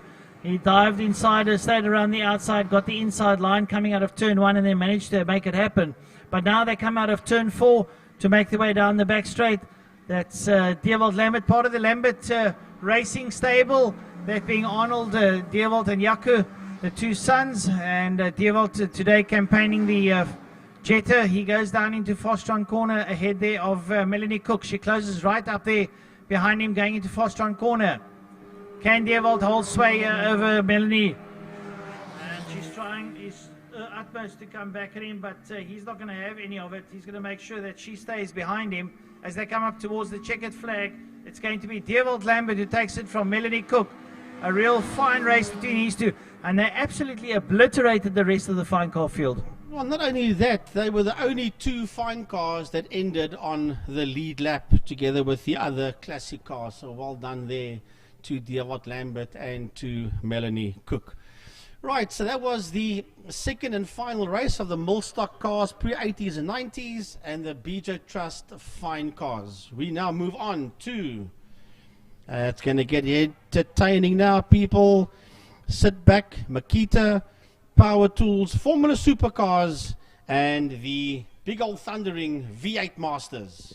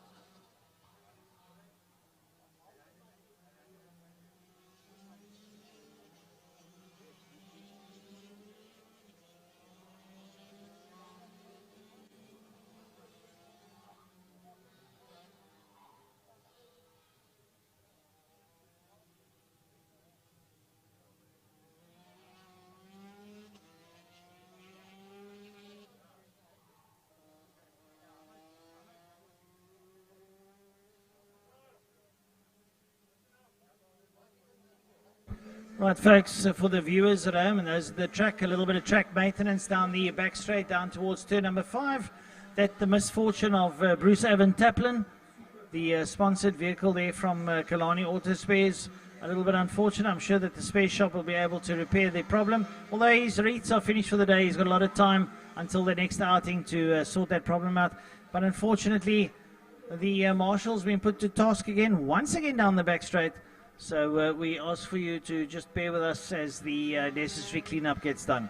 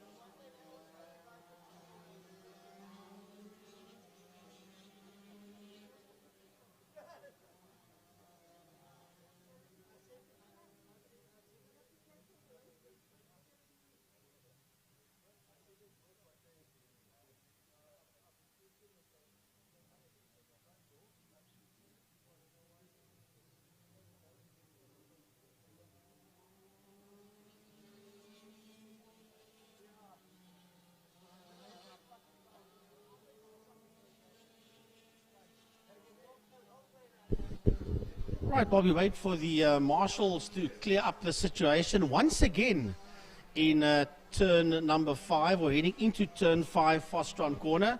Early on this morning in the clubman's qualifying session, one of the clubman's cars put a lot of oil down heading into turn 5, and with 3 minutes and 3 seconds left in the quali, they canned the clubman's, the rest of the qualifying. All the guys have done enough to qualify for a grid position. And then they got that lot sorted out. And now in the first race after lunch in the classic and fine cars, Bruce Avon Taplin in the classic car in the Toyota Corolla Sprinter presumably popped a motor. Could be a motor, could be a gearbox, we don't know. Either way, there was a lot of oil that was put down in more or less the same spot in the same area of this morning where the clubman's car put down a lot of oil. So we're just waiting for the marshals, the WPMC marshals, to sort that out. Looks like they're almost done there on the entrance to turn 5 Fostron. And the moment that they've sorted that out, we will get the V8 Masters and the Makita Power Tools supercars out for their second race of the day.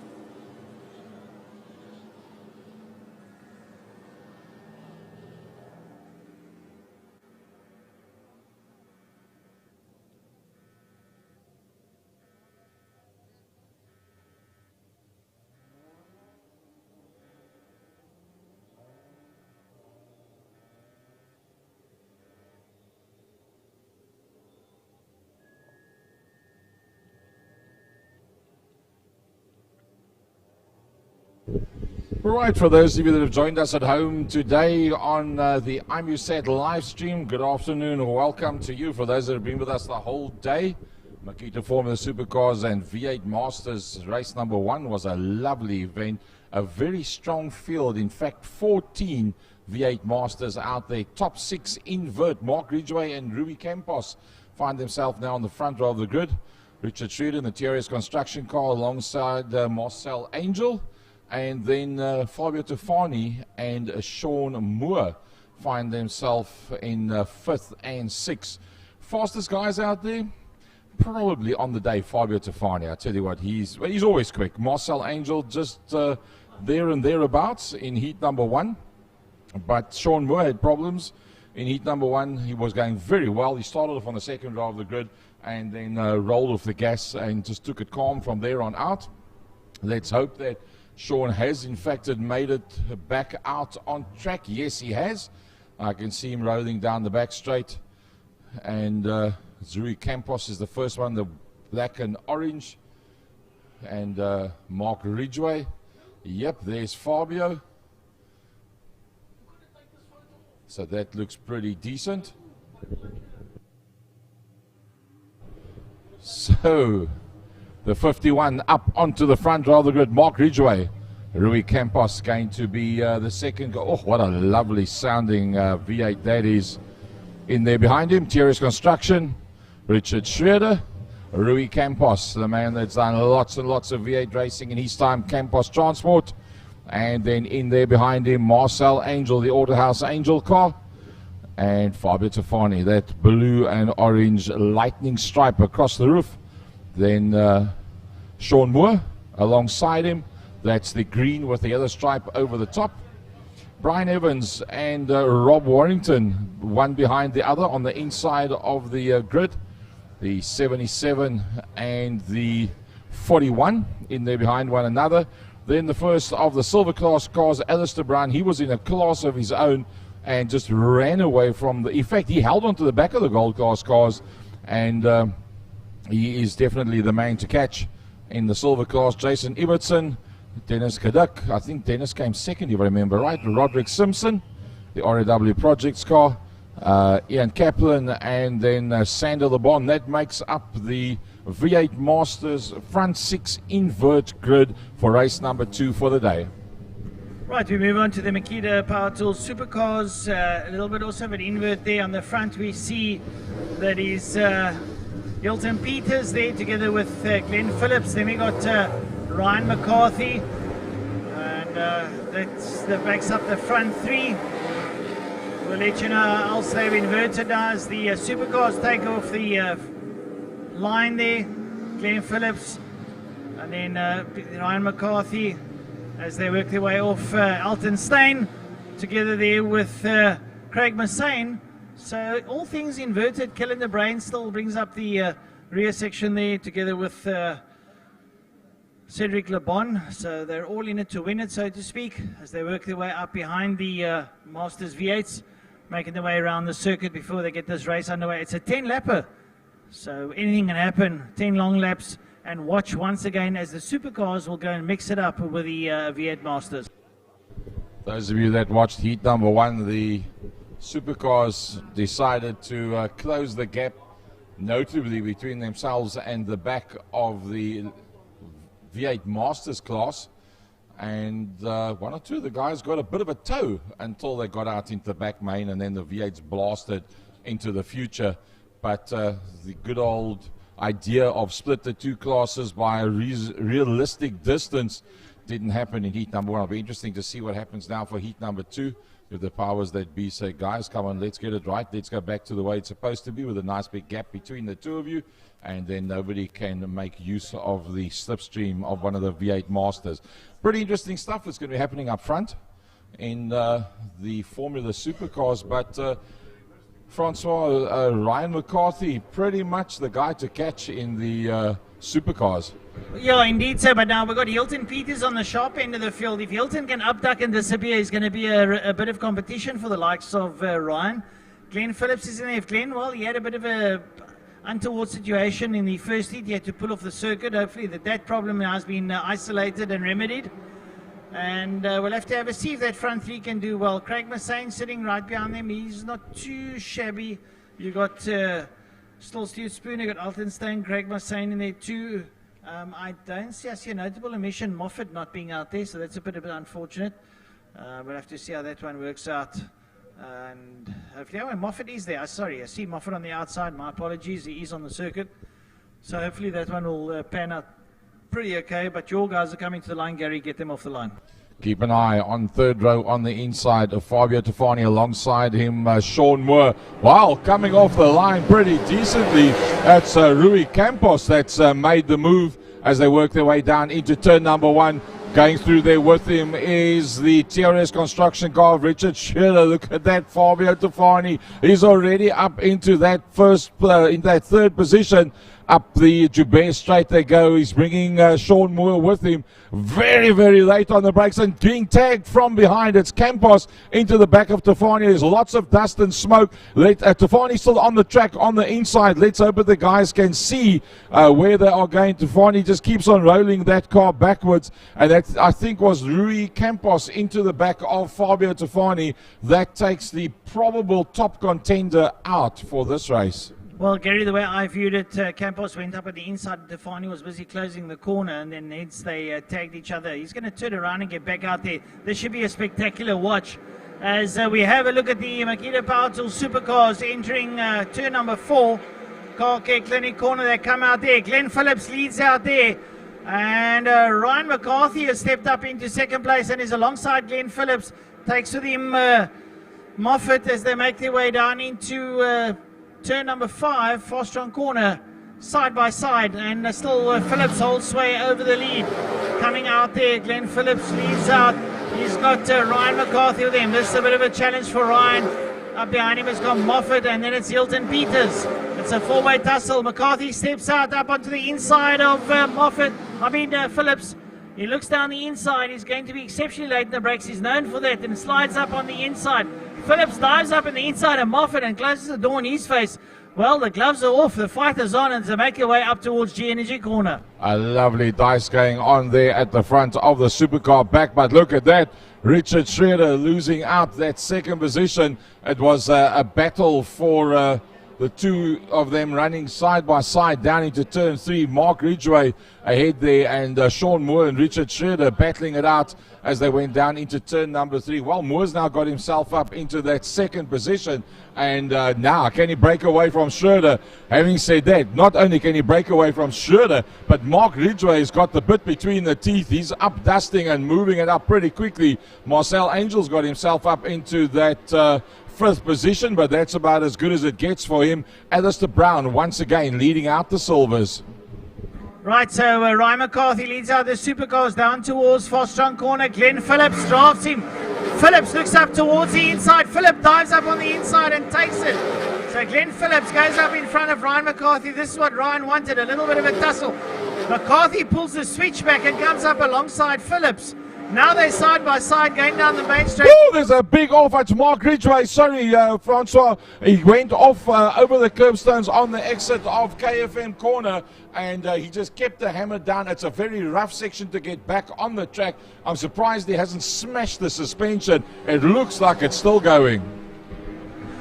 Well, folks, that is racing. Excitement's aplenty. There we see the dust still looming in the distance. The V8's making their way up into G Energy corner as we see the supercars there as well. Glenn Phillips leading out there over Ryan McCarthy. Andrew Moffat's in 3rd. He's been followed there by Hilton Peters. They make their way through the King down towards Dams. And I tell you what, Ryan McCarthy's got his work cut out for him as Glenn Phillips leads out. Phillips wants to make up for the first heat where things didn't quite go his way now as he goes up towards Car Care Clinic corner. Phillips looking quite strong here. He enjoys his racing as he leads out now down the back straight, up of the curbstones. Ryan McCarthy's right there with him. Is McCarthy going to draft him as they make their way down to Fostron corner? Sorry, it was not in fact Mark Ridgway, it was Rui Campos that went farming. The two cars are very similar in color scheme from such a distance. So Rui Campos having made contact initially with Fabio Defani going into turn 2 into G Energy corner, and now having that off. So he's had a pretty interesting run so far. So it's all about Mark Ridgway. Started in pole position on the top 6 invert, and he's leading them out. Schroeder is doing everything he can to keep out the likes of Sean Moore. Marcel Angel now making that a 3-way tussle for 2nd, 3rd and 4th. Nothing much between the 3 of them. Angel's not accustomed to and does not want to be in 4th position. That's not what he's accustomed to. That's not what he goes out there for. That's not what he believes where he should be. And he's got himself into the toe now. Now Schroeder breaks the wind. Sean Moore breaks it even further. Marcel Angel tucks in behind the 2. Climbing out is Sean Moore onto the inside line. Remember that Terriers construction car of Richard Schroeder. He doesn't mind going around top side. He's quite comfortable on that line. In fact, he doesn't cover it whatsoever. A beautiful piece of riding there by Sean Moore. Now it's Marcel Angel in there behind him. 3rd and 4th. Angel gets the toe. It's a single car toe as opposed to the double car toe. The double car toe brought him into play. The single car toe brings him up on the inside of Schroeder. Schroeder turns it in reasonably wide, making enough space there for Angel, but forcing Angel to be very gingerly on the gas as they work their way up the Joubert Straight. Schroeder holds on, but how long can he hold out? The ex-karting world champion Marcel Angel. Right, so coming down the main straight now is Ryan McCarthy. He leads out. He's got a healthy lead there over second place man Hilton Peters, who got past Andrew Moffat. Once again, we've lost Glenn Phillips down the wayside. A bit unfortunate for him now as they go down into turn number 1, KFM corner. Ryan McCarthy now once again a healthy lead. And Hilton Peters, July 2nd, would like to go and close down. He's still got 6 laps to chase him. So anything in it, but Ryan McCarthy on a fly here. Hilton Peters is tagging Andrew Moffat with him there as they go there into G Energy corner now. Moffat sits right up there behind Hilton Peters. Peters goes a little bit wide, manages to track back up on the inside of the corner now. Through the kink down to Damps they go. Ryan McCarthy still leading out. He's got about a 2.5 second there. You see Phillips' car parked up on the inside. Something went awry there. Whatever bug he had early on has now come to bug him once again as they make their way now up into turn number 4. There goes McCarthy. Here comes Peters, and up behind him Andrew Moffat. Well, let's go back to the front end of the V8 Masters as they work their way out into the Jabez Straight. And the man that started in pole position still hanging on. Mark Ridgway has held on for a long time. Half of the race, in fact, there's 5 to go. Sean Moore has now caught up to him. That makes it a two-way battle for the lead as they work their way out through the kink. There you see them on screen now. That two-way battle behind that, that's Marcel Angel and Richard Schroeder. All 4 of those is class, silver class, sorry, gold class, should I say. The class A, if you want to call it that, in V8 Masters. Then in behind that is Rui Campos. He finds himself 4 seconds further back. And Rui is not really on the exact same pace as these guys. He's dropping just a little bit back, but more than quick enough to stay ahead of the 41 car that is very well piloted there by Brian Evans. Alistair Brown in there behind that. And then Jason Ibbotson from Roderick Simpson, first, second, third in the silver class V8 Masters. Well, coming out of turn number 3 is Ryan McCarthy. Ryan McCarthy coming out there now. He makes his way up towards turn number 4. Up behind him still Hilton Peters, been tracked there by Andrew Moffat. That is the sum total of the front 3 cars. They've broken away from the rest of the pack now. You see Moffat pushing Hilton Peters now. There they go down the back straight. Hilton Peters trying everything to avoid that draft. Up ahead of them there is Ryan McCarthy making his way down to Fostron corner. So that is pretty much the front 3 of that group as they go into Fostron corner. The rest of the field now of the V8 Masters making their way sort of out the section up towards turn number 4. Yellow flags waving on the entrance to turn 3. And that's because there's a car standing on the inside of the track there. So no passing maneuvers from the kink down into turn 3, which could be a game changer as the leaders work their way down into Fastron corner. It's still the man that started in pole position, having an invert grid from 6th up to pole and making use of it. Mark Ridgway is really getting the hammer down. Sean Moore's there and thereabouts, but even Sean can't make an impact on him. Marcel Angel getting away from Richard Schroeder. Rui Campos getting a little bit lonely now. The 41 car dropping slightly off the back of him, which is Brian Evans. Alistair Brown once again getting way away from everybody and anything else in the class. And, well, he's just pretty much in the class. Somebody's gone off in turn 5. There's an orange car standing. It's out of view from us, but somebody's on the exit of, it looks like it could be Moffat. No, that's a V8 Master that's standing down there. If our camera crew can get a shot of that on the entrance to turn 5, there's a car standing down there and heavy waved yellows. Yup, that's one of the V8 Masters. I do not know who that is, but we'll try and pick it up for you. Right, so exiting turn number 5 down the main straight goes your leaders in the supercars. Ryan McCarthy making his way up towards turn number 1. Into turn number 1 goes Ryan McCarthy. Moffat is quite a way back. Hilton Peters lies there in second place. There goes Hilton Peters. There comes Moffat into view. There they go out up towards G Energy corner. And Ryan McCarthy into G Energy. He leads out. There we go. There's Ryan McCarthy, Hilton Peters. And coming up behind that orange Masters car, there is Andrew Moffat. He's in third place. He mounted quite a challenge a little bit earlier on there with Hilton Peters, but for some reason Peters broke the toe and got away in search of Ryan McCarthy. So there comes Andrew Moffat now, and the leaders of the supercars exiting turn number 4 onto the back straight. Coming through the kink now, going down towards turn 3. The V8 Masters front 4. Nothing much between them. What a brilliant drive so far by Mark Ridgway. He's done it all right. His last lap was a 1:18.8. Most of the rest of the cars is a 18.9 to a 19.1. So he is holding that position on pure pace. Even though the others are slipstreaming one another, they can't get to Ridgway. Ridgway, I don't believe, has had a win for a long, long time, apart from the fact that COVID-19's kept him off the circuit. But I don't remember ever, in fact, Ridgway winning a race here in the V8 Masters. So this might just be, and it looks to be with 2 to go, in fact, going to be starting on their last lap now. Ridgway making no mistakes whatsoever, even Moore. In fact, Moore seems to have dropped a little bit back now into the clutches of Marcel Angel. So Moore might be sweating it out just a little bit with the problem that he had in heat number 1. Richard Schroeder now closing up on him as well. So Moore's under a lot of pressure to hold on to that third position as he works his way up the Joubert straight. But I tell you what, at this stage of the fight, Ridgway looks like he's going to have a big after party tonight. Yep, it's all happening in the V8 stage, closing the stages now as the supercars exit turn number 4 down the back straight they go. And still Ryan McCarthy leading out. He's got a pretty healthy lead and over Hilton Peters. And Hilton sitting up behind him is about 3 seconds behind him. Ryan McCarthy making his way there into Fastron corner.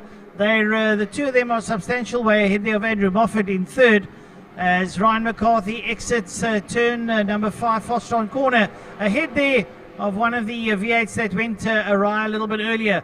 Then up behind him there it is Hilton Peters as the V8 gets past Ryan. Here comes Hilton Peters. He's in second place. He's spun. Sean Moore, having a go at the third position there on Schroeder. And Sean Moore spins it in the apex of turn 5. So Ridgway, in fact, there's another spinner there as well. That's probably Rui Campos that did that spin. Mark Ridgway wins it from Marcel Angel. Richard Schroeder comes through in third. Sean Moore is going to drop down a position because Brian Evans has come through. Next will be Rui Campos that's going to come through. So Sean Moore is going to drop down probably 3 or 4 positions in total. So a major downer there for him. In fact, Sean Moore coming through in 7th. Francois, let's look at the front end of the Formula Supercars.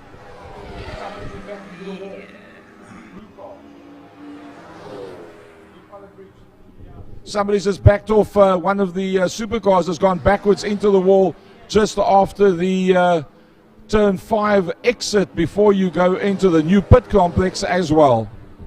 Right, so the supercars lead down into Fastron corner as the V8 that backed out comes out of the Park Fermé area up the main straight. But it's Ryan McCarthy that leads out in race number 2. He's going to make it 2 out of 2. A fine display from this young lad in the Suzanne Investments sponsored outfit. He comes up towards the line. The second of the Suzanne Investments, Hilton Peters, he comes towards and crosses the line with Andrew Moffat a little way back down in third, and he makes his way up towards the line.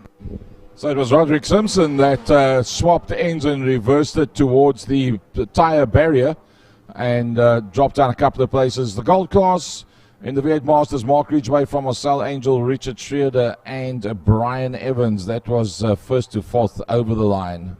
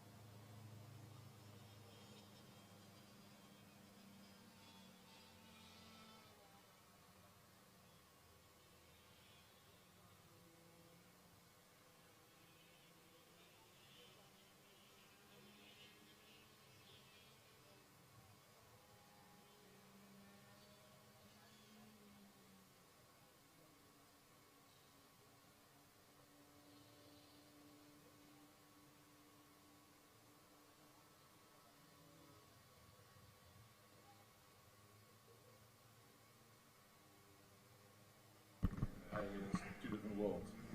Right, folks, as they are attending to a few of the supercars, a big thanks to all our pickup drivers and a big thank you to our WPMC marshals for attending to the motor cars that are stuck out there on the circuit. And in general, a big thanks to our Western Province Motor Club marshals. They are of the best that you're going to find around. They also do the World Rallycross 2017, 2018, and last year as well, 2019. So they are certainly on top of their game. And from our side, we want to say big thanks to the Western Province Motor Club, Killarney International Raceway, officials and marshals. You guys are really on top of your game. Right, so the moment the circuit has been cleared, the marshals are busy walking around the track just to make sure in their different sectors that all the debris has been cleaned up. You see on our screen now, we're heading to the cheapercars.co.za GTI Challenge number 2. That is race number 12 on the program. So we are over the halfway mark, and we are heading now towards the end of the day. We've got 1, 2, 3, 4, 5, 6 races still to go, and then from there we will greet you and say a fond a sad goodbye. But yeah, we have to remember we do come back here and do this one all over again on November the 14th. We've got the next round of the Wingfield Motors Power Series right here at Killarney International, and that will be on the 14th of November.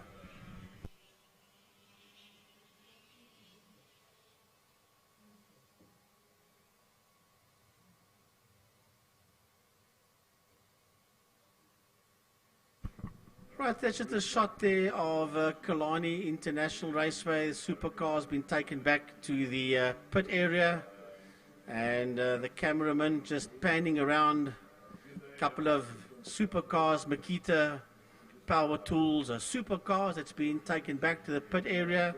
A few cars that's picked up problems out there. The marshals also did a checkup there in a turn 5 Fostron. That's all cleared up. Going down the back straight there, we see the pickup trucks bringing the 2 supercars back into the Park Fermé area, and from there they'll go back to their respectable garages and get those cars sorted out once again for November the 14th, which will be the following round of the Wingfield Motors Power Series at Killarney International.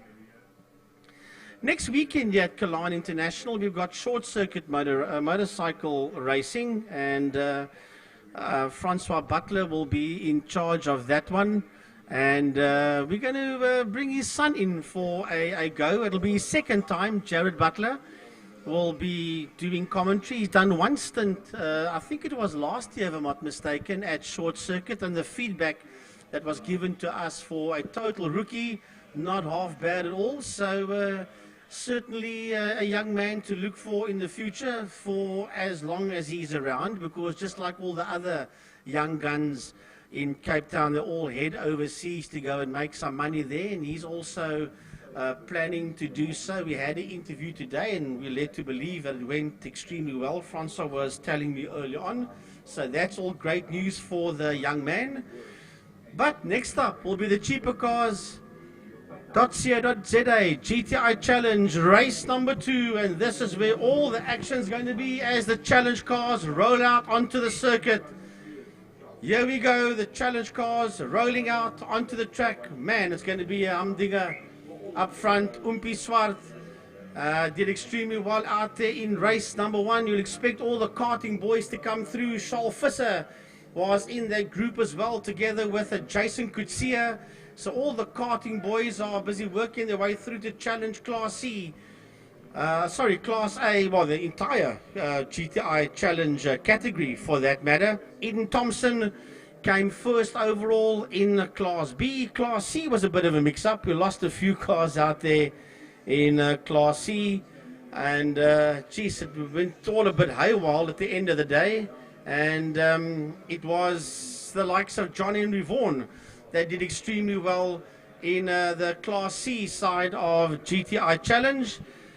But we're about to get the second race of GTI Challenge Cheaper Cars, GTI Challenge race number 2 underway. They are out there on their warm-up lap, and they are going to stop on grid proper, and then we'll get the second race underway shortly.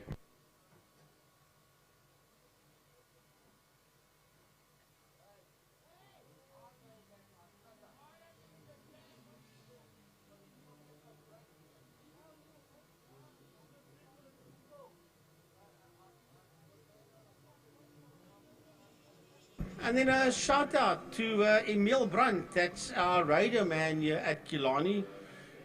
He's just sent me a WhatsApp. He's busy watching it at home. He's had a bit of a problem with one of his legs, and he had a little bit of a medical situation. Thank goodness that's all sorted out, and Tiny's okay again. He's on the heel, he's on the mend, and he couldn't make it today.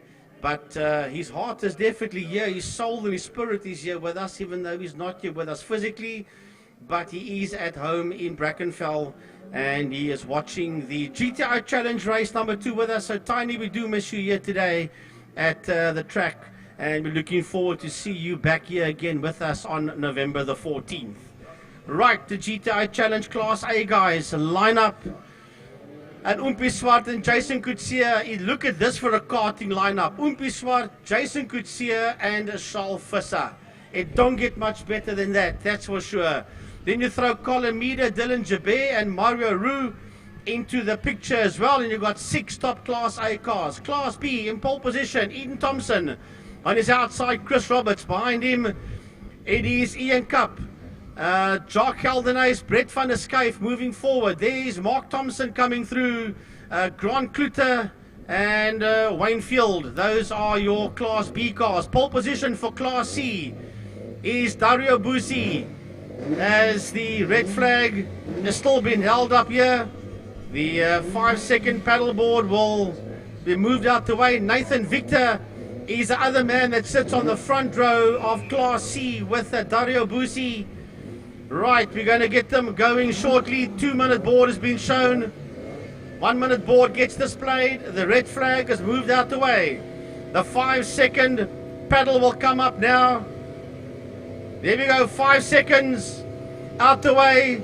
Lights in pit lane come on. Lights go off, and away we go with GTI Challenge race number 2. A lovely start off the line there by Yuri Oompie Swart. The Class A guys will go first. A bit of a pause, then the Class B cars will go, and a bit of a pause, and then the Class C Brat Pack will go. However, out of turn 1 KFM in Class A, it's Oompie Swart that sits out there in P1. Second position is Colin Meader. Meader's moved up into that second position, and sitting on his outside is Jason Coetzee. Right behind Coetzee, it is Charles Visser, Dylan Jabé, and Mario Roux. Meantime, the Class B brigade is heading into turn 2, and it's Jockey Geldenhuys that leads there. Going very wide was Chris Roberts. He drops there into third position behind Eden Thompson. Right on his case, we've got Ian Cup and Grant Kluter. That's that first group of cars for Class B working out of turn 3. Now coming out of turn 2, out of G-Energy, that's Dario Busi that leads. Colin Smith sits there in that second position, followed there by Chase Herald. Behind Chase Herald, it's Nathan Victor, John Henry Vaughan, and Alfie van Sale. Oompie Swart leads them out down into turn 5, Cape Town corner. Oh, there's a big accident. Sorry, Gary, at the exit of turn 4. There's a lot of dust. Jockey Geldenhuys was going very slow. I apologize, Gary, for jumping over you there. Thanks to Peter van der Spey for picking that one up. But there was a situation at the exit of turn 4. Looking at the camera shot, there's dust on the outside and dust on the inside. It looks like somebody went off on the outside and came across. So there's somebody probably that we can't see on this side here. I wonder if the red flags are going to come out or not. No, I don't see any movement here on the start-finish line. So that looks like that is quite okay, that there's nobody standing there. There's no movement of marshals in that unseen area either. So Oompie Swart, Colin Meader's got himself up into that second position. But Jason Coetzee, the man that came second in race number 1, is all over the back bumper of Meader's. They work their way down into turn number 3. The Class A cars still pretty close to one another. Nobody's really getting away there. Charles Visser, the last of the Class A cars. Then behind that, sorry, Dylan Joubert still in there. Chris Roberts from Ian Cap and Mark Thompson. That's the Class B battle that's going through the kink now. Well, exiting turn 2, G-Energy corner. We've got all those Class C cars and one lost Class B car. That is Jockey Geldenhuis. He was caught up in that situation. Dario Busi leads Class C. Then behind that Class B car, second is Chasey Herald. Herald sits out there in second, followed there by Nathan Victor, Colin Smith. And just behind Smith, it's Alfie van Sale, being chased down there by John Henry Vaughan. Those are the Class C cars that are working out of turn 4. Down the back straight they go. And Chasey Herald, he's sitting in that second place. And Jockey Geldenhuis wants to get clear of Boosie and go after the Class B cars ahead of him. One massive struggle going on at the front end of Class A. It's Umpi Swart that still leads out.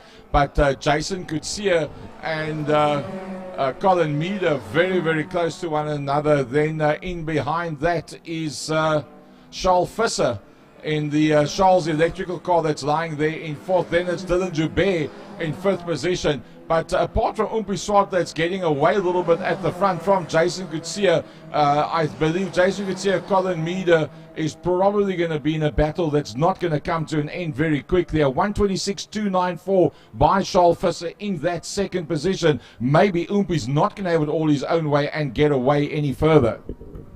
Well, the Class C cars are heading towards turn 2, G-Energy corner, and leading Class C is Dario Busi. Chase Herald sits in that second position. Behind them, that's that lost Class B car of Jock Geldenhuis. He's got damage to that polo, and he's stuck there in the midst of that Class C dice that's heading into turn number 3. There they work through turn number 3, but behind Geldenhuis, there's a 4-way Class C tussle, and that little group has been led there by Nathan Victor. Alfie van Sale looks up on the inside of Colin Smith. Colin Smith gets work to the outside as Alfie van Sale has a squiz up there on his inside, and he makes the move on Van Sale. And now it's John Henry Vaughan's chance. The 14-year-old John Henry Vaughan is having a go up on the inside of Colin Smith as they head down into turn 5 Fostron. Chris Roberts of Roberts Racing leading out the Class B battle and doing a very decent job of that as they work their way down into KFM corner. That Class B first, second and third pretty close to one another. Remember, we lost out on one of the top cars in that class. So Chris Roberts there from Ian Cap, and then Mark Thompson. A little bit further back is Brent van der Schyff. And then that Class C battle that rages on behind that. That's one that I think we must keep the cameras on as well. Dario Busi leading that one out. But going down the back straight, heading towards turn 5, is your group of 4 Class A cars that is running down hard into turn 5, into Fostron corner. And Umpi Swart leads them out of a Fostron corner. Right in there behind Umpi Swart is Jason Kutsia. Kutsia sits there in that second position as they head back down towards us with Colin Meader. Meader sits there in third, followed by Charles Visser. As the 4 of them race down into turn number 1. Behind them, getting slightly lost there is Dylan Joubert. Dylan Joubert rounds off the top 5 as the leading 4 of Class A works their way out of turn 1 KFM corner. Well, Class B losing out 3 cars in the rough and tumble of earlier on, and that's why they are a little bit light on the ground. But talking about strong on the ground, fastest man out there, Umpi Swart, 126.061. Having said that, the previous fastest lap was the man that's lying in second position, and he's doing an utterly brilliant job. Jason Kutsia, Carter, Western Province Motor Club, Killarney International Raceway, says, I don't believe you're going to get away from me, but he's holding very, very strongly there. Colin Meader not being dropped, but doing enough to stay ahead there of Charles Visser as the Charles electrical car works its way through the double right-hander out. Using the whole curbstone. That was very, very marginal. That 77 car in second position of Jason Kutsia was very marginal over the curbstone. Dylan Joubert, unfortunately, losing out on the tail end, Frankie, of Class A. Heading into turn 2 is that Class C dice. And it's been led there by Dario Busi from Chase Herald. Chase Herald's getting a lot closer now to Dario Busi. They're getting away from 3, 4, 5 and 6, which is Alfie van Sale, Nathan Victor. Behind Nathan Victor, we've got Colin Smith. Right on the case of Colin Smith is John Henry Vaughan. Different lines working their way out of turn 3, Damstip. Turn 3 closes up ever slightly on you as they work their way up the KFM straight into turn 4, Car Care Clinic. It's a whole gaggle of Class C cars going down the back straight towards turn 5, Fostron. It's Boosie, it's Herald, it's Van Sale, it's Victor, it's Smith, and it's John Henry Vaughan. Well, the leading Class A cars are very, very equidistant right now. Umpi Swart still the fastest out there, 126.056, a 26.3 by Kutsia, 26.7 by Colin Meader, 26.9 by Charles Visser in there behind that. Dylan Joubert just a little bit further off. Let's have a look at that Class B battle, that field that lost Eden Thompson, Jacques Geldenhuis, both of them out of that. The Class B being led out there by Chris Roberts in the Roberts racing car from Ian Cap is 1.7 seconds further back, and then Mark Thompson is the man that's third in that group. Right, they're working their way out of turn 3 now. That's first, second and third in Class B. Eden Thompson sits out there in P1. Chris Roberts sits in second. Ian Cup sits in third. There's a bit of a gap between them, more or less the same as they work out of 4. Car Care Clinic down the back straight. Here comes Eden Thompson. Then it's Chris Roberts. Then it's Ian Cup as they race down the back straight towards turn 5. Dario Busi, Chase Herald through turn 3 up the KFM straight, and what a tussle between the two of them. Dario Busi, that next week Saturday will be trying to defend his lead in the final round of the Utinga Polo Cup at Aldous Grabanti Raceway, but for now his biggest problem is sitting right there in his rearview mirror, and it's called Chase Herald, multiple champion in his own right, the man that works here at Killarney International Raceway in the workshop with race mates Neon de Toy that did the Onsa Hasey race earlier on today. He's keeping Dario Busi very, very honest. Less than a second between the two of them as they work their way through Fastron Corner down towards the Cape Town side. But the battle behind them in Class C for third, fourth and fifth, that's now starting to get very tight with Alfie van Sale from Nathan Victor and Colin Smith, and they are 0.9, 0.4 and 0.3 when they last came across the line. They now side by side, that battle of 3, hammer and tongs down towards KFM Corner. Right, as they go into KFM Corner, John Henry Vaughan sits behind those two Golfs, and they've got the whole road to themselves, and John doesn't know exactly which way to go. Eventually it sorts itself out. Colin Smith from Nathan Victor, from John Henry Vaughan, down the back main they go. They are chasing Alfie van Sale. That's just ahead of them as they exit turn 2. And the 4 of them are chasing down the leader of Class C, Dario Busi, and second place man into turn 3, Chase Herald. Well, they'll probably have one more lap after this one, depending on whether or not the leader of Class A, Umpi Swart, will catch up to them. I don't think that he'll catch them on this lap, so they probably, the Class C guys got a lap and a half to go, the Class B guys got a lap and a quarter to go, but on the last lap already, it's the man going down there into turn number 3, leading them out.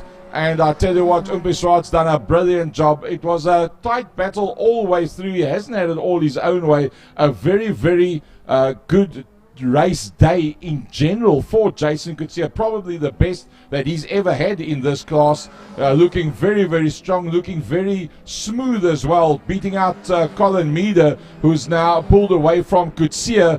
Pretty much an even distance between them. Frankie, let's have a quick look at Class B before we go back to the leaders.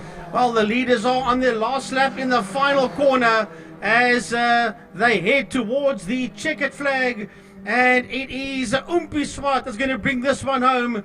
Umpi Swart will finish there in P1. Jason Kutsia, well done there to Jason. I saw his mom in the pits early on and she was pretty stressed. He comes home second. Colin Meader finishes in third. Fourth will go to Charles Visser, and fifth will go to Dylan Joubert. Well, that Class B battle on its way down the back main now, and that's still led out there by Chris Roberts. He's got himself a 1.4 second gap as he works his way down to the brake markers down in Fastron Corner First, second, and third pretty equidistant. I don't think anything's going to change there. We'll follow them through Cape Town corner. It'll be Chris Roberts, Ian Cap from Mark Thompson, Brent van der Schyff, and Wayne Field. If that stays the same, and I think it will, as they come across the line. Let's go and have a look at that Class C battle. It's not all said and done. And further down in Class C with John Henry Vaughan in chase. Right, the Class B cars have taken the checkered flag. It's a Thompson from Roberts from Cup, first, second and third. And here come the boys in Class C towards us. Dario Busi will bring the Automan Fitment Centre Golf home in P1. Here comes Dario towards the checkered flag now. Busi comes home first, second across the line will be Chase Herald, third will go to Alfie van Zyl, but fourth, fifth and sixth, here we go, it's going to be Colin Smith just ahead there of Nathan Victor, followed by John Henry Vaughan. Yeah, we lost out on Jacques Geldenhuis, Grant Kuti and Mario Roux earlier on. But overall, a lovely dice there, Class A, and pretty about the Class B for race number 2 that we lost out on a good couple of riders there. Fastest man out there today, 126.056 for heat number 2, Umpi Swart. Jason Coetzee at one stage of the fight for 3 laps, holding the fastest lap for the race. And a very commendable run there by Coetzee, I must say, keeping the front man honest. Class A, Yuri Swart from Jason Coetzee, Colin Meader. Class B, Eden Thompson from Chris Robertson, Ian Cup. Class C, Dario Busi, Chase Herald, and eventually Alfie van Zyl coming through in that third position. But a big up there for Nathan Victor, John Henry Vaughan, having a titanic struggle a little bit further back there with Smith just involved with that one as well. And let's be honest, Frankie, they weren't far off the likes of Herald and Busi whatsoever. So I look forward to the next event for Cheaper Cars GTI Challenge right here at WPMC. Well, we're going to have to wait until November the 14th for that one, but definitely I agree with you, looking forward to that. So that was the final race for the Cheaper Cars GTI Challenge. Big thanks there to Gert du Plessis of Cheaper Cars, and he is the sponsor of the series and the reigning chairman of GTI Challenge. Right, that wraps it up for GTI Challenge. We move on to the Formula Libre single-seaters for their second race of the day.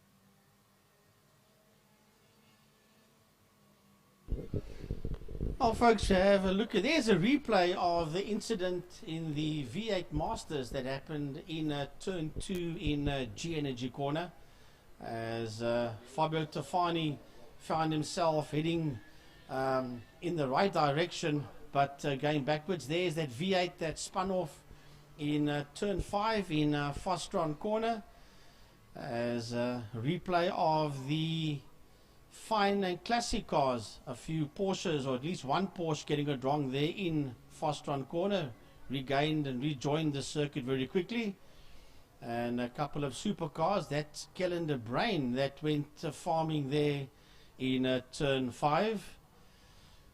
So as we have a look at our WPMC marshals that are standing there on the grid, they are waiting for the next class to come out, which will be the single-seaters. Few golfs being toned back. That is the Grand, I think it might be Grand Cluters Class B golf that's been towed back to the pit area. It is indeed Grand Cluters' car. He had problems out in race number 1, you will recall, when the bonnet pins came loose and the bonnet folded all the way up against the front window, and he got a DNF. It did not finish in race number 1, and sadly for Grant, it continues as you see yourself there in race number 2, also with a DNF, the Class B Golf being towed back to the pits by the WPMC support vehicles. So not a good day in general for Mr. Grant Kluter, but I'm sure he'll be back on the 14th of November with that very same Class B Golf, and he'll be campaigning cheaper cars, GTI Challenge once again. So as he gets towed back into Park for May area, we wait for the Formula Libre single-seaters to make their appearance out on the circuit. One car has come out already, Richard Carr. Reno Pence is working his way out onto the track, and so is Graham Knight. Kelly Fletcher, the young lady racer, making her way out onto the track as well in the number 22 car. That's that light lime green Class C Formula V. That's turning into turn 1. It's gone through turn 1 already. It's exiting turn 1, to be honest with you. But you'll definitely see footage of the lady racer, Kelly Fletcher. She's connected to Byron Mitchell. She also loves riding horses as well, does the young lady racer. Right, so the Libras are out on track for their second race of the day. It's a pity we haven't got any of the Class S cars out there today. Byron Mitchell is racing, but he's racing in the Formula V and Class C. He's not campaigning his Formula Volkswagen in Class S. There's no DJ Boyson out there today, and there's no Andrew Rackstraw for that matter. So yeah, it's a pity we haven't got those 3 Class S cars out. I did see Dirkie Boyson walking around in the pit area early on, so I'm not too sure exactly what the situation is, but there are no Class S cars out there sadly today. Right, so the Libra cars are working their way down the back straight, making their way towards turn 5. Richard Carr's out there. There's Reno Pence, and then as we keep an eye on the marshals here on the grid, they will wait for those Formula M cars, the Formula Libre cars, I apologize, to make their way out of turn 5, out of Fostron corner, and head towards the grid proper. There's all of the powers that be. There you see the flag man standing on the right hand side of your screen. Pit lane is there, and then just directly underneath us, all the way at the bottom of the tower, we're right on top. We've got a bird's eye view of the entire circuit, Table Mountain, and most of the Table View area. That office you see at the bottom there, that's the office I'm talking about, right at the bottom. That is your clerk's office. That's your COC and steward's office. And then you go 1 floor up. That is exactly there. Just stop, Mr. Cameraman. Thank you. That is your lap scorers and your timekeepers. And then 1 floor higher than that, that is part of the VIP lounge, which is pretty empty. There you can see the VIP lounge. And then right on top, that's where us noisemakers, that's where we stand. That is the tower. That's race control here at Killarney. There you see Mr. Peter van der Spey standing. I'm not far behind. Gary Fleming has disappeared. He's sitting down there on his chair. So that's a breakdown from the floor all the way up of race control at the Western Province Motor Club. A big thanks to Gerard and his entire IMUSAT team. I don't know all your names down here. I know they can hear me. You guys are absolutely genius. You guys are brilliant. Right, we're about to get this one underway. Formula Libre, race number 2. And away they go. And a horrible start off the line there once again by Byron Mitchell. He drops all the way down into that fourth, now third position as he exits turn number 1. But it's all about Richard Carr. That's making his way up the Joubert Straight towards turn 2 into G-Energy corner and diving through on Graham Knight, going into second position there. Out of G-Energy is Byron Mitchell. Graham Knight sits in third, but he leads Class B. Then behind them, that's a lot of cars there. Reno Pence is involved in that fight, and so is Cyril Somerville as they exit their way through. And I think it is Ricky Anderson that's involved. That light green car that you see working its way up the KFM straight now towards turn 4. That green car that's coming out there. There you pick it up in your screen. You should see it shortly. Heading down the back straight. It is the second last car in that group going down the back. That is Lady Racer Kelly Fletcher. And Kelly's having a look there at Cyril Somerville. She wants to have a look at Cyril. No, Cyril on the other hand is having a look up on the inside and does not make the move, but he had a look there at Ricky Anderson as the leaders make their way down into turn number 1. We stay with this little fight heading towards us. It is coming past us now. It looks like it is Ricky Anderson. Indeed, yes, Cyril Somerville and Kelly Fletcher coming through there, and together with them is Donovan Ramsey. So that is that group of 4 coming through. Anderson, Somerville, Fletcher and Ramsey as they exit turn number 1 and race their way up into turn 2, which is G-Energy corner. So that's about the closest dice on the track at this point in time of those 4 Class C Formula V cars that are exiting turn 2, G-Energy, as they work their way through the kink and running it down towards turn 3, towards Rose Foundation. Want to have a look and see if I can pick up that fight for the lead. Down the back straight they go. That's a lovely fight for the overall lead. Heading down the Killarney back straight towards turn 5. And Richard Carr's being attacked there by Byron Mitchell. Carr and Mitchell and Byron Mitchell in turn 5. Fostron takes that lead away there from Richard Carr. Carr dropping down into that second position. Mitchell moving up there into P1. Byron Mitchell leads at the end of this lap, and now Richard Carr dives up onto the inside of Byron Mitchell, and Carr gets his nose back into the lead again into turn 1, into KFM, followed there in third place by the Class B car, that is Graham Knight. Reno Pence making his way into turn 1, but making its way into turn 1 is this group of motor cars that's been led there by Ricky Anderson. Ricky Anderson into turn 1, right there with Ricky Anderson is Cyril Somerville, and then it is Donovan Ramsey, and right on the gearbox of the Donovan Ramsey car is Kelly Fletcher. Right, so lovely close racing here, both in the front and at the rear of the pack of Formula Libres. Having a look here in G-Energy corner, Ricky Anderson leading out there over Cyril Somerville.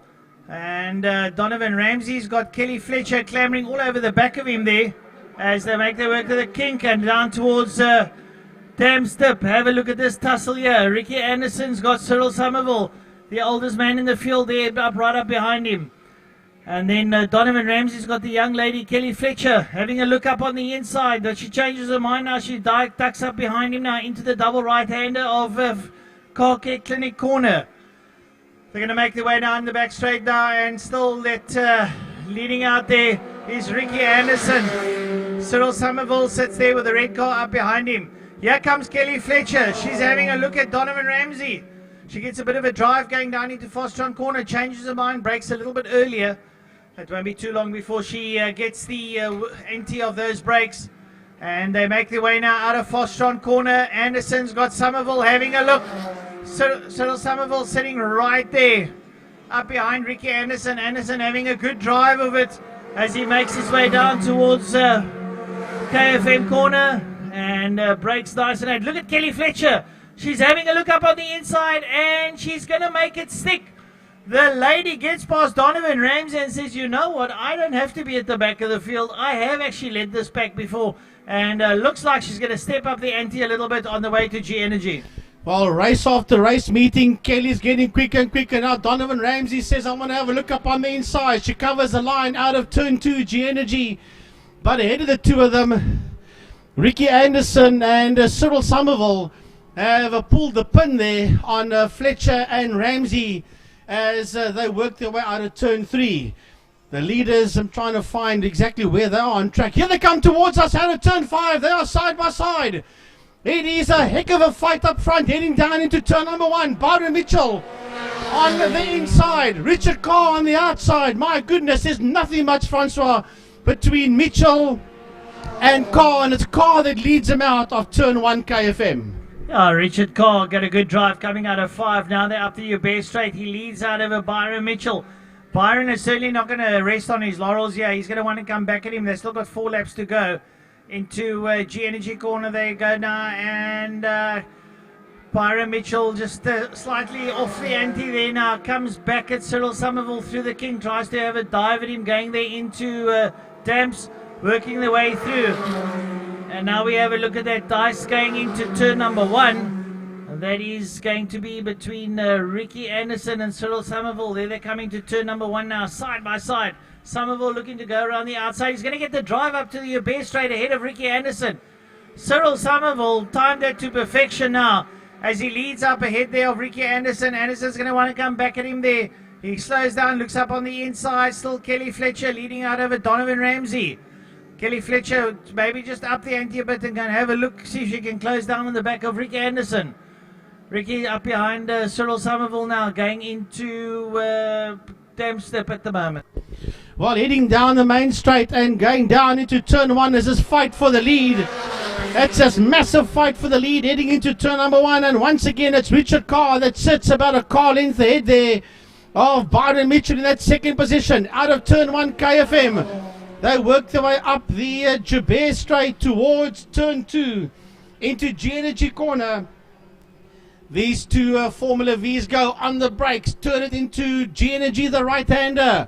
Richard Carr has been hassled there by second place man Byron Mitchell. He opens up 1, 2, 3 car lengths on Mitchell. He does seem to have the upper hand on Byron Mitchell as they work their way out of turn 3. Damstep work their way up the KFM straight into turn 4, and this is where Mitchell comes back again at Carr as they exit turn 4 Car Care Clinic and race it down the back straight towards turn 5 Fostron.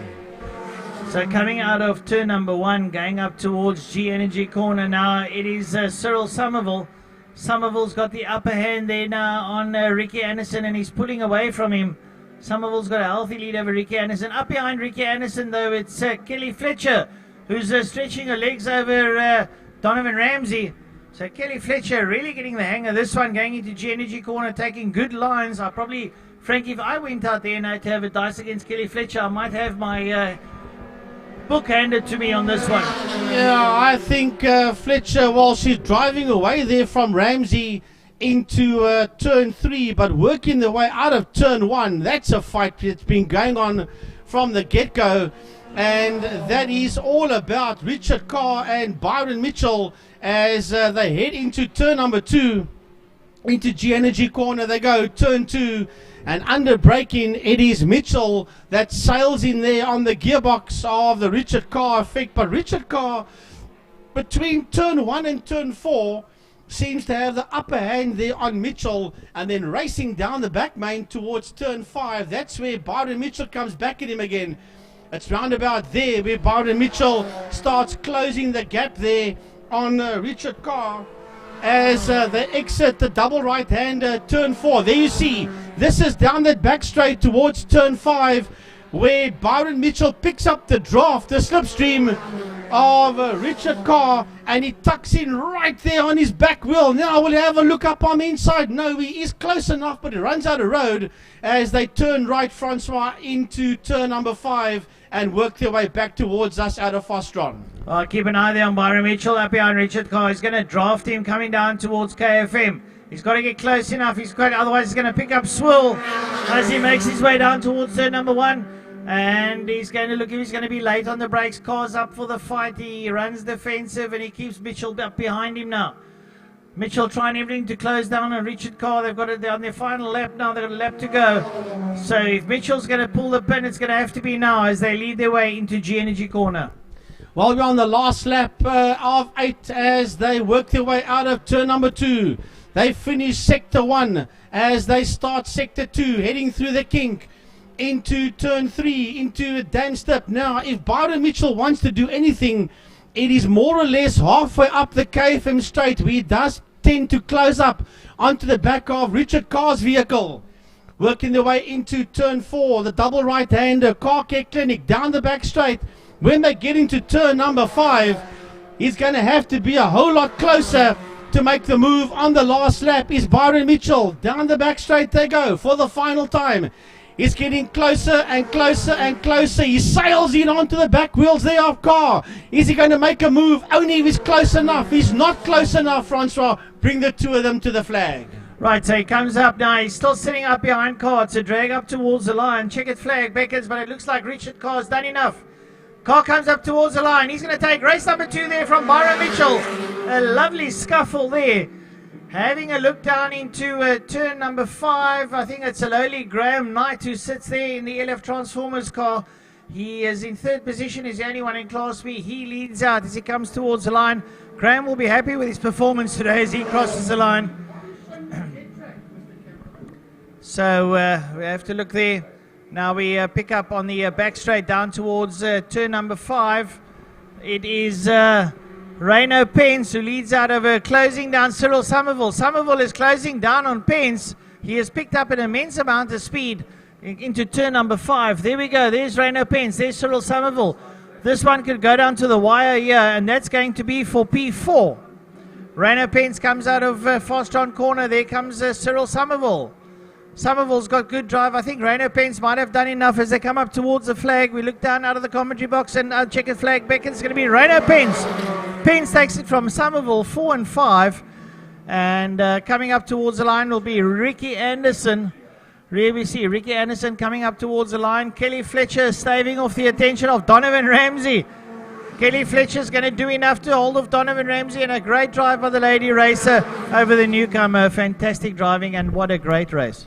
Well done out there to lady racer Kelly Fletcher. She's done a reputation. Absolutely no harm out there today.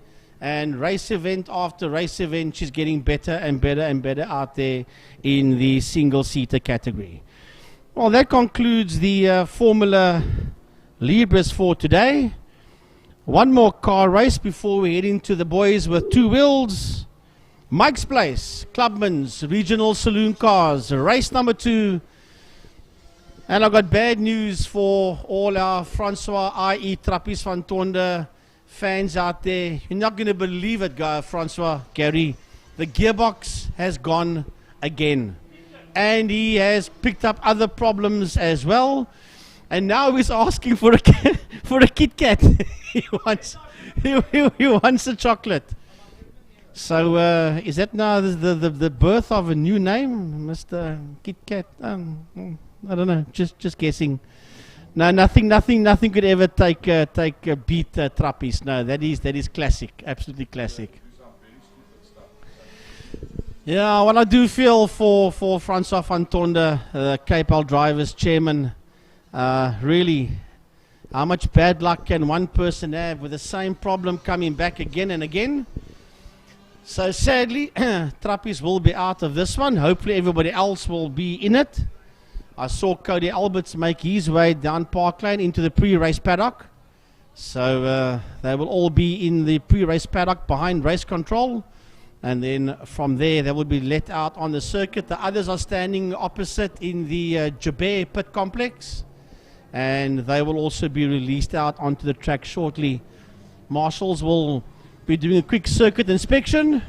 The circuit does seem to be clear from this point of view, and we will release them shortly. Piet van der Walt takes his BMW E36 out. He's the pace car driver / safety car driver, and he came up to us right this morning at just after 8 o'clock. And yeah, folks, that's when we've been busy here since 8 o'clock this morning. A big thanks to Mr. Francois Butley. He was the first person in the commentary box way before Gary and myself could even get here. And he started the proceedings for us.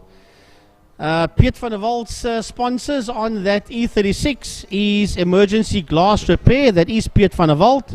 Union Signs, Mr. Jaapie Scholes. GNA Motorsport, Mr. Gunther Drotsky. The Pink Car Wash, that's Christo Berger in Willowbridge Mall. And then, of course, Mr. Bessie Bester of the Bessie Bester Motors Group and De Vitte's in Brackenfell. They are the sponsors there on the E36 BMW Cup car of Piet van der Walt, who is using that car today as the safety and pace car. Folks, remember every Tuesday and every Thursday evening at 8 p.m. the Second Gear Talk Show, presented by Gary Fleming, and you'll get a lot of information on Killarney International Raceway. As a matter of fact, Killarney is one of the sponsors, together with Union Signs, that we've got on here, and Bessie Bester and the guys is one of many sponsors. Mega Oval, there's so many sponsors that are looking after the Second Gear Talk Show. Andries Olwagen, he sits all the way in Port Elizabeth. He does all the production work from there, and Gary is the presenter, and he does it from his house here in Cape Town in Welgelegen, and has got a whole studio that's there in his lounge. His lounge that doubles up as his production studio, because it's not only for the Second Gear Talk shows, for Francois and myself for the iRacing as well. So he's got a whole studio there. But in any case, we'll get to iRacing a bit later on. The Second Gear Talk Show, Tuesday and Thursday evenings, 8 p.m. There is a Facebook group. Ask to join, and you will be added to the group. And all forms of motorsport in the country gets spoken about, interviews from karting to short circuit to motocross. So they were still going to get to the motocross. There's just so much that needs to be done. They're going to get to the short circuit guys as well. That's where Francois Butler comes in with the short circuit and the main circuit bikes, to get those guys. What's the guy that says Superbikes? Stephen Woodendall has also been on the show. And I know Francois' next target is the Binder brothers, and he's working frantically to try and get hold of Brad and Darren Binder onto the show. We're also looking at the likes of the Calvin and Sheldon van der Linde and Chris Aberdeen that races DTM. Can you believe it? South Africans racing German touring cars a couple of years ago. You never would have thought that. Well, not only that, they're racing Grand Prix bikes as well. So our drivers out there, and we've got a lot of riders that do America. Cam Peterson won the American 1000cc stock championship. A South African waltzed into the USA and decided to beat the hell out of all the Americans and walk away with the American championship. And all those guys, hopefully down the line, will be on the talk show. Gary, they want to do a segment on international racing and car testing as well. So it'll make it one of the biggest talk shows, if not the biggest one in the country. Yeah, the other thing is that if you want to know about the vision for 2021 for Killarney International Raceway, Des Esom will be going live with us on Tuesday night at 8 o'clock. And he's already got the national calendar for next year. And he'll be giving us some information as to going forward, how the year is going to be starting off, and then progressing through the year with the national calendar, the latest on the World Rallycross, and lots more information. So look forward to that one, and you can find out what's happening at the center, the epicenter of motorsport in the Western Cape, which is Western Province Motor Club, Killarney International Raceway, right here where we are bringing this information and footage that you see here today. And I tell you what, a big thanks to our IMUSAT cameramen. They're doing a lovely job as always. Definitely the best camera crew and production team that is doing business at any of the main circuits throughout South Africa. No disrespect to any of the others, but there's no doubt that this is the team to be able to see what they're doing and try and pick up from what they're doing. And everybody else, I think, can only but learn from what these guys are doing here. They've been doing it for a period of time. I mean, the system was already up and running pre-COVID-19, and that probably gave them a bit of a head start on everybody else, but definitely the technology that they're building into it is making it easier for us to do the commentary upstairs here as well, as they bring us lots of information. Mike's Place Clubman Saloons, heat number 2. They're busy with a warm-up right now. The revelation of Heat 1, Frankie Bossy Burger. Wow, has that car got a turner speed? A heck of a turner speed, that's for sure. He was giving Brendan Green and Donnie van Niekerk a huge run for their money out there. Picked up a bit of an issue towards the end of the race. I also want to give a shout out to Michael de Toy, our man from Worcester. I know Michael was watching race number 1. He sent me a WhatsApp. He was pretty miffed at me that I didn't commentate the Clubman's bike race with Francois, but I did promise him that I would be on the mic for the second one. So Mike, if you are still watching the production, a good afternoon to you, and you are certainly missed out here today, and we're looking forward to see you back again on November the 14th. So let's see if they all make it out onto circuit. We had one of the Beamers that didn't make it out. I think it was Parker that was not out in heat number 1. So let's see if he manages to get out there. Bossy Burger, Cody Alberts, Brennan Green, Donnie van Niekerk, all the Class A cars that coming up onto the grid. A good couple of Class X cars as well. Mirwan Thomas, Ruan van der Walt, Francois Immelman, Faris Manan, Daryl van Niekerk, Nias Modek, Quinton Carr.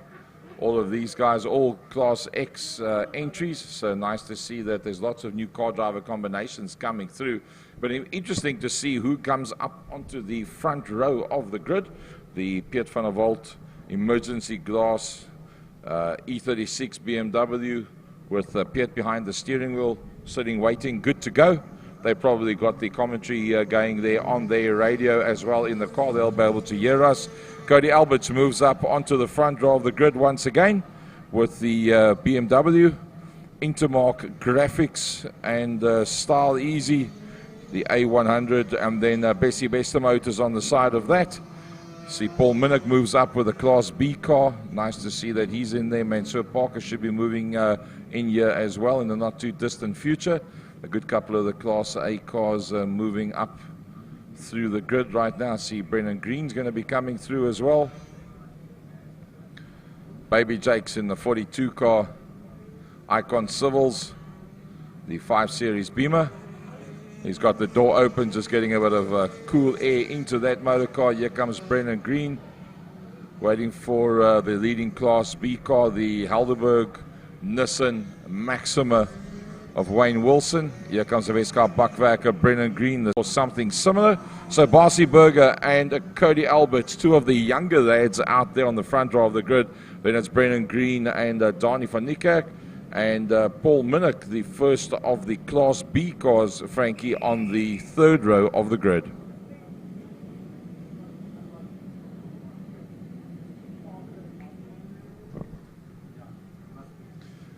Yeah, I think the man that's not there is, in fact, Mansour Parker. He didn't make it out for heat number 1. He would have been on the 5th place on the grid, but it didn't work out for him.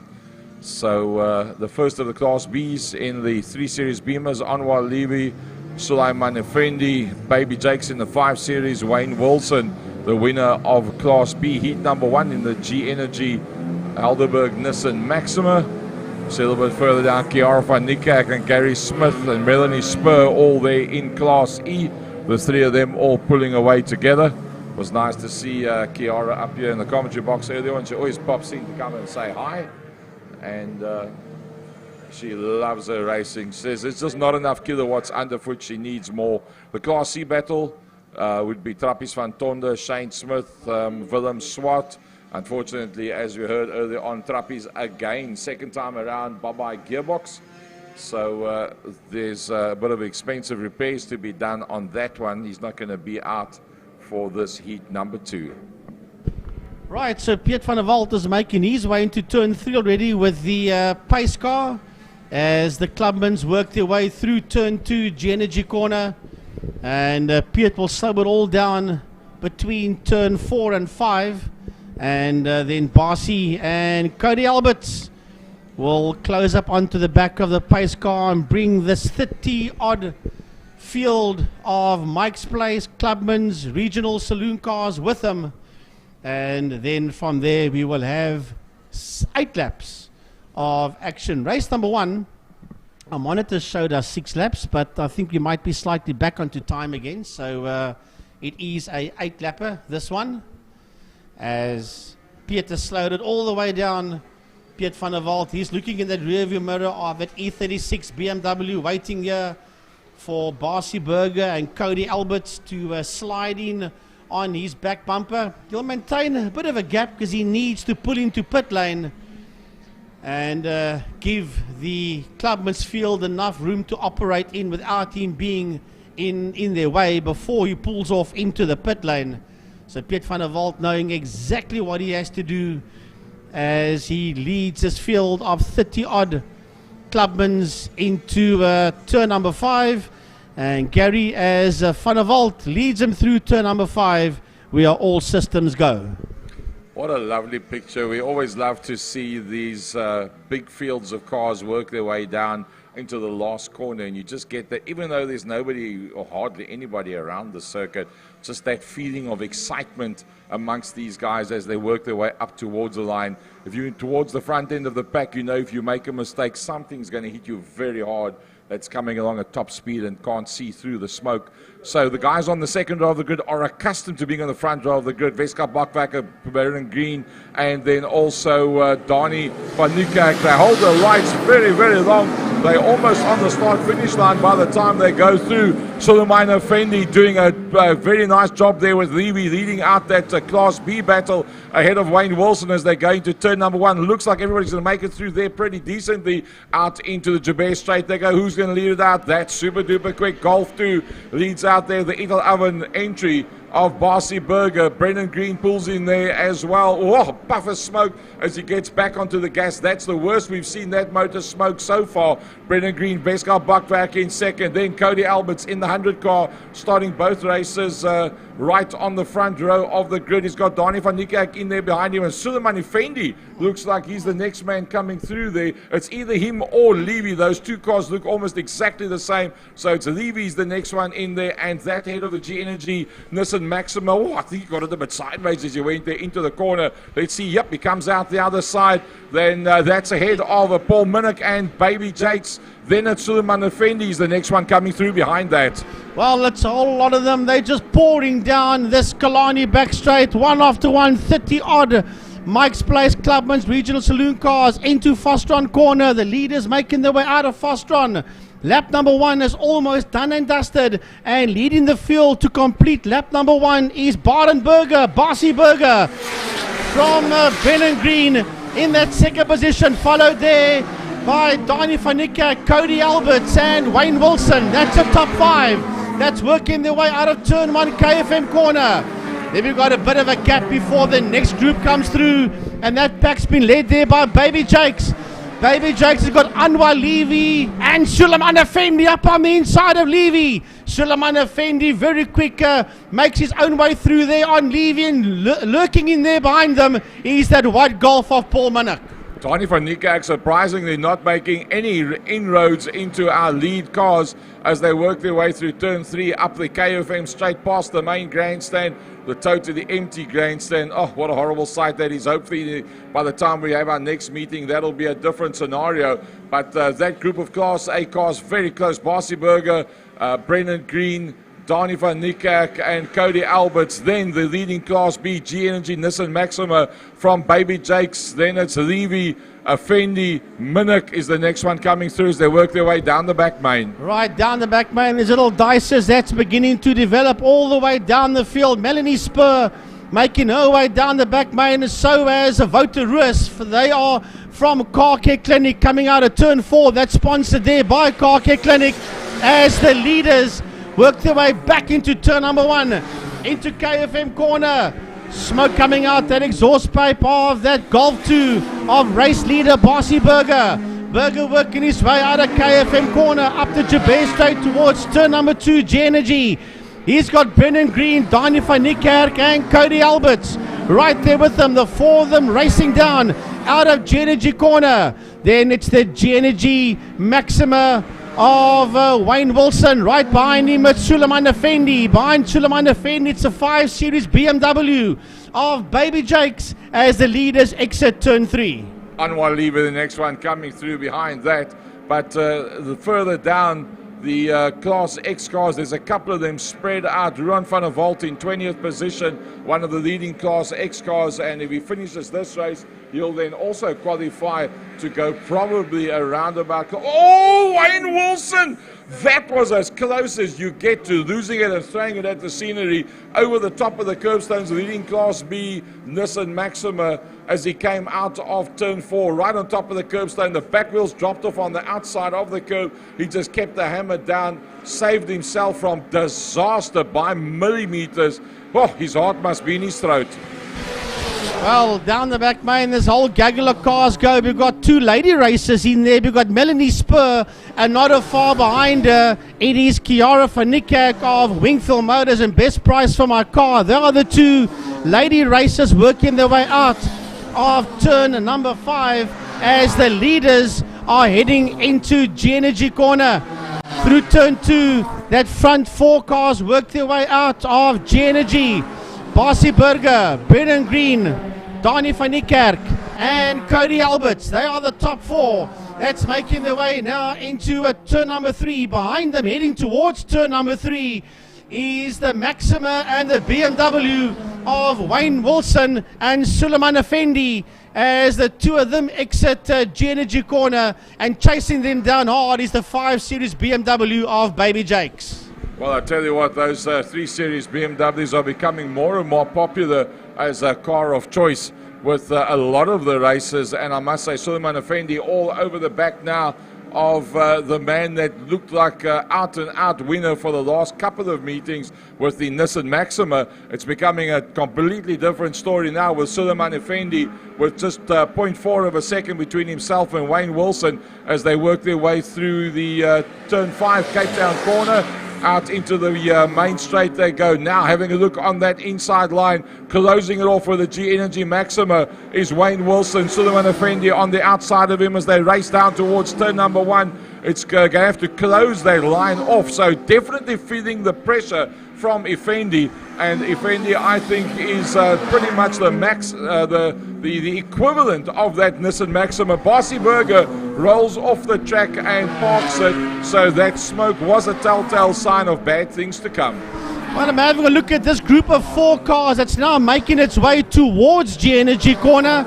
It's that white Golf of Paul Minnick. That's the one I'm picking up. They've got a back marker in front of him. It's 4 of them rolling out of G Energy now. It is Paul Minnick. It is Anwar Levy. And right there with Anwar Levy is Willie Swart and Rasley Harris. Keeping an eye on those 4. That is somewhere just ahead of Midpack. That is working its way, that group working its way out of turn number 3. Harris has a look up on the inside of Swart. Swart gets worked to the outside there by Rasley Harris as they exit turn number 4. Car Care Clinic. Down the back man they go. Paul Minnick, Anwar Levy, has Rasley Harris and Willie Swart. Yeah, behind Willie Swart, the rest of the pack coming through behind that and trying to hold on to that pace. Shane Smith, Daniel Coetzee, Dwayne Bernard doing their bit there. In fact, Coetzee, Bernard and Anton Jacobs all in the same class as they work their way down to Cape Town corner. Melanie Spur are leading a lady racer out there ahead of Kiara. We've got another car running very slowly through turn number 3. I'm not sure who that is. It looks like it could be Barcy Berger. In fact, that's slowly making his way back to the pit area, so that means it's the best car, Buckwacker car of Brennan Green. Donnie van Niekerk not been able to make a plan with him at this stage to fight Brennan Green, a 121.722. That's very close to busting out. Barcy Berger running a reasonable speed down the back straight, so it can't be too bad. Brennan Green from Donnie van Niekerk out into the back main. Here comes third place Cody Alberts, starting on the front row of the grid. Race number 1 and race number 2, first, second and third. We wait for the fourth place car to come out into the back main, and that is Suleiman Effendi, and as we expected has gone past the Class B leader Wayne Wilson. Baby Jake's third in Class B. Well, Baby Jakes, there goes Modak down the back straight in that 47 car, and here comes this dice heading down the back straight now towards turn number 5, and Willie Swart is still there, but he's dropped off severely as Paul Minnock diving around behind Anwar Levy into turn 5. Harris is the next man that is in there with them as the three of them exit turn 5 Fostron corner, and it's a lovely dice there between them, but the leaders are making their way out of turn number 2 with a lap and a half, almost a lap and a half to go as they work their way towards turn number 3. Brennan Green sits out there in P1, then the 2 BMWs, second and third of Donnie van Niekerk and Cody Alberts. Class E battle just a bit further back is Gary Smith from Melanie Spur and Kiara van Niekerk. Kiara says that that car pushes only around about 105 kilowatts. It's just not enough, and in the straight lines they are killing her, but they've done what they wanted to, taught her how to drive the car to the max. They're busy putting a new motor together, so you'll probably find she's going to be a whole heap quicker next time out. There's just 2 more laps to go in this race number 2, Mike's Place Clubman Saloons. We only lost out on Nias Modak and Trappies van Tonde. Everybody else still out there and trucking. Right, so this one is drawing towards the end. There's a lap and a bit to go for the front runners as they start their final lap. 1 more lap to go. This is the flag lap for the 2 leaders that are working their way out of turn 1 KFM corner. Brennan Green sits out there in P1. Donnie van Niekerk in second. Cody Alberts in a comfortable third position on the flag lap, Gary. The 3 leaders are heading now towards turn 2. G Energy. Can Donnie van Niekerk make a plan with Brennan Green? It doesn't look like it. Brennan Green on 21.514. That's 14 thousandths outside of a breakout. I think the breakouts are 121.5. So that's as close as you can get. Whoa! Minnock having a go with Levy and Rasley Harris down into turn number 1, but let's go back to the leaders as the leaders are working their way for the last time down into Cape Town corner, and I think it's going to be all about Brennan Green as Brennan Green down the back main. There he goes, Brennan Green, and passing a couple of the slower cars. The blue flags waving frantically as the leaders come through there. The marshal desperate to try and make sure that everybody knows that the quicker cars are on their way through for the last time, making sure nothing goes wrong. As always, the marshal's doing a brilliant job. Donnie van Niekerk's closed up.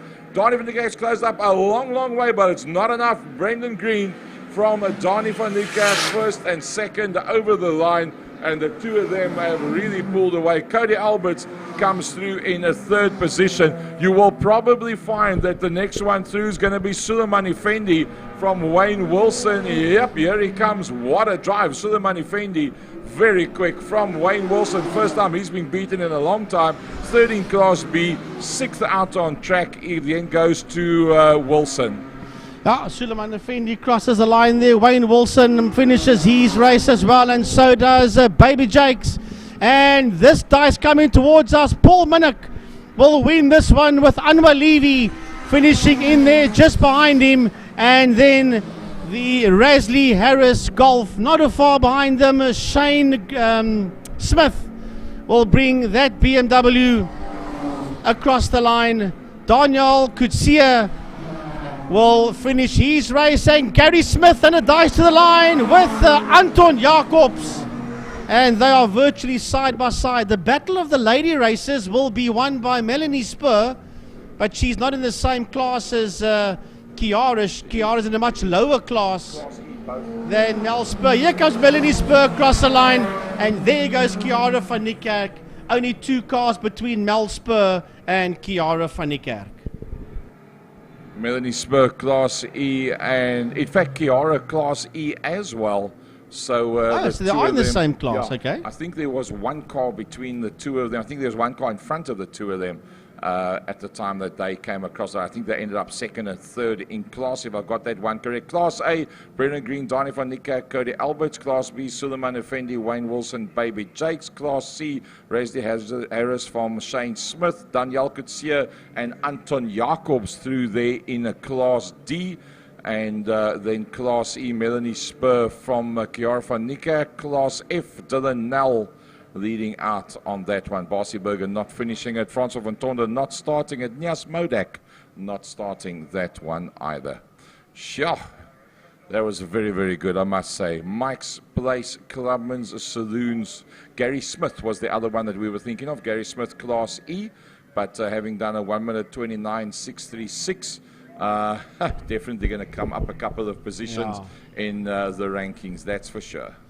Probably Class D for the next event, which will be the 14th of November. Well, you see a few replays of the action that we've had here at Killarney during the day. That's Wayne Wilson getting that Maximus slightly out of shape, working his way there out of turn 4 that you just witnessed there on your TV monitors. As the Clubman's cars head back, sideways. That was Jock Keldenace, GTI Challenge Class B. He got himself in a knot. Mark Thompson and a few other drivers having to take some serious evasive action there. And then some action in the Formula Libre single-seater race. A couple of the V8 Masters squirming it out there. That is Wayne once again. So a lot of replays, some of the fine car replays, a lot of action we've had here today, thank goodness. Everything has gone down well so far. So all the car racing for the day has been done and dusted, and we end the day off with 3 races. Our friends on the 2 wheels, that will be the RST TrackMac Power Sport motorcycles, the 650s and the 390s. And then from there we'll go into the superbikes, and we'll end the day with the Clubman's and Breakfast Run motorcycles.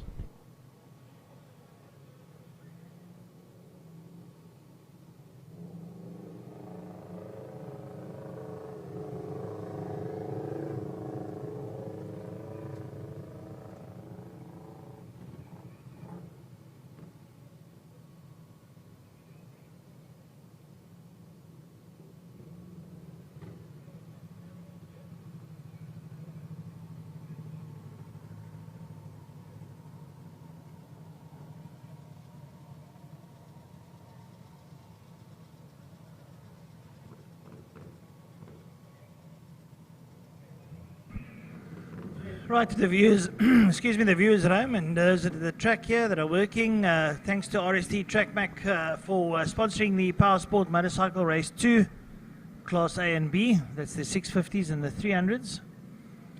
The race about to commence pretty shortly. Just a little bit of a track cleanup around the circuit. Once that's finished, the bikes will go out onto the track and go and warm up.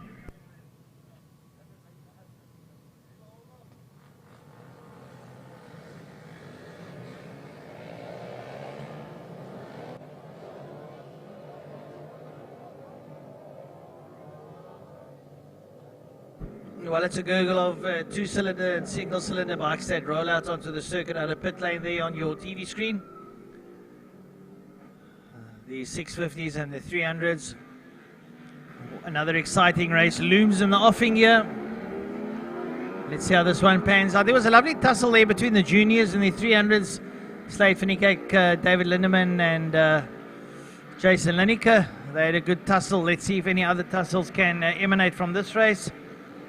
And I'm sure it'll provide for good solid entertainment on a Saturday afternoon.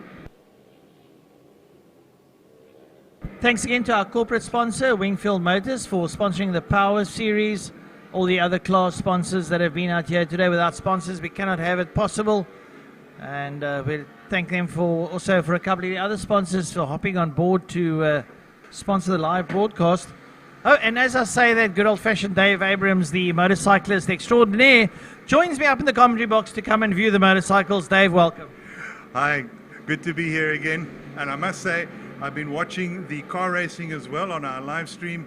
We've had some fantastic racing today. And when you hear a bike guy say that about the cars, you know it's been good. Gee, I'm actually getting goose flesh here. Turn up for the books. He actually makes a statement about car racing. Well, there is a turn up in the books. Dave Abrams talking about cars. Great stuff. Well, the bikes are with their final warm-up lap before we go racing. It's the third last heat of the day. The Power Sport will have the Superbikes after this, and then the Clubbins and Classics, together with the Breakfast Ride motorcycles in your third heat. A very large field here today, 15 bikes out there. Now, we've got two youngsters racing in the States, Dominic Doyle and Sam Lockhoff, that are doing extremely well in the AMA 400 class, and they emanate out of this group of riders that you see out here on track. So that just gives you an idea of the quality of riders that we have. They're doing extremely well. They're sitting both second and third in the American Championships. Yeah, Cam won the thousands, but down in the 400 class, 300 class, Dominic Doyle has got an outside chance of actually taking that championship. That might just be another South African in the offing. So we are holding thumbs. As a matter of fact, I'm cramping my left thumb from holding it all day, hoping the best for these guys. Brilliant stuff from our local lads that are abroad, and as always, we wish them well. They might be on viewing us, and we want to say to them, boys, we don't forget about you. You're always in our hearts and minds, and we sincerely hope you do well. Right, so the bikes are making their way through turn 5. There you see the officials standing on the grid proper with their red flags, etc. And the pedal board being held there by Mr. John Green, one of our senior citizens here. He's got the pedal in his hand, the big red flag held up there on the start line for the riders to come and take up their grid positions proper. RST, TrackMac Power Sport Motorcycles, race number 2.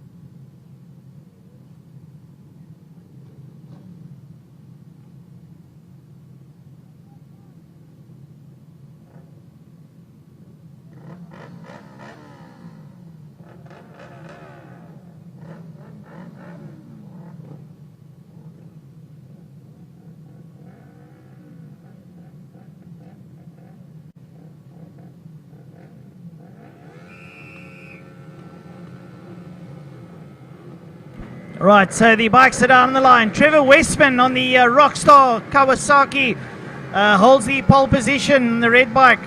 They're under starters orders, they're revving. John Green flips the 5-second pedal. The lights are on and we are racing. Away they go down towards KFM corner. And getting the whole shot there is that Dominic Penny. Dominic Penny gets the whole shot there ahead of Trevor Westman. Trevor won't be too perturbed about that. Jason Lineker around the outside of a couple of the riders, slides up into P4. Brilliant stuff there now, and Westman moves to the front ahead of Penny there. It looks like it's Flach and Jason Lineker, one of the other riders, coming through pretty quickly up there into 5th position. They roll around through G Energy corner, line astern as the sun sets there in the background. Very difficult to pick up the motorcycles from where we are. Thank goodness we got a bit of telly, but that's a little bit fast on the eye. As they roll down into Dams, making a right-hander up the KFM straight there. TrackMac being donned on the right-hand top-hand side of your screen. They are the sponsors for this one. And leading out Trevor Westman. Down the back straight they go, coming out of turn number 4. Trevor Westman leads out there. Dominic Penny and... oh, look there. Great dice is that fluck that goes through, but Jason Lineker has got the upper hand in the 300s. Are they going to go and fetch him down the road? They dive down into turn number 5, Fostron corner for lap number 1. It's a 10-lapper. It's a nice long race. They can really stretch their legs in this one. Right, coming up towards us now. Up towards the line they go. And it's going to be Trevor Westman that leads them out. They go over the line. Trevor Westman. That's Lance Jonas in second. Then Dominic Penny. Lance Jonas sits up there now in P3. Lance is having an absolute ball of this one. Doing exceptionally well. And leading up there now, it's going to be Trevor Westman, Lance Jonas, Dominic Penny, Franco Fluck, Jason Lineker, Slade Van Niekerk, Brandon Story, David Lindeman up behind him, Andrew Thompson there. That's your top 10. So Brandon Story is in there on the Suzuki S650 SV. And he's having a bit of fun. Good to have Story back out on circuit. Brandon Story has always enjoyed his racing, but he only gets the odd chance to race. Nonetheless, he always shows his prowess when he's out on the circuit. As the leaders now go into Car Care Clinic corner, the double apex right-hander. They roll out up onto the curbstones and down the back straight they go. There is Trevor Westman. Trevor Westman, and it looks like he's got Jonas there up behind him with Dominic Penny. Lance Jonas is having a rocket line down the back straight. He's going to collect Trevor Westman.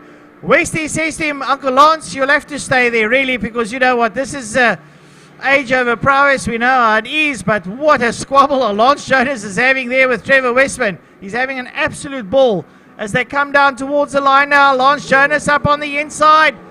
Jonas up on the inside, and it looks like he's going to take the lead away from Westman. Lance Jonas, well, father of Hayden Jonas, goes into first place ahead of Trevor Westman. Well, this is nice. Dave Abrams, you standing here watching this one with me. And this actually makes for exciting racing. And I'm sure Hayden, watching on the telly at home, is jumping for joy that Lance has got the lead. I should imagine that Hayden is just jumping up and down in his lounge at home. This is great stuff. And it's really nice to see somebody taking it all the way forward to challenge Trevor Westman after he ran away with the first race earlier today. I see Trevor Westman's taken the lead back now. And, well, Lance is not giving up. He's chopping at the bit. He's sitting right there. He's really relishing the opportunity to have a dice with young Trevor. They now come out of turn number 4, Car Care Clinic. Coming down the back straight. It's Westman. He's tucked up behind the fairing now. He knows that Lance is there. Lance gets good drive coming out there. And he's ghosting him. He sits up on his outside. He goes around the outside as Jonas. He gets fantastic draft down towards Fostron corner. But Westman is an absolute demon on the brakes. And rolls in there, but it looks like Jonas pipped around the outside there. So the gloves are off here, that's for sure. It's fisticuffs at the sharp end of the field here for Lance Jonas and Trevor Westman. This is absolutely scintillating stuff here in this second heat of the Power Sport motorcycles. So they make their way now. Dominic Penny goes over the line. Franco Fluck follows him. Jason Lineker, David Lindeman, Slade Van Niekerk, they're all in there. And those three Power Sport motorcycles are once again embroiled in their scrap. But having a look at the sharp end of the field there, Lance Jonas and Westman slides up on his inside, backs it into 2. Round G Energy corner he goes, and Jonas just sits up and says, you know what, I'm up for it. Here we go. The gloves are off. Let's go down through the King, down towards Damsdip. And here comes Trevor Westman, Lance Jonas right up there behind him. Well, it's good to see Lance with this kind of fervor. And taking an attack option out here today in the second heat. He's making the most of it. I tell you what a way to start your summer. A little bit of racing against the likes of Trevor Westman in the Power Sport class. Westman on the Rockstar Kawasaki moves off there. Jonas sits up behind him on the Suzuki there as he pushes on. And he's having a great scrap of it. He's got fantastic drive going down to Fostron corner, turn number 5. Westman late on the brakes, dives in there. Proverbial shutout, as they would have in motocross, comes out, and Jonas gets good drive coming out of turn 5, sits up there behind Trevor Westman. I tell you what, Lance Jonas has got a smile from ear to ear. You only have to peel it off his face later. Look at this side by side on their way down to KFM. Jonas takes the lead there over Westman. Westman will be very late on the brakes. He slides it in there into turn number 1. and just keeps Lance Jonas at bay. Dominic Penny has got Franco Flach with him there on 3 and 4. And they're having a good tussle now, coming up towards the G-Energy corner. There you see Westman and Jonas just a little way back now. You're going to pick up on Penny. They come up into turn number 2, G-Energy corner, work their way through the king now. There goes Westman. He's trying to get a bit of a lead now over Jonas. Jonas sits up there behind Westman. They come out and work their way up the KFM straight. These two are getting away from the rest of the field because they're embroiled in a solid battle. You will see coming into picture 2 there behind us, Dominic Penny and Franco Flach. But here comes Trevor Westman. Westman doesn't even have the knee in the tire. He gets good drive coming out of turn number 4. Down the back straight he goes. Jonas follows suit. There's a slow marker up in front of them as they work their way down towards Fostron corner. And Westman hugs the inside of the track. Then he goes out to take the corner. He'll have to work his way past the slow marker now as they exit Fostron corner, turn number 5. Westman up on the inside. The slow marker just maintains his position. I'm not sure who that is. It looks like one of the HSC bikes. Yeah, the colours tell me it's a Hutching Service Centre bike. I'm not sure who's on there. I think that is, I don't know, it's one of the guys renting the bikes. So they work their way through. But Trevor Westman now starting to break the camel's back over Lance Jonas. He's now turned the wick up ever so slightly and makes his way up now towards G-Energy corner. Trevor Westman and Lance Jonas having it, but just behind them, coming out of KFM, those 3 bikes are embroiled around. There they come up towards us now. Those 300 cycles. It's going to be... there they're coming to picture now. Those 300s coming around G-Energy. There they go. That's Slade van Niekerk, David Lindeman and Jason Lineker. They're going to come out there through the king down towards Damps. There they come now, those 300s, and they're still embroiled in that battle, and they just continued it from heat number 1, and they've taken it straight through to heat number 2, up on the way up towards Car Care Clinic. They carve through the poor slower marker. He's been absolutely mugged there. They're inside, they're outside. The slow marker doesn't know what's happening.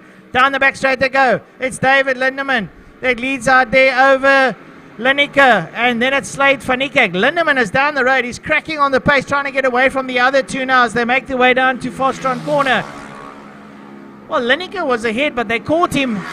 They tied him up in knots, and then they spat him out, and they've worked their way out there now. So coming down towards us now is going to be young David Lindeman. He leads out there over them. Coming up towards the line now. David Lindeman on the fueled racing machine, and here comes van Niekerk. It's Lineker and van Niekerk having a bit of a scrap there now. And they make their way into KFM. Lineker gets good drive coming out of KFM there now and closes up. Lindeman still out front there. And they go into G-Energy corner. David Lindeman trying to keep it nice and quick. Lineker, while he didn't like being passed, he's going to come straight back there. It's late for Niekerk now as they work their way through the king down towards Damps. Into Damps they go. There they go into Damps corner now. And they're hard on the gas. They work their way up towards Car Care Clinic corner. A couple of the slow bikes make their way down the back straight. There goes Flach down the back straight. Then we got David Lindeman. Someone else there. That looks like a Brandon Story that's caught up in there. Brandon Story's caught up. Oh, well, Slade van Niekerk's quite a long way back. He must have been caught up. It was Brandon Story that was in between them there. So Story up on the inside. Brandon Story goes up there. And with Lindeman. And Lindeman and Lineker are embroiled in their own little battle as they come out. So coming up towards us now. I think you've got Brandon Story in picture. Yep, he goes through. And Jason Lineker up on the inside of Lindeman. Lindeman's going to go around his outside. Indeed he does. Lindeman retains that positional lead there over Jason Lineker. And quite way further back is Slade van Niekerk, who's lost touch with those two, unfortunately. It'll be a mountain to climb. He's got 3 laps to go. I doubt he's going to be able to close up on them. Not sure what happened. He might have been caught up in traffic. That's basically it. So Westman leads out over Jonas, Dominic Penny, Franco Flach, Brandon Story and David Lindeman. We'll try and pick up on the leaders pretty shortly. And let you know where your leader now going down towards Fostron Corner is Trevor Westman. He'll be entering Fostron now pretty shortly. There's 2 slow markers. And there comes Trevor Westman now into your picture. There he is. Trevor Westman, your leader now, going around Fostron Corner. He has staved off the attentions of Lance Jonas. Lance was doing pretty well at one stage. 2 slow markers come. There's Trevor Westman leading out over Lance Jonas. Westman up on the inside of the 2 slow markers. He works his way through. Jonas crosses the line. He's not too far back. There you see Jonas just up behind those 2. He enters in. And Trevor Westman past the 2 slow markers with Lance Jonas closing up on them now. As Westman makes his way up to the G Energy corner. He's got 2 laps to go. Trevor Westman on the Rockstar Kawasaki. He's doing fantastically well today. He's going to try and make it 2 out of 2. Lance Jonas gave him a bit of a wake-up call early on in the day in this heat. So Westman decided, well, you know, that's it. I've had enough of it. I'm checking out. And there's Trevor Westman now waking his way up the KFM straight towards Car Care Clinic corner. Nice lines he takes as a veteran. He's got lots of experience. He's done in lots of nationals on superbikes. He knows what he's doing. Down the back straight he goes. The Rockstar Kawasaki of Trevor Westman. Yeah, he's actually a superbike rider, but decided this year he's going to take a sabbatical and do a little bit of power sport racing. I think he will do that. He's opened his own business, doing extremely well. Down he goes there. There is Lance Jonas that has passed those 2 slow markers. He goes there into Fastron Corner. And coming out of Fastron Corner now is Trevor Westman. He starts his final lap. So Westman, there he goes into KFM Corner. There comes Jonas. Lance Jonas not too far behind. A very credible run there from Lance Jonas. He's absolutely oodles of fun out there on that 650. There you see him dive into the left-hander. And they're having an absolute royal time out there. So Westman now into G Energy Corner for the final time today. He rolls out at G Energy, makes his way down towards the kink. And on his way down in towards Dams. Yes, empty stands, folks. Oh, and someone runs off. Someone runs off. I don't think it's Jonas. I think it's a slow marker that ran off. So it's not too perturbed about that. Not that we want anything untoward to happen to anyone. And Westman now coming out of Car Care Clinic corner. Takes nice clean lines down the back straight. He comes. Works his way on that red Rockstar machine down towards Fastron Corner. It's his last and final time today into the corner there. He's works down through the gears, does a bit of trail braking, lets that front gear go, slides it in and gets on the gas early as he exits the corner. It turns back in onto your right hand side before you flick it left and work your way down through the gearbox. It's a race box, so it's down and he comes up to the checkered flag. Trevor Westman. Fantastic ride. Second man, Lance Jonas. Absolutely brilliant race here. Punches a hole in the sky. Does Lance Jonas. Third will be Dominic Penny. Great race there from Dominic. And we look there and I think it's Franco Flach that will follow him. Indeed it is Franco Flach. And then it's Peter Hill that comes up over the line. Followed by some of the other riders. And David Lindemann is very happy. He beats Jason Lineker. And Slade van Niekerk now coming towards the line. So that was the second and final heat of the RST Power Sport motorcycles. Some good racing out there. Andrew Thompson crosses the line. He's in 6th place. So you see the 650s, Westman, Jonas and Penny, and the 300s, Lindemann, Lineker and van Niekerk.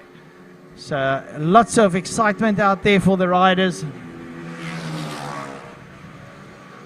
Fantastic, fantastic stuff. Great riding from them. And our next race will be the Superbike race.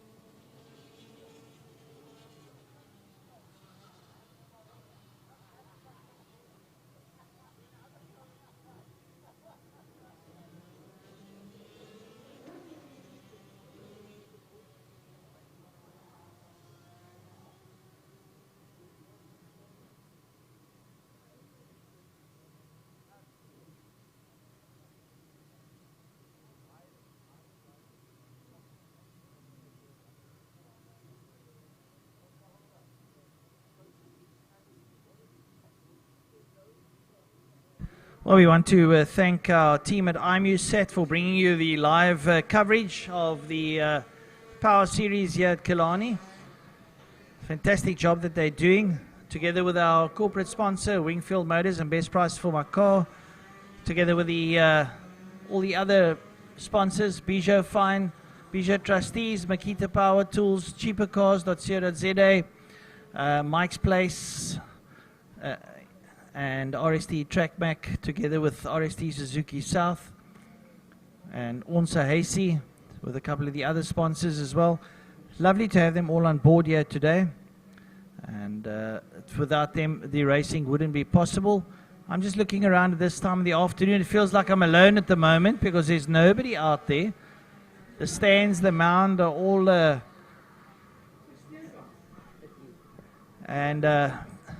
having a look around. It's empty stands all over the show.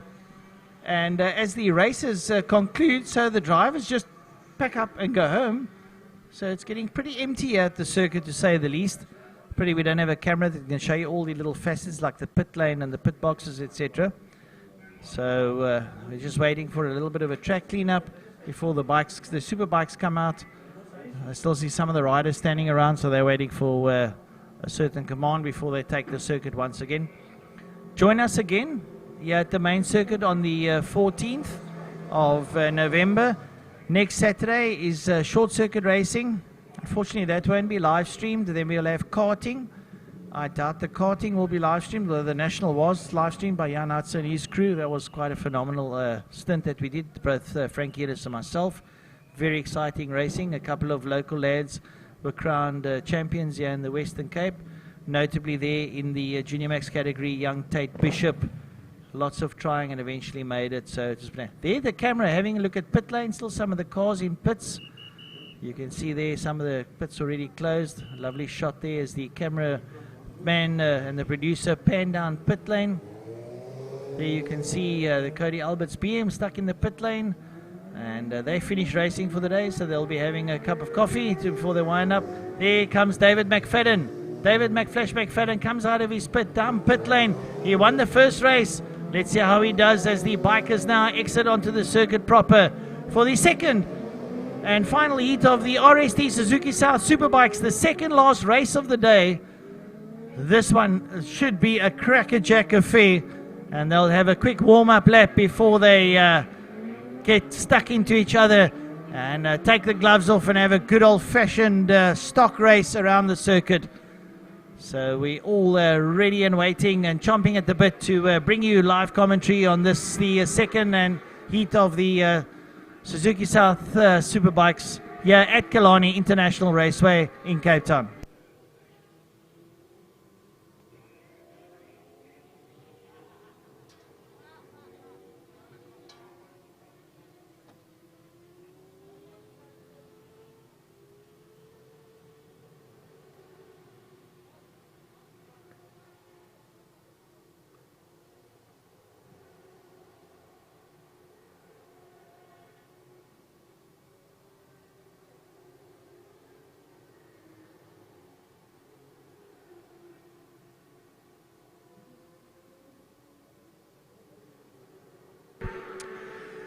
Right, so you see the officials go onto the start grid, take out the red flag. Already the bikes slowing out of turn number 5 to come and take up their grid positions. I'm going to stand at the window now, my favorite position here in the commentary tower.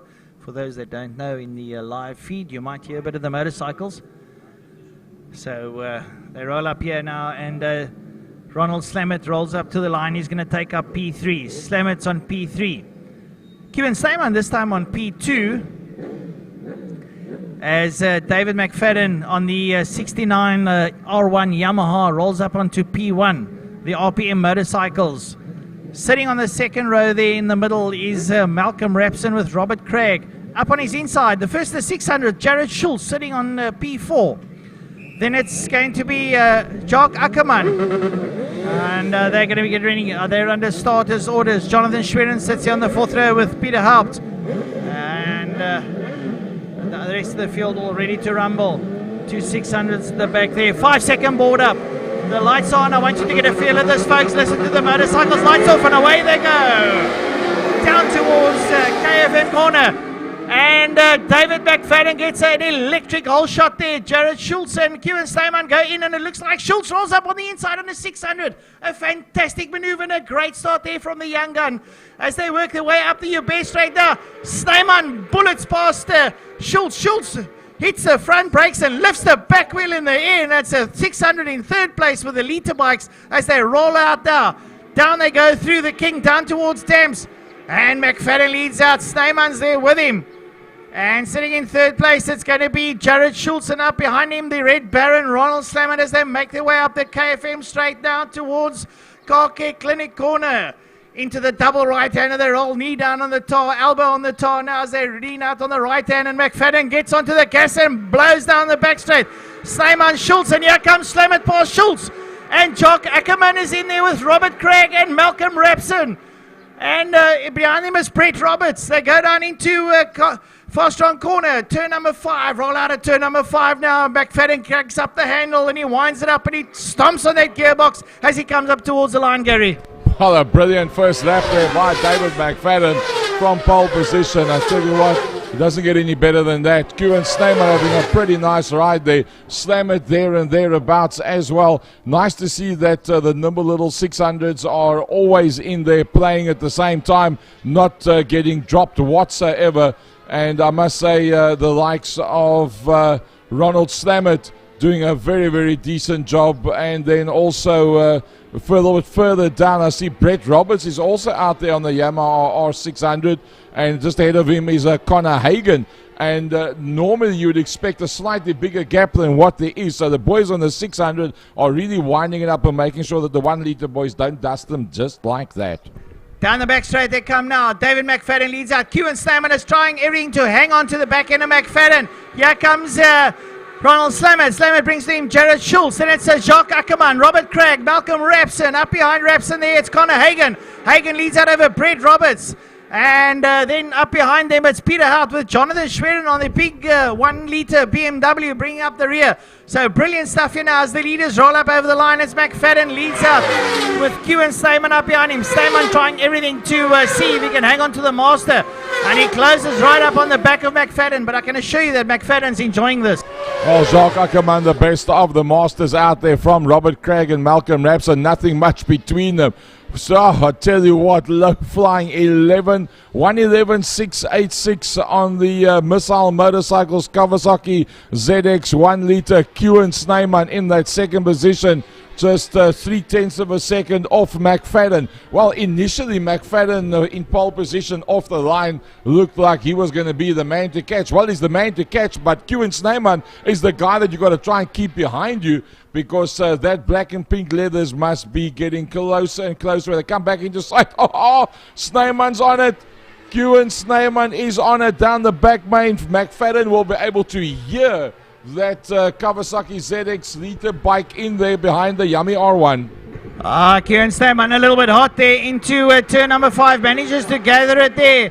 And comes out here behind McFadden. McFadden, here's the kitten purring up behind him. He's going to light up the circuit as he crosses the line in a 111.6.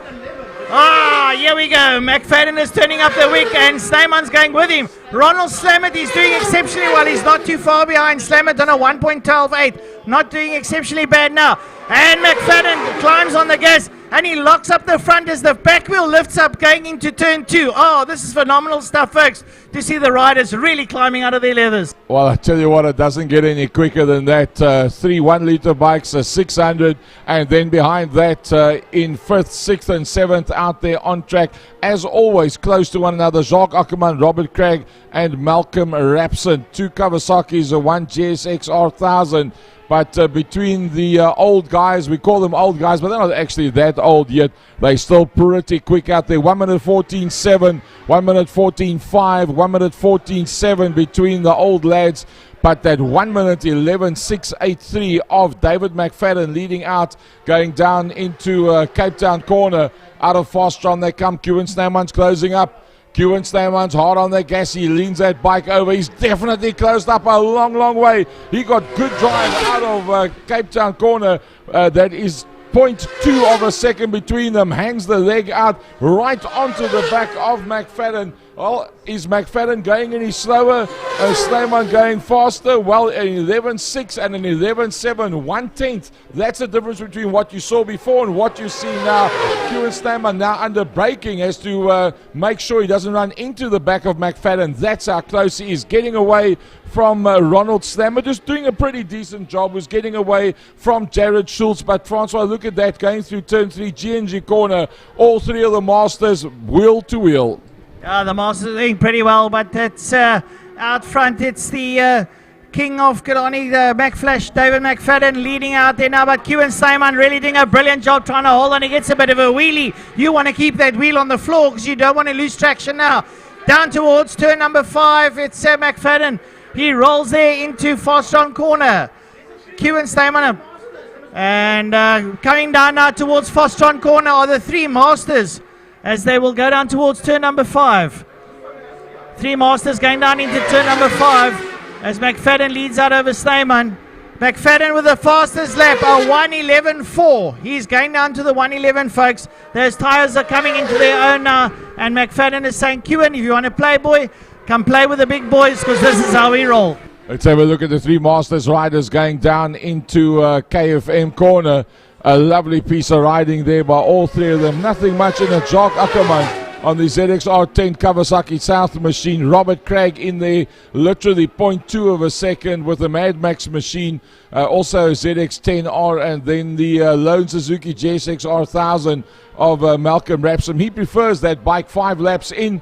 That is his choice of poison, and the 3 of them, nothing much in it. Although I must say, at this stage of the fight, Malcolm Rapsam is more hanging on than anything else, and Ackerman is more defending from Craig than anything else. 5th, 6th, and 7th out there on track. 1/600 and 3 1-litre bikes in front of them. Right, so the leaders come out of Fastron corner. David McFadden rolls up towards the line. Have they upped the ante? Other times going to get better. And over the line he goes. 1:11.4.6. McFadden is upping the ante now. We want to ask the cameraman to go down on the exit of turn number 5 or stay on this shot, because we're going to wait now for the 3 Masters. We lose picture. There they go into the... we wait for it to go down to turn number 1. Someone has gone off. Oh dear, someone's gone off. Somebody went off. Right, so coming out of turn number 1 up towards G Energy corner now. Up towards G Energy corner. Here come your 3 Masters. And it looks like Robert Craig leads out from Malcolm Rapson and Jacques Ackerman now. There they go. And Robert Craig leading out. Let's keep an eye on the 3 Masters now as they have a lovely tussle. Robert Craig, Malcolm Rapson and Jacques Ackerman. There they come now into Damson up towards KFM.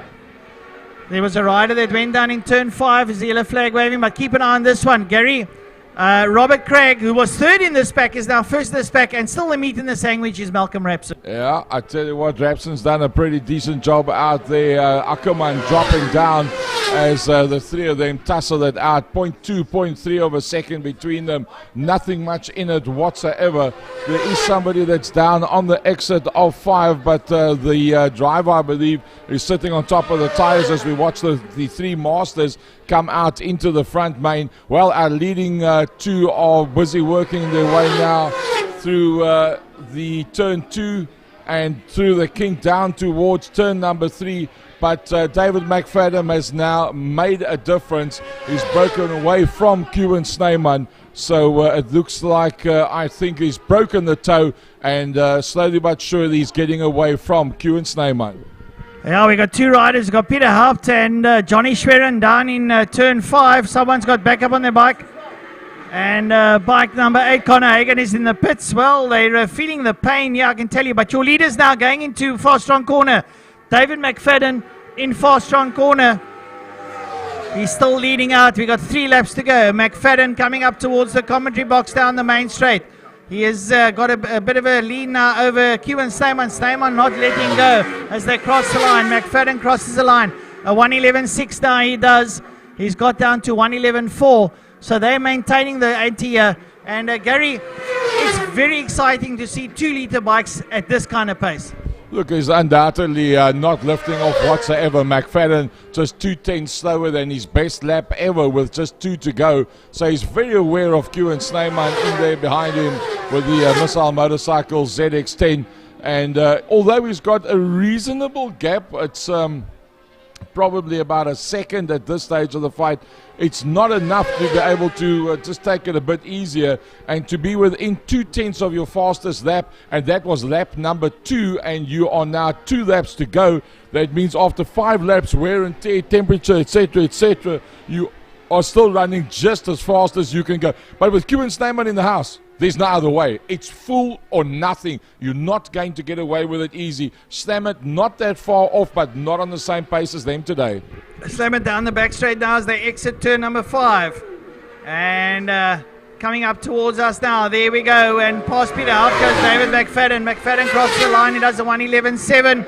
Kewen does a 1:12.1 as they cross the line now. So still the meat in the sandwich there. Peter Hart keeping Q and Snyman behind him. Peter Hart on a R1M. He's managed to pick his bike up and get going again. The oldest man out on circuit at the moment. Kewen around the outside there of Peter Hart. Does the gentleman thing. Big respect for the man out there as Snyman goes in pursuit of McFadden. McFadden is now in his rhythm. He's in his stride. He's not going to let go. He's on his final lap. I think McFadden must be classed as the class of the field. 11.460 on a R1. That is amazing. Malcolm Rapson and Jared Schultz changing positions. Robert Craig's had a pretty nice run. I must say, Rapson, Craig and Ackerman, nothing much between them. The checkered flag will be coming out for McFadden next time he comes past us.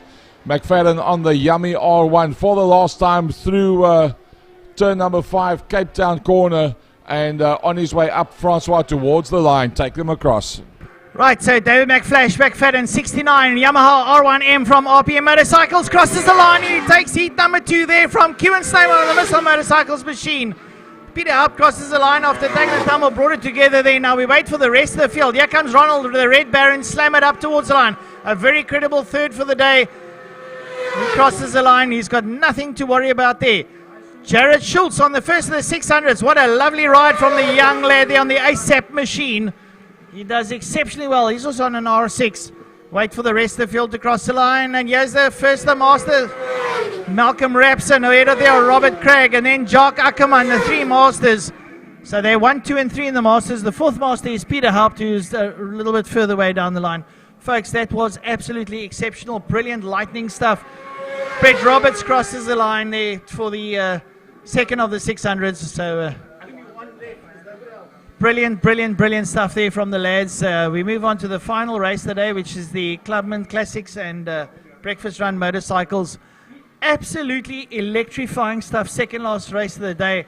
We had a lovely battle in the front there, and David McFadden just showing all his international experience, just holding out and shutting the rest of the field out. Well, action personified. There you see a replay on the monitor. A big one. That was Johnny Schwerin that put that 85 motorcycle down there. You just see the bike cartwheel. So we didn't see it. He's on his knees. Thank goodness Jonathan Schwerin is 100% okay. And it was a horrible place to put that machine down. But the rider is fine. That's the most important thing. The rider is fine. Motorcycle can always be repaired. As long as the rider is okay, that's the most important thing. So, time, we are pretty much on time. It is 20 past 5, so we're running about 10 minutes early as we move to the final race of the day. The last race of the event, RST TrackMac, Clubman's classes A and B, and the Breakfast Run motorcycles. I don't think there are any classic bikes in here. It's just the A and B Clubmans and the Breakfast Run bikes. 20 motorcycles out there. I got a WhatsApp from Michael Du Toit earlier on today saying, why did you not commentate that second race, Frankie? I wasn't there. It gave me a chance to listen to you and Francois, and you didn't do it. Well, I did send him a WhatsApp back, and I promised him I would be on the mic for the second and final race for the Clubman's A and B and the Breakfast Run motorcycles. So, Michael Du Toit, our friend there from Worcester, I hope he is sitting in front of his telly and watching this last Clubman's and Breakfast Run motorcycle of the day, also the final race of the day. So the bikes roll out onto the track. This indeed is the last race.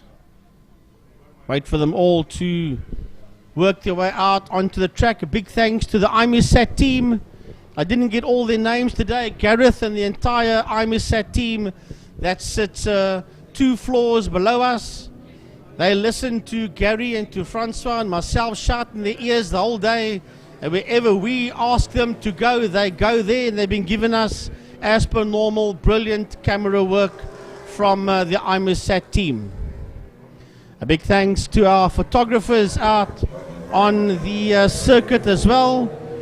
Colin Brown, David Marchio, Frankie of Frankie's Funky Photos, and all others out there. Sadly, we've lost Heinrich Sauer. He's taken a sabbatical for a while when it comes to taking the photos, and hopefully in the future we will see him back behind the camera lens once again. But to David, to Frankie, to Colin, and all the others that are out there, a big thank you to you guys as well as the WPMC marshals and officials for a job always well done. Right, we wait for the motorcycles to do their second outlap, and then they'll line them up on grid proper, and we'll get the 17th and final race of the day underway.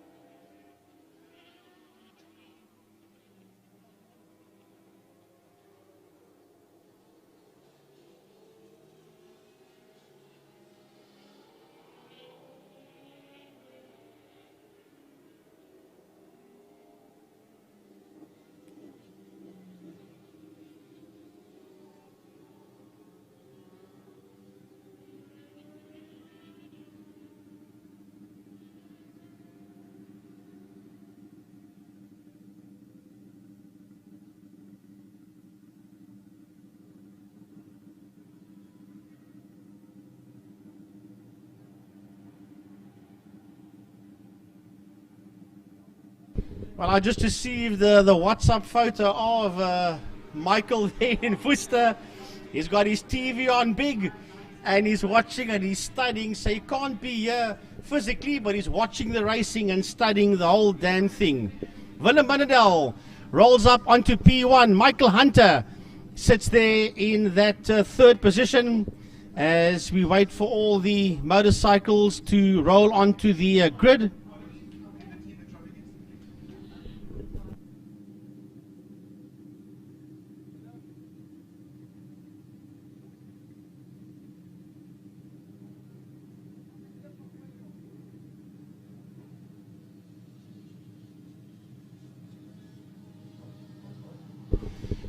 Right, Wayne Arendse will be there in that second position.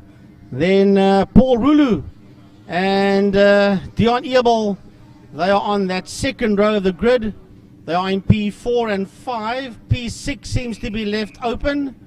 But those are your top 5 motorcycles at this point in time. Willem Binnendal, from Wayne Arendse, from Michael Hunter, from Paul Rulu and Dion Ebel. We look a bit further down as the rest of them is about 3, 6, 9, 12, 14 of them there. A lovely start off the line there And Wayne Arendse, he had a flyer off the line there. Arendse gets the old shot there out of turn 1. Benadel tucks in there behind him, Michael Hunter. I think Michael has still got that third position. Yes, he has. Michael has still got that third place as they race it up the Jabez Straight now. Michael Hunter sits way on the left-hand side of the track. He wants to have a look up on the inside of Arendse, but a lovely start off the line there by Benadel. Arendse on the outside of Benadel. And Wayne Arendse eats the lead through the kink. Benadel is right there with Michael Hunter as they work their way into turn 3. Well, slight correction there, Frankie. It's Benadel that takes the lead. Benadel and Arendse's got Hunter. Oh, Hunter had to slow up in early, right into the back. And coming through there now, it's Willem Benadel. Benadel takes the lead coming out of Killarney Clinic. He's lighting up the circuit ahead of Arendse, but Michael Hunter is in the hunt there for sure. And right up behind him there, it's Zubaya Adams, who's taken up 3 positions. Adams sits there now in P5. The field leads into Fastron Corner. Fastron Corner, out they come now, and still Hunter sitting there with Wayne Arendse. He looks around the outside as they come towards us. Willem Benadel, Wayne Arendse, and Michael Hunter. And sitting there in 4th place now. They work their way into KFM. Right, so Willem Benadel leading out as they go up to the Jabez Straight. Right. So as they head out towards G Energy Corner, it's a lovely race out there as they go into G Energy with the Arendse. Man, I'll tell you what.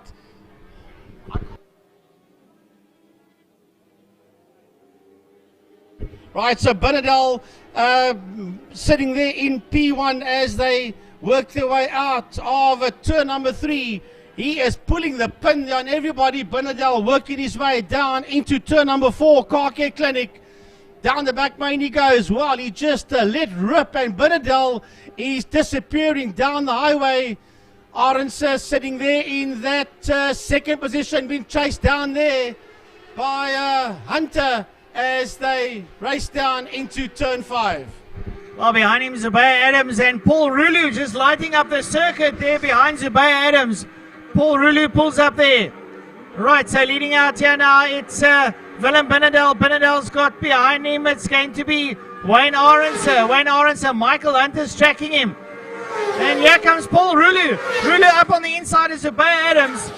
And Zubaya, oh, they snake it down. Rulu snakes it into turn number 1. Zubaya Adams sits up there behind him. And it looks like Dion Ebel up there sitting just close by. Now Rulu, Adams and Ebel. And Rulu's getting away from Adams, followed there by Dion Ebel as they head into turn 2. As he tucks right in there underneath him as they exit turn number 2. But down into turn number 3 is your race leader, Willem Benadel, just disappearing down the highway. 117, 148. Benadel so far is the fastest man out there, but Arendse is working very, very hard. He's been kept very honest there by Michael Hunter out of turn 4. Well, Willem Benadel lighting up that ZX10 down the back straight he goes. Here comes Michael Hunter now. He's chasing hard on the back there of Wayne Arendse. Paul Rulu ahead there of Zubaya Adams. So they make their way down the back straight. And the rest of the riders all chasing very hard. Dion Ebel's behind, and Jaco Skolts and Molefe Ratlachani on the 55 machine, sitting not too far behind as the leader crosses the line. Benadel and Michael Hunter. Hunter having a look here at Wayne Arendse as they go into turn number 1.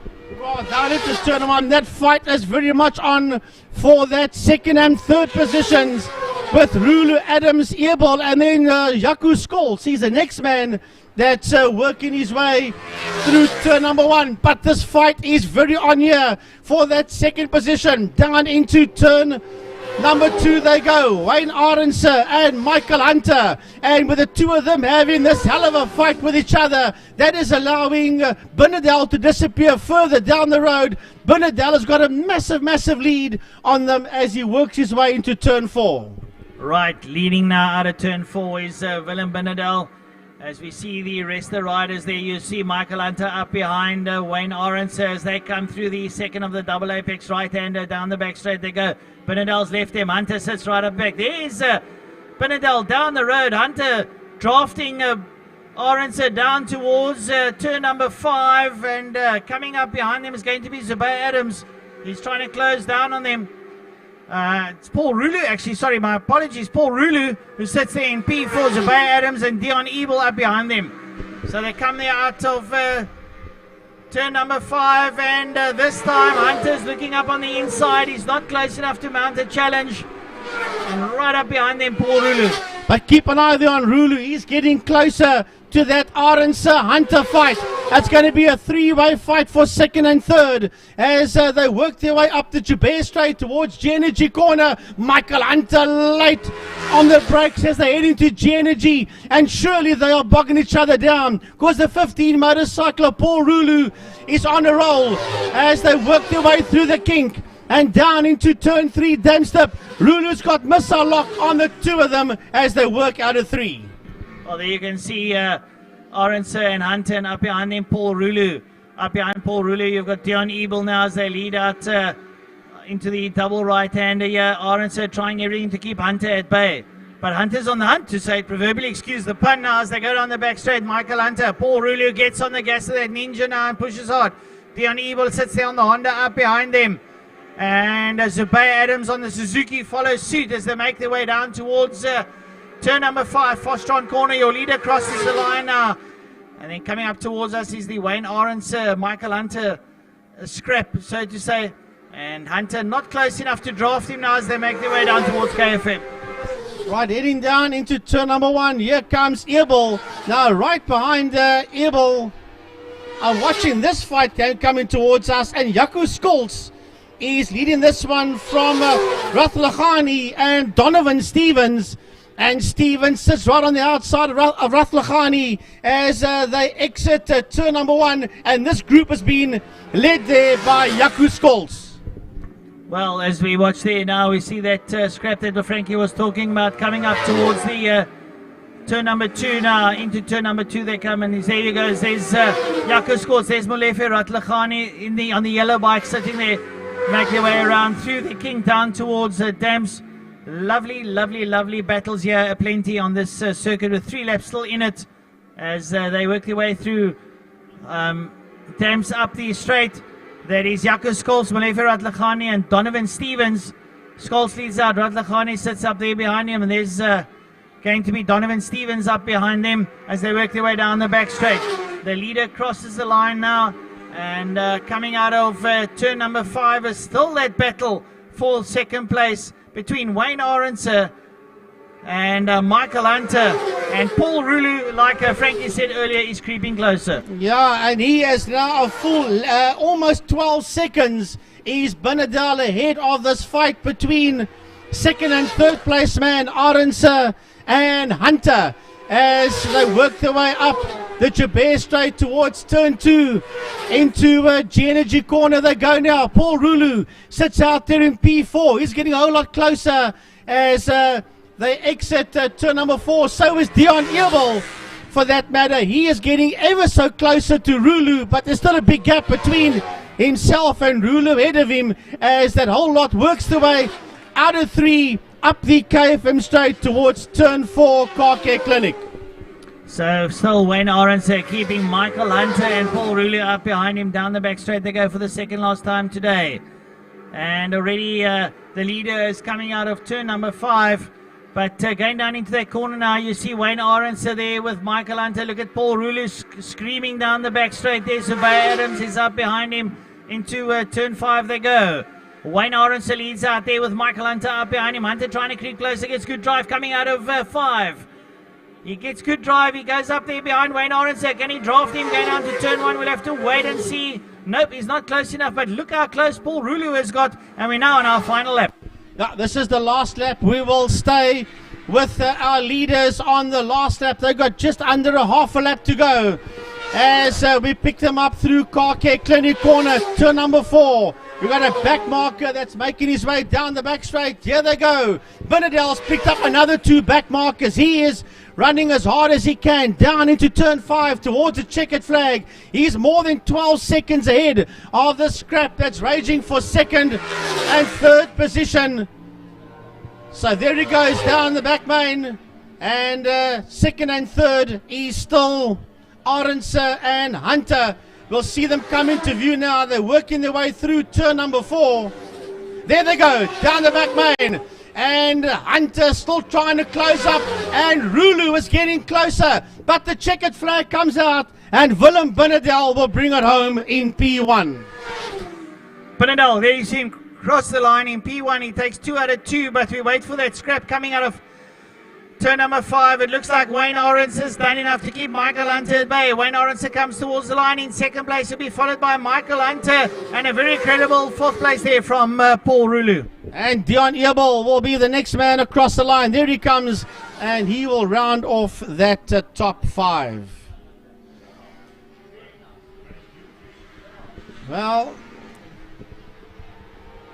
as the rest of the machines work their way down into turn 1, checkered flag has come out. Man, what a race we've had out there. Well done, Willem Binnendal, 1:16.349. Adam Scholes and Ratlagani finished 6:78. Donovan Stevens finished in P9. And that's your top 9 motorcycles across the line. Well, folks, it's been a wonderful day's racing here at Killarney as the last of the Clubman's motorcycles make their way out of turn 5 up towards the line. They'll be crossing the line now. It's Nasif Smart, Faisal Mohammed. Then we'll have Brandon Bramdor up over the line, followed there by Johan Anker. And then Peter Hill gets across the line. So everyone's had ample fun there. And we want to thank you for joining us today on the live stream. We want to say thank you to Wingfield Motors for sponsoring the Power Series and all the respective sponsors that have joined in today for the live stream. We'd like to say thank you to IMUSAT, to the production team, and to our marshals who've been out there the whole day braving the elements, helping out, doing a sterling job. Lots of oil spills for them to clean up today. So they really worked for the lunch, so to speak. To our officials and race officials, we want to say thank you very much. And to the medics as well, to Dr. Neil Gargan and his crew from the SA paramedic team. Thank you very much. Great to have you out there. To my 2 co-commentators, Frank Yennis and Gary Fleming, what an awesome job. So we do it live, we do it on streaming, we do live streaming, and we even do some iRacing as well, so, and some racing. So plenty of fun out there today. I will not want to know if there's any final words. Gary, any final words from your side, buddy? Well, it's fantastic to have all the classes out. There's no doubt that getting them all back out on the same day is fantastic. To all the people that have watched the live stream, thanks very much for joining us. I'm sure you'll agree that once the opportunity arrives, this is the racetrack to come and watch some live racing. Don't forget, Tuesday night, Des Esom going live on Second Gear Talk Show, the vision going forward of WPMC for 2021. TMSA going live on a Monday night, and Western Province Sports and GT going live on Wednesday night with their latest rounds of racing with the iRacing series. From our side, Gary Fleming, drive home safely, folks. Good night to you, one and all. Frankie, I think our marshals did once again an utterly brilliant job. Yeah, I just thanked the marshals over the radio, and they also said a big thanks to us. I think all the thank yous have been said. There's not much more for me to say, except 14 November is the next race event, and wherever you find yourself in South Africa, wherever you find yourself in the world, I think Nick van der Meulen was also listening to us there from Switzerland, and a big thanks to him if he was indeed. So enjoy the rest of your weekend, look after yourselves, stay safe, and we'll see you around. Bye-bye, everyone.